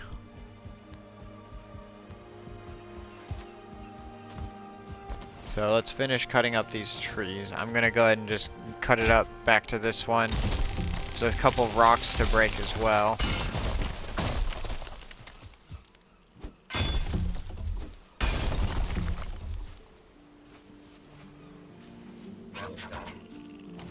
Let's cut this stump up.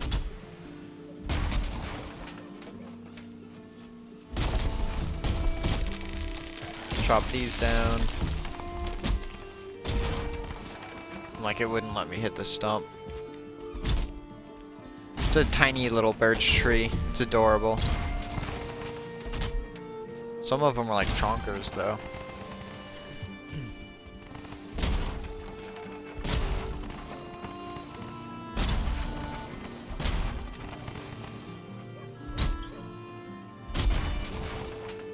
But yeah, I have plans for this world, plans for other games to stream. We might change one of the games for scheduled stream day. Like, I might do Skyrim on Wednesdays and then Valheim on Sundays, because Sundays are usually the days I'm a bit more juiced. Wednesdays are like a real chill day because it's middle of the week. I work a closing shift Tuesday, so then I wake up and then, I mean, I don't stream till the evening usually, but maybe Wednesday we could do an earlier stream, and then, I don't know, we'll figure it out. I love Valheim, and I want to play this a lot still, but I also don't want to be stuck with just Valheim as, like, my audience expecting this of me. Which, I mean, they can if they want. You guys are allowed to, guys, gals, non-binary pals. Sorry, I don't like to use guys as a generalized term or indicator for people, because it is a gendered term, and I prefer to use gender-neutral terms to bring inclusivity to all. I am very specific about pronouns and stuff, obviously being trans, and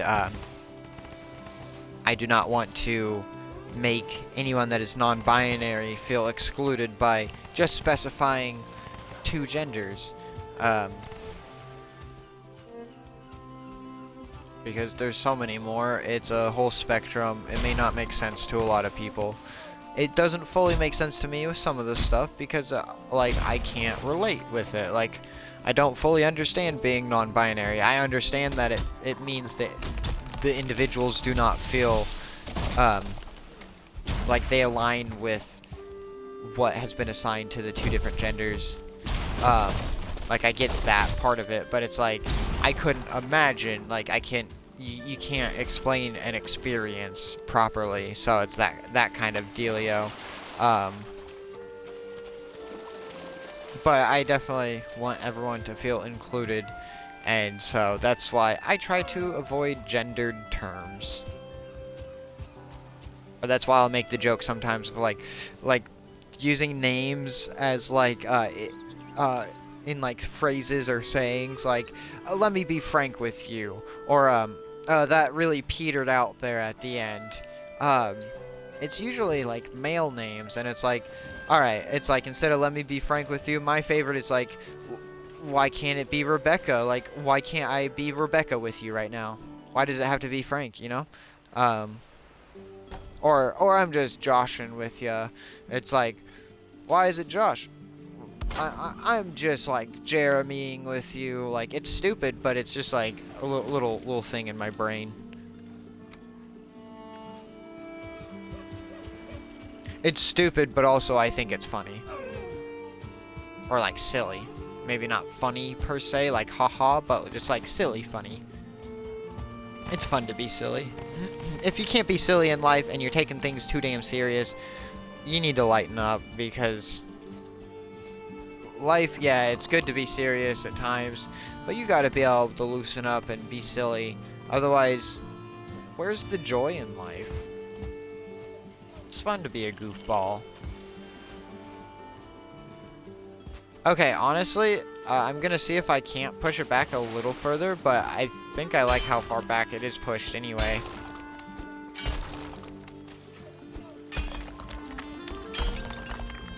Okay, yeah, I'm not gonna push it back any further. Can I manage to get up? Sweet. Okay, yeah, that leaves enough space back here to bring the stairs down a bit more. and then create like a platform, or were the stairs where they're at? No, stairs do need to come down like one more because I wanted it level with this platform. Yeah, stairs need to go down at least one more, maybe two more, and then it'll be like 1.5 in the end, realistically. But okay, yeah, let's mine this out. Oof, that hurt. I thought I'd like slide and catch the wall.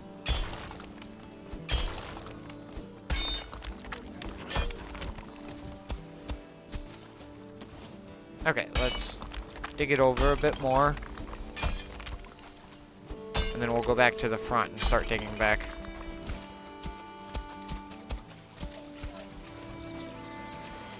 And then once we get this dug out, we'll start building up stone walls down it. And then we'll get a dry dock made. Or whatever.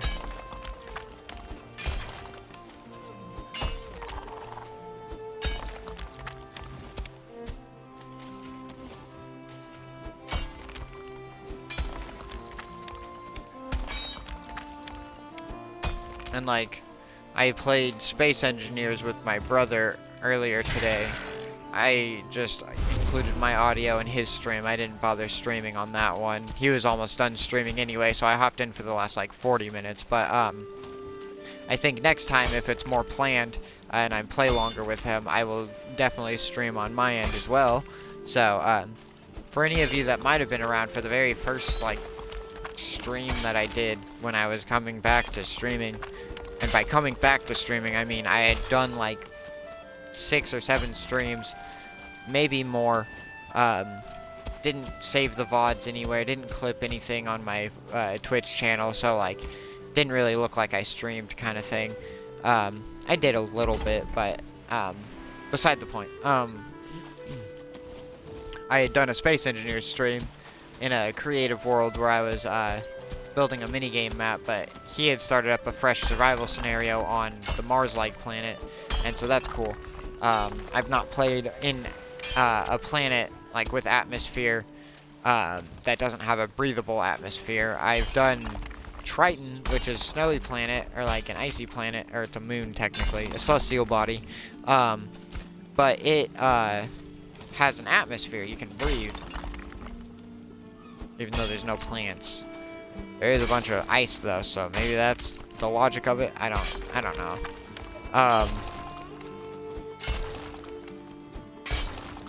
But so that's an interesting challenge, having to manage oxygen while on a planet. So we're gonna have to make like sealed vehicles, or bring extra oxygen bottles and have an H2O2 generator on our ship, which we need it anyways if we have a sealed vehicle.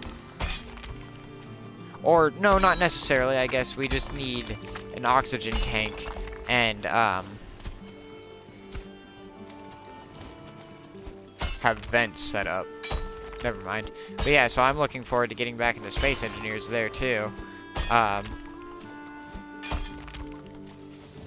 Not as survival-y as some of the other survival games, but still a survival builder. More of the builder part of it, but I've made some really cool ships on there, and they pale in comparison of some of the fucking dope-ass ships that people have made.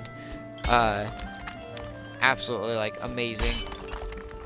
Okay, so that's where it can't be dug back anymore. But I didn't mean to even dig into that part. The wall was supposed to be right there, so I'll have to fix that. That's fine, that's fine. But yeah, I want to start playing Skyrim at some point.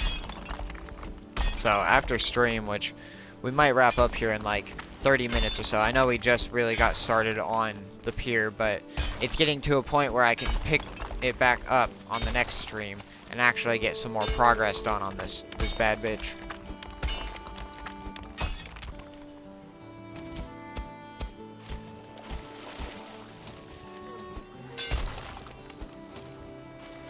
But yeah, it crashes a little bit, but honestly, Skyrim Special Edition with the mods I was running was really stable for the most part.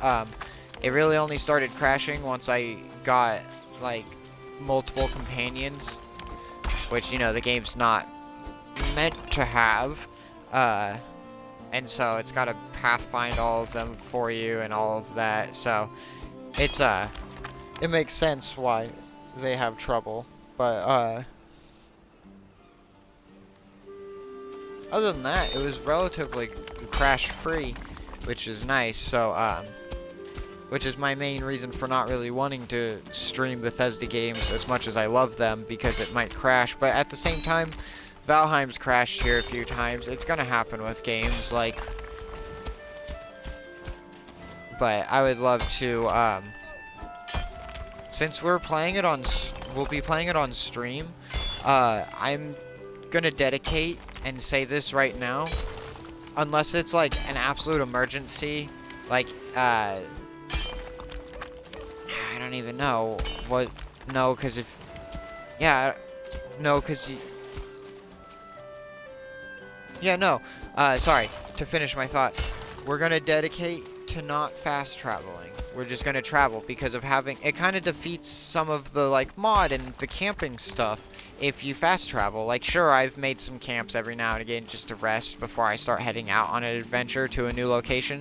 But it kind of removes some of the elements of. You know, the elements, if we end up fast traveling. So I wonder if there's a setting or a mod to disable fast travel. That way, which I'll dedicate to not fast traveling anyway, but that way it's physically impossible for us to fast travel, and you all can see that too, kind of thing. But yeah, I'm excited. I try to keep making new, like, gaming plans. I know we're making our way through the Halo campaign. I'm okay with taking a pause on that. Didn't make any promises on that. The only promises I make are my stream schedule, which is why once I get... I think we'll go ahead and do that. We'll change, It's Sunday night, yeah. So we'll change Wednesday streams to Skyrim. So I'll have to leave myself a note so I don't accidentally stream Valheim next Wednesday. But, I think I'll change, Wednesday stream day to Skyrim. Which, if we wanted to go cheesy, we could do the Skyrim Wednesday, which is,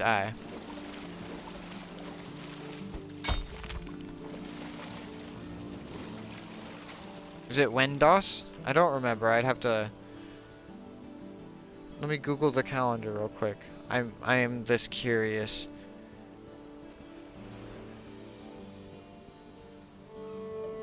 Hold on. Week calendar. Oh, Midas. Midos? Yeah, probably Midos. Like MIDDAS, and each DOS for a day. So it's Sundos, Morndos, Tierdos, Midos, Turdos.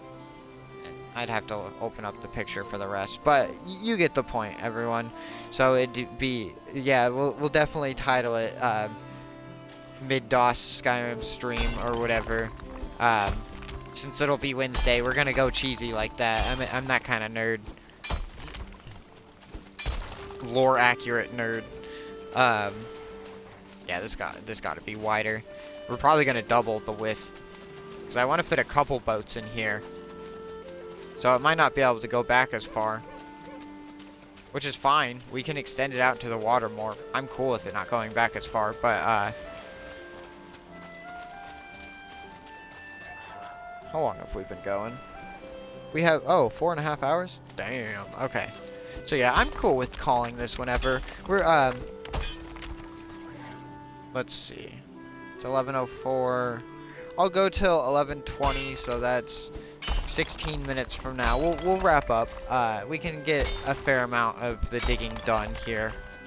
We won't worry about doing any more building tonight, but, just because I want to wrap up while I'm still awake enough, and I would like to get this Skyrim stuff situated so it's ready to stream Wednesday. This is exciting, everyone. I've been wanting to get back into Skyrim. The only reason why I had stopped was because the main quest bugged out. And if that happens, it's gonna be disappointing, but it's fine. I'm gonna go for the main quest right away to try to like speed run through some of that and see if we can't get it to not bug, or we can get it to not bug. No, yeah, that's what I said. Okay. I'm losing my mind, but no.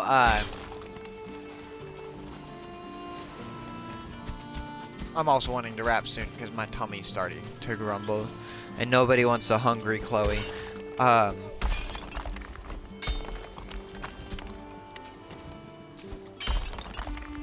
Oh, Skyrim. So, we'll see if the main quest bugs out pretty early on, and if it does, because it bugs out at that, like, close to the end point. You're about to learn the shout to, like, send,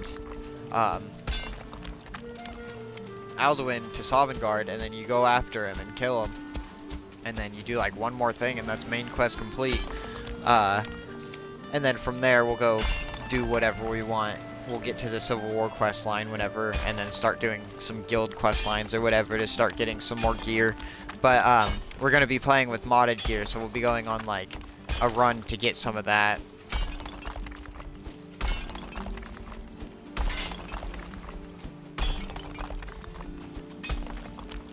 Like I said earlier, I have 3 sword mods. There's a crossbow mod,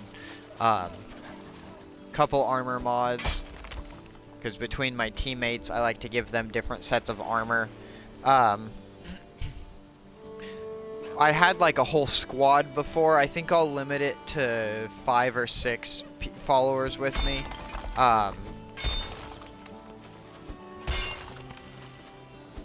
No custom companions, all vanilla companions, because they're my homies. As much as she complains, which I think I have a companion overhaul mod, either for all of them or just for Lydia.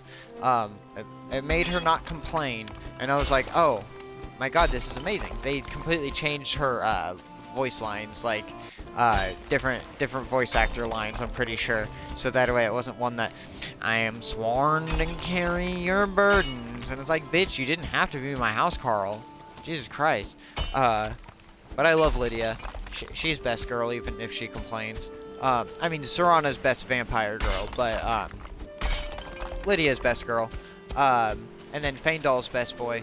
Best wood elf boy. We're definitely gonna have Faendal as a companion. And,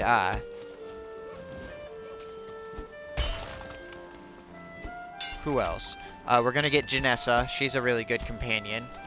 And as annoying as Mercuro is, the mage hireling in, Riften in, oh, what is the tavern that the Argonian owns? I can't remember the name of it, but, he's a good companion because of the magic he uses, and you can teach him new magic if you give him a spell book and tell him to read it, because I have the companion overhaul mod or whatever, so it overhauls their like dialogue menu and gives you more options, some like combat settings, follow distance settings, so it's like New Vegas's companion settings. And then I have like the bandoliers and pouches mod. I've got Hylark Farm mod. Holyark? I'm saying that wrong. I'd have to see it to try to pronounce it better. I do apologize to anyone of the Scandinavian region.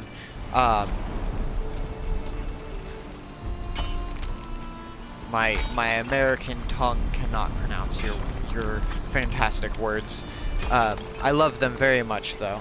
And I say that, like, not ironically, not facetiously, not arrogantly, whatever word you want to use. I say that, like, earnestly. Like I say that with passion. Very clearly, I am drawn to, like, Nordic-themed stuff. I love Valheim, I love Skyrim, I love Elder Scrolls in general. I personally, might be controversial opinion, a lot of people will agree with this opinion though. Oblivion, much better than Skyrim. Skyrim, obviously way better in a lot of ways, but some of the gameplay stuff, I love the like oil pastel aesthetic of like Oblivion. It looked like like, there's one of the quests where you literally go in a painting to rescue a dark elf, and it's extra painted looking, but the whole game has this like painted aesthetic, and that might be partly due to the more simplistic graphics because it was released in 2005.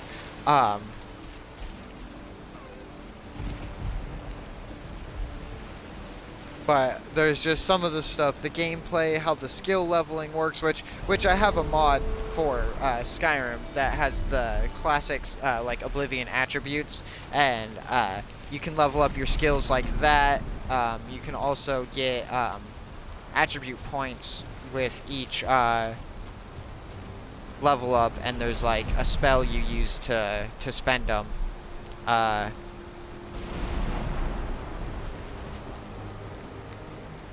There we go. And then let's put the stone in here, if we can. Is there space? Nope. We're gonna go sleep. I'm gonna grab a wood, because I'm sure that fire has extinguished. But, anyway, back to, like, mods I like to use. And then to go with the mods, I have the Cloaks of Skyrim mod. I love that one. I love all the different city cloaks. It makes the guards feel like more, not alive, but like just more like representative of their city, because it has the seal of the cities on. Oh, also the fire was still lit. That's good. I forgot to put the wood in there anyway. Excuse me. And then there's all the random different ones. There's the fur cloaks, and they work with the Frostfall mod to actually give you exposure protection. And then I don't know if it's a mod of its own or if it's just a combo mod with stuff, but you can see people's breaths and stuff when it's cold. If they're undead, there is no breath, which is really fucking cool. Because, yeah, they wouldn't have heat to release moisture into the air if they're undead. Like I said, some armor and weapon mods, which we'll go over all of that. I'll pin everything in chat. I'll show each mod on the mod list for at the first stream. I'm not going to do that every stream. Every now and again I might show off the mod list again just to show the like pictures to go with the mods, so it's easier for people to find if they're wanting to use them on console as well, or even on PC if you want to get them through Bethesda.net. You can also probably get most of them through Nexus. I'm sure there's a few mods, I don't know if any that I use particularly are specific for just Bethesda.net, but either way you could still get them on PC. So I'll make sure the mod list is publicly listed or available, and if I remember, I'll on the VODs I'll throw the mod list on like a Google Doc or whatever and link that or whatever. Or if it's not too much, then I'll pin it in the description as well. But if it's too much and it exceeds the description box limit, because I don't know if it's 500 or 1,000 characters that you get for YouTube video descriptions, but if I have enough, then I'll type it out in there. If not, I'll just link Google Doc.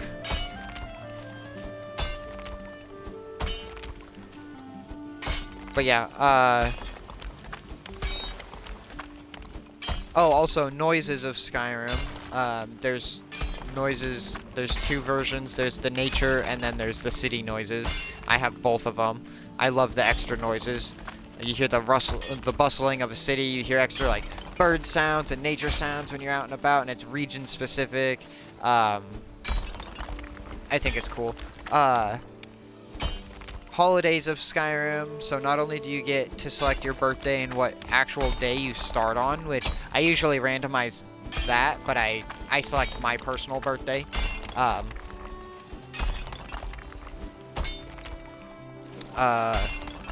Let's see, what else? And also, like, decorates the towns and stuff, and, like, some businesses might even close on the holidays, or, like, they might have food and stuff out, for free for some people or whatever, but no, it's really cool. What are some of the others? Obviously, I used the unofficial, Skyrim patch. That's a must-have. I think that's probably what helps make the game so stable. I think that's wide enough for now.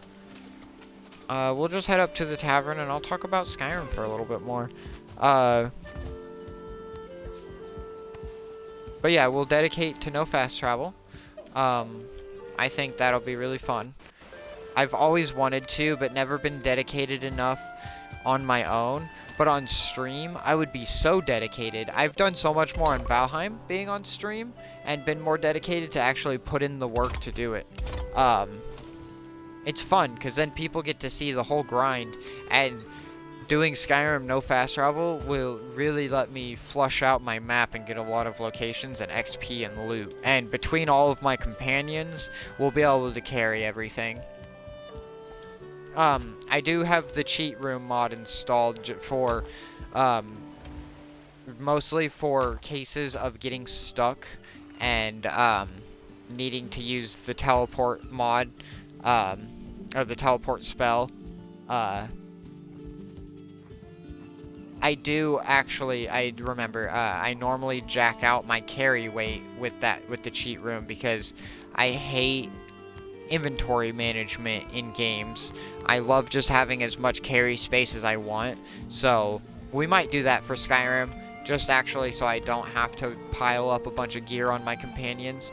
One of the behaviors that they overhaul with the mod I have for the improved companions is, you can turn it on or off, but the ability for them to just loot corpses, and I'm like, oh fuck yeah, let them loot. That'll be dope.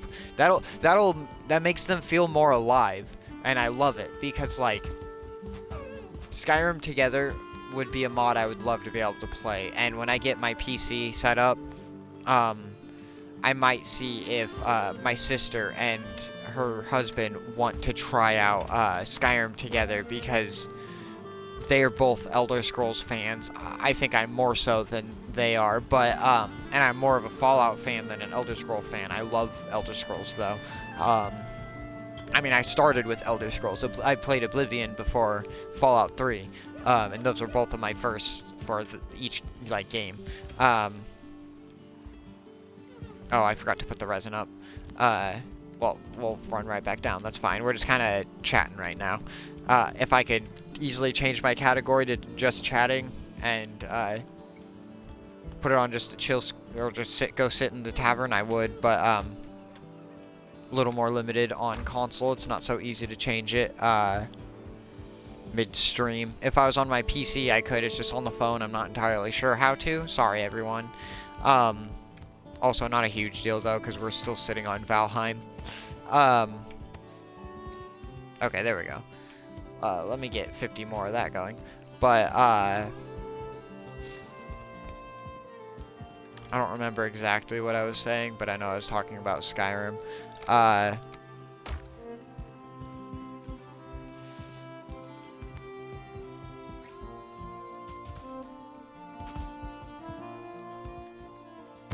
Oh, companions looting.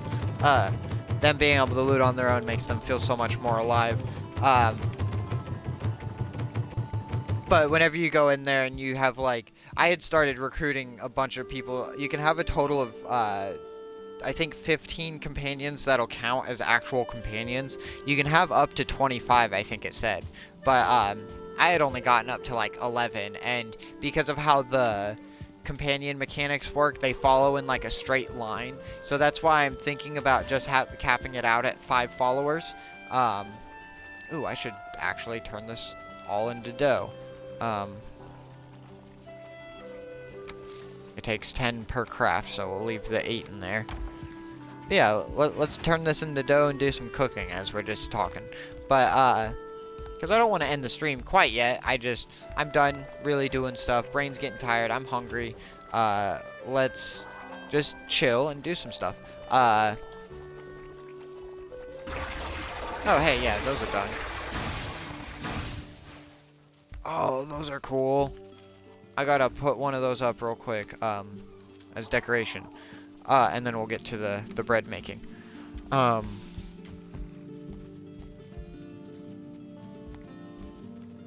think that's a middle shelf drink, honestly. But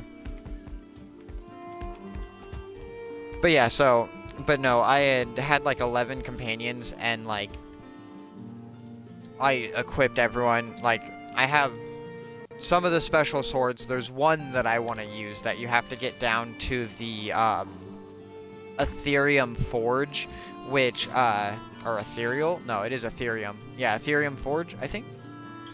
Yeah. The Dwarven Forge, down in... It's with the DLC, the Dragonborn DLC. You have to get to the forge, and you can just find the sword, I think. But it's this super dope sword. You can do like a sideways power attack and send out like a fire wave with it. I've never actually used it. I've only ever read the freaking description of it. And like, I want to get that sword, but there's a couple other swords. There's 3 swords in the like sword mod set or whatever. There's the Infinity Sword. There's Tenebrae, which is a dark sword, and then I don't remember the third one, but there's another sword. And those 2 swords, the Infinity Sword I want, that's the cool one.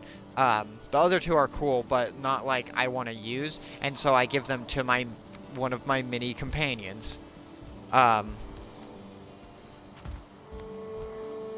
Yeah, I will be able to place it just fine. Actually, how does hold on. How does it place on the item stand? I should check that. We'll put it at this weird angle, I guess, whatever. No, not what I wanted. Now I gotta repair that stuff.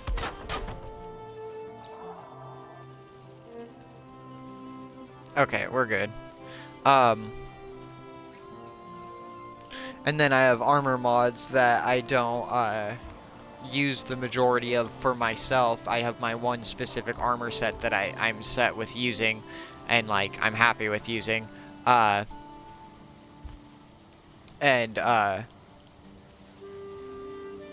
that's bigger than I thought it'd be. Cool. I thought it'd be skinnier. So okay, the handle goes to the right, like that way. So we'll put it at just a slight angle, and then put it up on this level. But then I equip my companions with a bunch of cool armor and stuff. But I had gotten to the point where I was starting to recruit all of the Dawn Guard members, and it was like, it felt like actual roleplay. Like, it's like, alright guys, let's go do this Dawn Guard mission, because that's what I was doing. And then it led to needing to go to the main quest for the Elder Scroll. And yep, that's exactly how I wanted it. Yeah. Okay, that looks nice. We're slowly filling it out. Now we'll make bread. I need more bread anyway.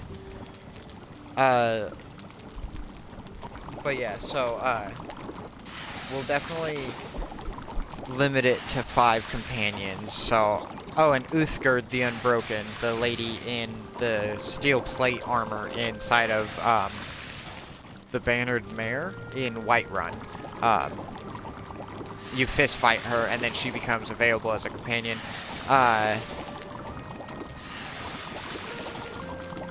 I like her as a companion because she's a heavy armor, 2-handed fighter. So she's like either your fighter or barbarian. However, I see her more as like a fighter class if we're going D&D. So definitely, I want her. I want Faendal and Janessa, because Janessa mixes some magic in, I think, but she's mostly archery, and then Faendal being archery, I can equip them both with my really good bows and stuff that I find. Either that or just give them the good crossbow. But the crossbow mod I have, you can fire the crossbow 4 times before needing to reload it.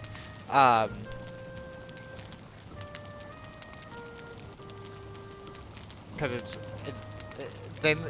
they modeled it after like the P90 SMG, and but it's like wooden still, and it doesn't shoot like a gun. It shoots these little bolts out, these special bolts that you have to make. They're called sting bolts. But they look really cool. And then you load like kind of like a clip of them in, and it would be a clip, not a magazine, because it doesn't have a box around them. But you like load them down into the crossbow and then like pull the top back. And the animation, like the bolt disappears after the first shot, like on it. So it's like, whatever, I don't really care. I can shoot it 4 times before needing to reload, and it's super overpowered to the point where like I play with the game on like very hard, or maybe it was just hard, but I think we'll start out with it on hard, and then if it's too easy, we'll swap to very hard. I won't do legendary difficulty because that's insane still, even with some of the boosted stats. But yeah, I'm so looking forward to Skyrim now. We're 100% swapping our Wednesday stream from Valheim to Skyrim, and then we'll still do Valheim Sundays, and we'll do random other streams. We'll still be playing Valheim, I guarantee it. We might even do double feature on Wednesday sometimes and do some Valheim and Skyrim. But then your farm that you can build, I was kind of talking about that earlier, or I didn't even say much about it, I just said the farm mod. First you purchase the land for dirt cheap from one of the Jarls. I don't remember where it's adjacent from. I think it's Morthal. It's one of the cities that you don't have one of the Hearthfire houses with. I don't remember which of the, because there's 4 of the small cities. It might be Dawnstar. No, Hylark Farm. It's part of the what was it? The Reach? I can't remember. I'll have to look at the mod and then say where it's off of. But it's next to an existing farm, so it's cool. You have like a farm neighbor, but it's a burned out farm that got looted by bandits and burned down or whatever, and you get to build it back up. You have to collect resources. They use the Hearthfire like workbenches and stuff to let you like customize it. Oh, and another mod I have lets you pick up any furniture you want and place it down wherever you want. So I can completely customize my house and stuff. And I had never really done that, but I definitely will be getting to that with doing it on stream. That'll be so much fun. I'm looking forward to this so much. I'm gonna delete my other characters because I won't end up playing on them anymore. Probably because I'm going to end up swapping a couple mods around too, just to fine-tune it for the stream. I might get a couple like emote mods so we can like sit down, roleplay a bit more. Because I know there's a couple emote mods. So I'll want to try some mods out, check stability, check load order, all of that. Because sometimes the load order messes up the character face textures for some of this stuff, and I have to move them around in the load order a few different times until the textures load and my character's face, like, skin tone doesn't glitch out. Because that's a problem with Bethesda games and mods. It would happen on Fallout 4 a lot if a certain appearance or aesthetic mod was, like, in the wrong load order. Which usually that stuff you want is high up on the load order next to, like, the command mods. Or, like, command mod? No, master file mods, which are forced to be at the top, but no, the farm, so you can build up the farmhouse itself, and then you can build up the fields. You can also build up a greenhouse as well as or no, you can build up, not a greenhouse, an apiary, like a bee farm, as well as a mead brewery. So you can do all three of these things. You can grow the crops, get the bees for the honey to honey the mead, and then you can make the mead. And then you also need to hire guards, because apparently every now and again, which I never got that far, I never got to the point of hiring farmers and other workers, but you can hire guards too to protect everything, because apparently bandits will attack every now and again. And I don't know if it's like an actual thing that happens where bandits spawn and attack, like a Fallout 4, like, another settlement needs your help. Or if it's just a background thing and dice are rolled to see, oh, do your guards fend off the bandits or whatever. And if not, then okay, well, how much stuff do they take or whatever. Because they'll steal some of your product or whatever. And it'll generate gold passively in the background. So, that'll be cool. We end up getting so much gold from all the loot that we can carry because I jack out my inventory weight, which I am going to do, everyone. We are going to use the cheat room to increase my carry weight a bunch, but as I said earlier, I don't like to have to deal with inventory capacity with survival games. In Fallout 4, I don't have the inventory option for that, but I have the Build Anywhere mod, and I can put down the workbench and use that as mobile storage, which I'm sure a lot of people do. I know I'm not, like, special. That's not what I'm saying, but, like, I mean, I am special, but not that kind of special. Not SPECIAL, you know, Fallout special. But that spells out that you're quite swell, for anyone that gets that Dan Bull reference. I'll at least tell you the creator that the reference is from. But, I'm trying to think, I believe the Vivid Weather mod as well, because I like, it not only adds more weathers, but makes the weather look better, and that pairs well with, like, the Frostfall mod, so you have more intense blizzards and shit, and, like, that's another one I have. There's Joy of Perspective, and then the XP32 skeleton that goes with the Joy of Perspective, so it works with different animations and stuff. Joy of Perspective, when you look down, you can see your in first person, you can see your character's body. It glitches out with some things and armor clips through on some of the animations, but I don't care. I can look down and see my character body. It's an immersion thing. It doesn't matter realistically gameplay wise, but like, so like Halo Infinite, when it released, you could not see your legs, and that was like, since like Halo 2, I want to say, that's been a staple. If not, then Halo 3. And so, not as old as I was originally thinking, but still fairly old in the Halo games. But then they released an update where you could actually see your legs, and I freaked out. I got so excited. I'm such a dork. I get excited over an update that lets you see your fucking legs. But when you have a larger field of view like I do, you can easily look down and see your waist, and it's just like a cut off flat part. There's no torso to go with it, and that irks me. I'm like, no, I need to see my torso too. But maybe someday. Maybe they'll add the torso as well. We're gonna refuel that fire. And then I think it might be time to wrap up. I could talk about Skyrim more. I'm trying to think of more mods that I use. Besides specific armor and weapon mods, I do use one of the body mods, so it like reshapes my body. Even if I could, I wouldn't use any nudie mods. There's no need for that. Yeah, they're fun. Whenever mods first came to the console for Bethesda games, people were able to slip nudie mods in there, but they've really ironed it out now. And like, yeah, I was a teenager when it first came out, and so I'm just like, okay, I'm gonna play with some nudie mods. But like, at this point, it's just like, no, I don't really want to see nudity in my games. Like, I'm not the type to play a porn game. I don't want to see nudity in my game, really. I'm not, like, opposed to it, either. Like, I'm not a prude. I'm not going to be upset if there's nudity in a game. It'll just be the kind of thing of, like, oh, hey, I can see those titties, or I can see your penis. It's like, this is not a game with those settings to stream. It's like, let's turn those settings off. Because I know, like, Rust, you have the setting to make it so either you're naked or you're in, like, underwear.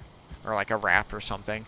But, like, when I say naked, like, actually naked. Or, like, Conan, on console, they never added full nudity for the American version. But if you change your location to, the UK, it changes from the ESRB rating to the PEGI, 15. Or no. Yeah, PEGI 15? Whatever it is, their version of the rating, and apparently they're not as strict on nudity in games because, you know, blood, gore, violence, and drugs are okay, but nudity's a no-no. So for Conan, if you change your location to the UK, there's probably other countries, but the UK specifically, you can download the nudity mod. It becomes available in the Microsoft Store, and then you can change your location back after it's installed, and it'll continue to update and everything.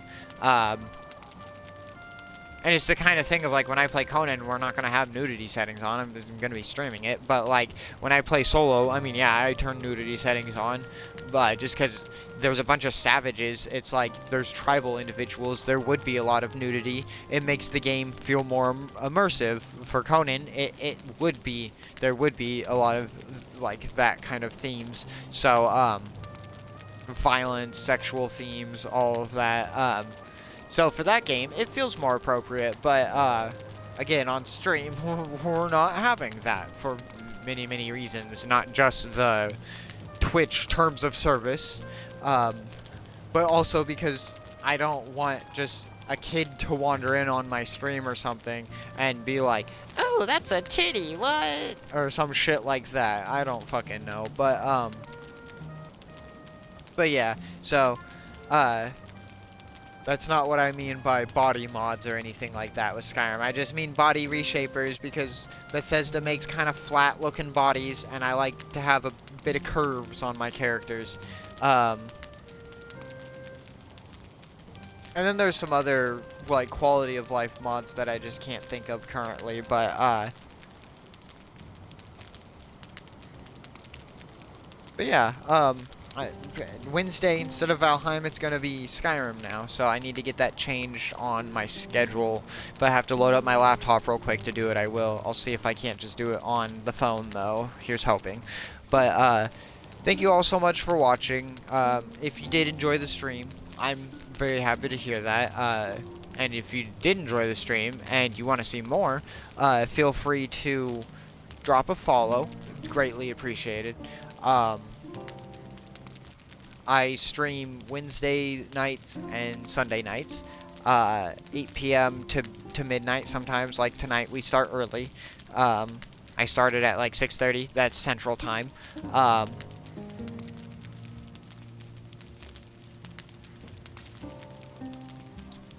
Also, if you do like what you see and you follow and you want to see more and not have to wait for me to stream, I have a VOD channel. It's LRG VODs. I upload the VODs here recently because my laptop issues. I have not gotten the VODs up within 24 to 48 hours. But when I'm not dealing with technical difficulties, the VODs are up, or the streams are up onto the VOD channel within 24 to 48 hours of when the stream happened. I give myself the 48 hours just in case I have to work in the morning and I'm not able to get it made public, because I always get the VODs exported as soon as I'm done with the stream. But yeah, and then also, if you like my general vibe and want to see more, I have a main channel where I make random gaming and non-gaming videos. Follow me on Twitter at LadyRogueGaming, or join my Discord server. You can find it on any of my social links, whether you're looking on Twitter, whether you're looking on Discord, my YouTube channels, either of them. You can find all of my other socials linked there. And the VOD channel is slowly growing. It's got 10 subscribers. Thank you so much, everyone. We're growing here. I've got 27 followers. My main channel has 41 subscribers. It's crazy. I've slowly been building communities, and I appreciate it so much, everyone. So, with that said, thank you all so much for watching. I really do appreciate you. I hope you all have a wonderful night, day, evening, whatever time of the solstice cycle it is. I hope you're having a wonderful time. Thank you all so much, and I will see you in the next stream. Goodbye.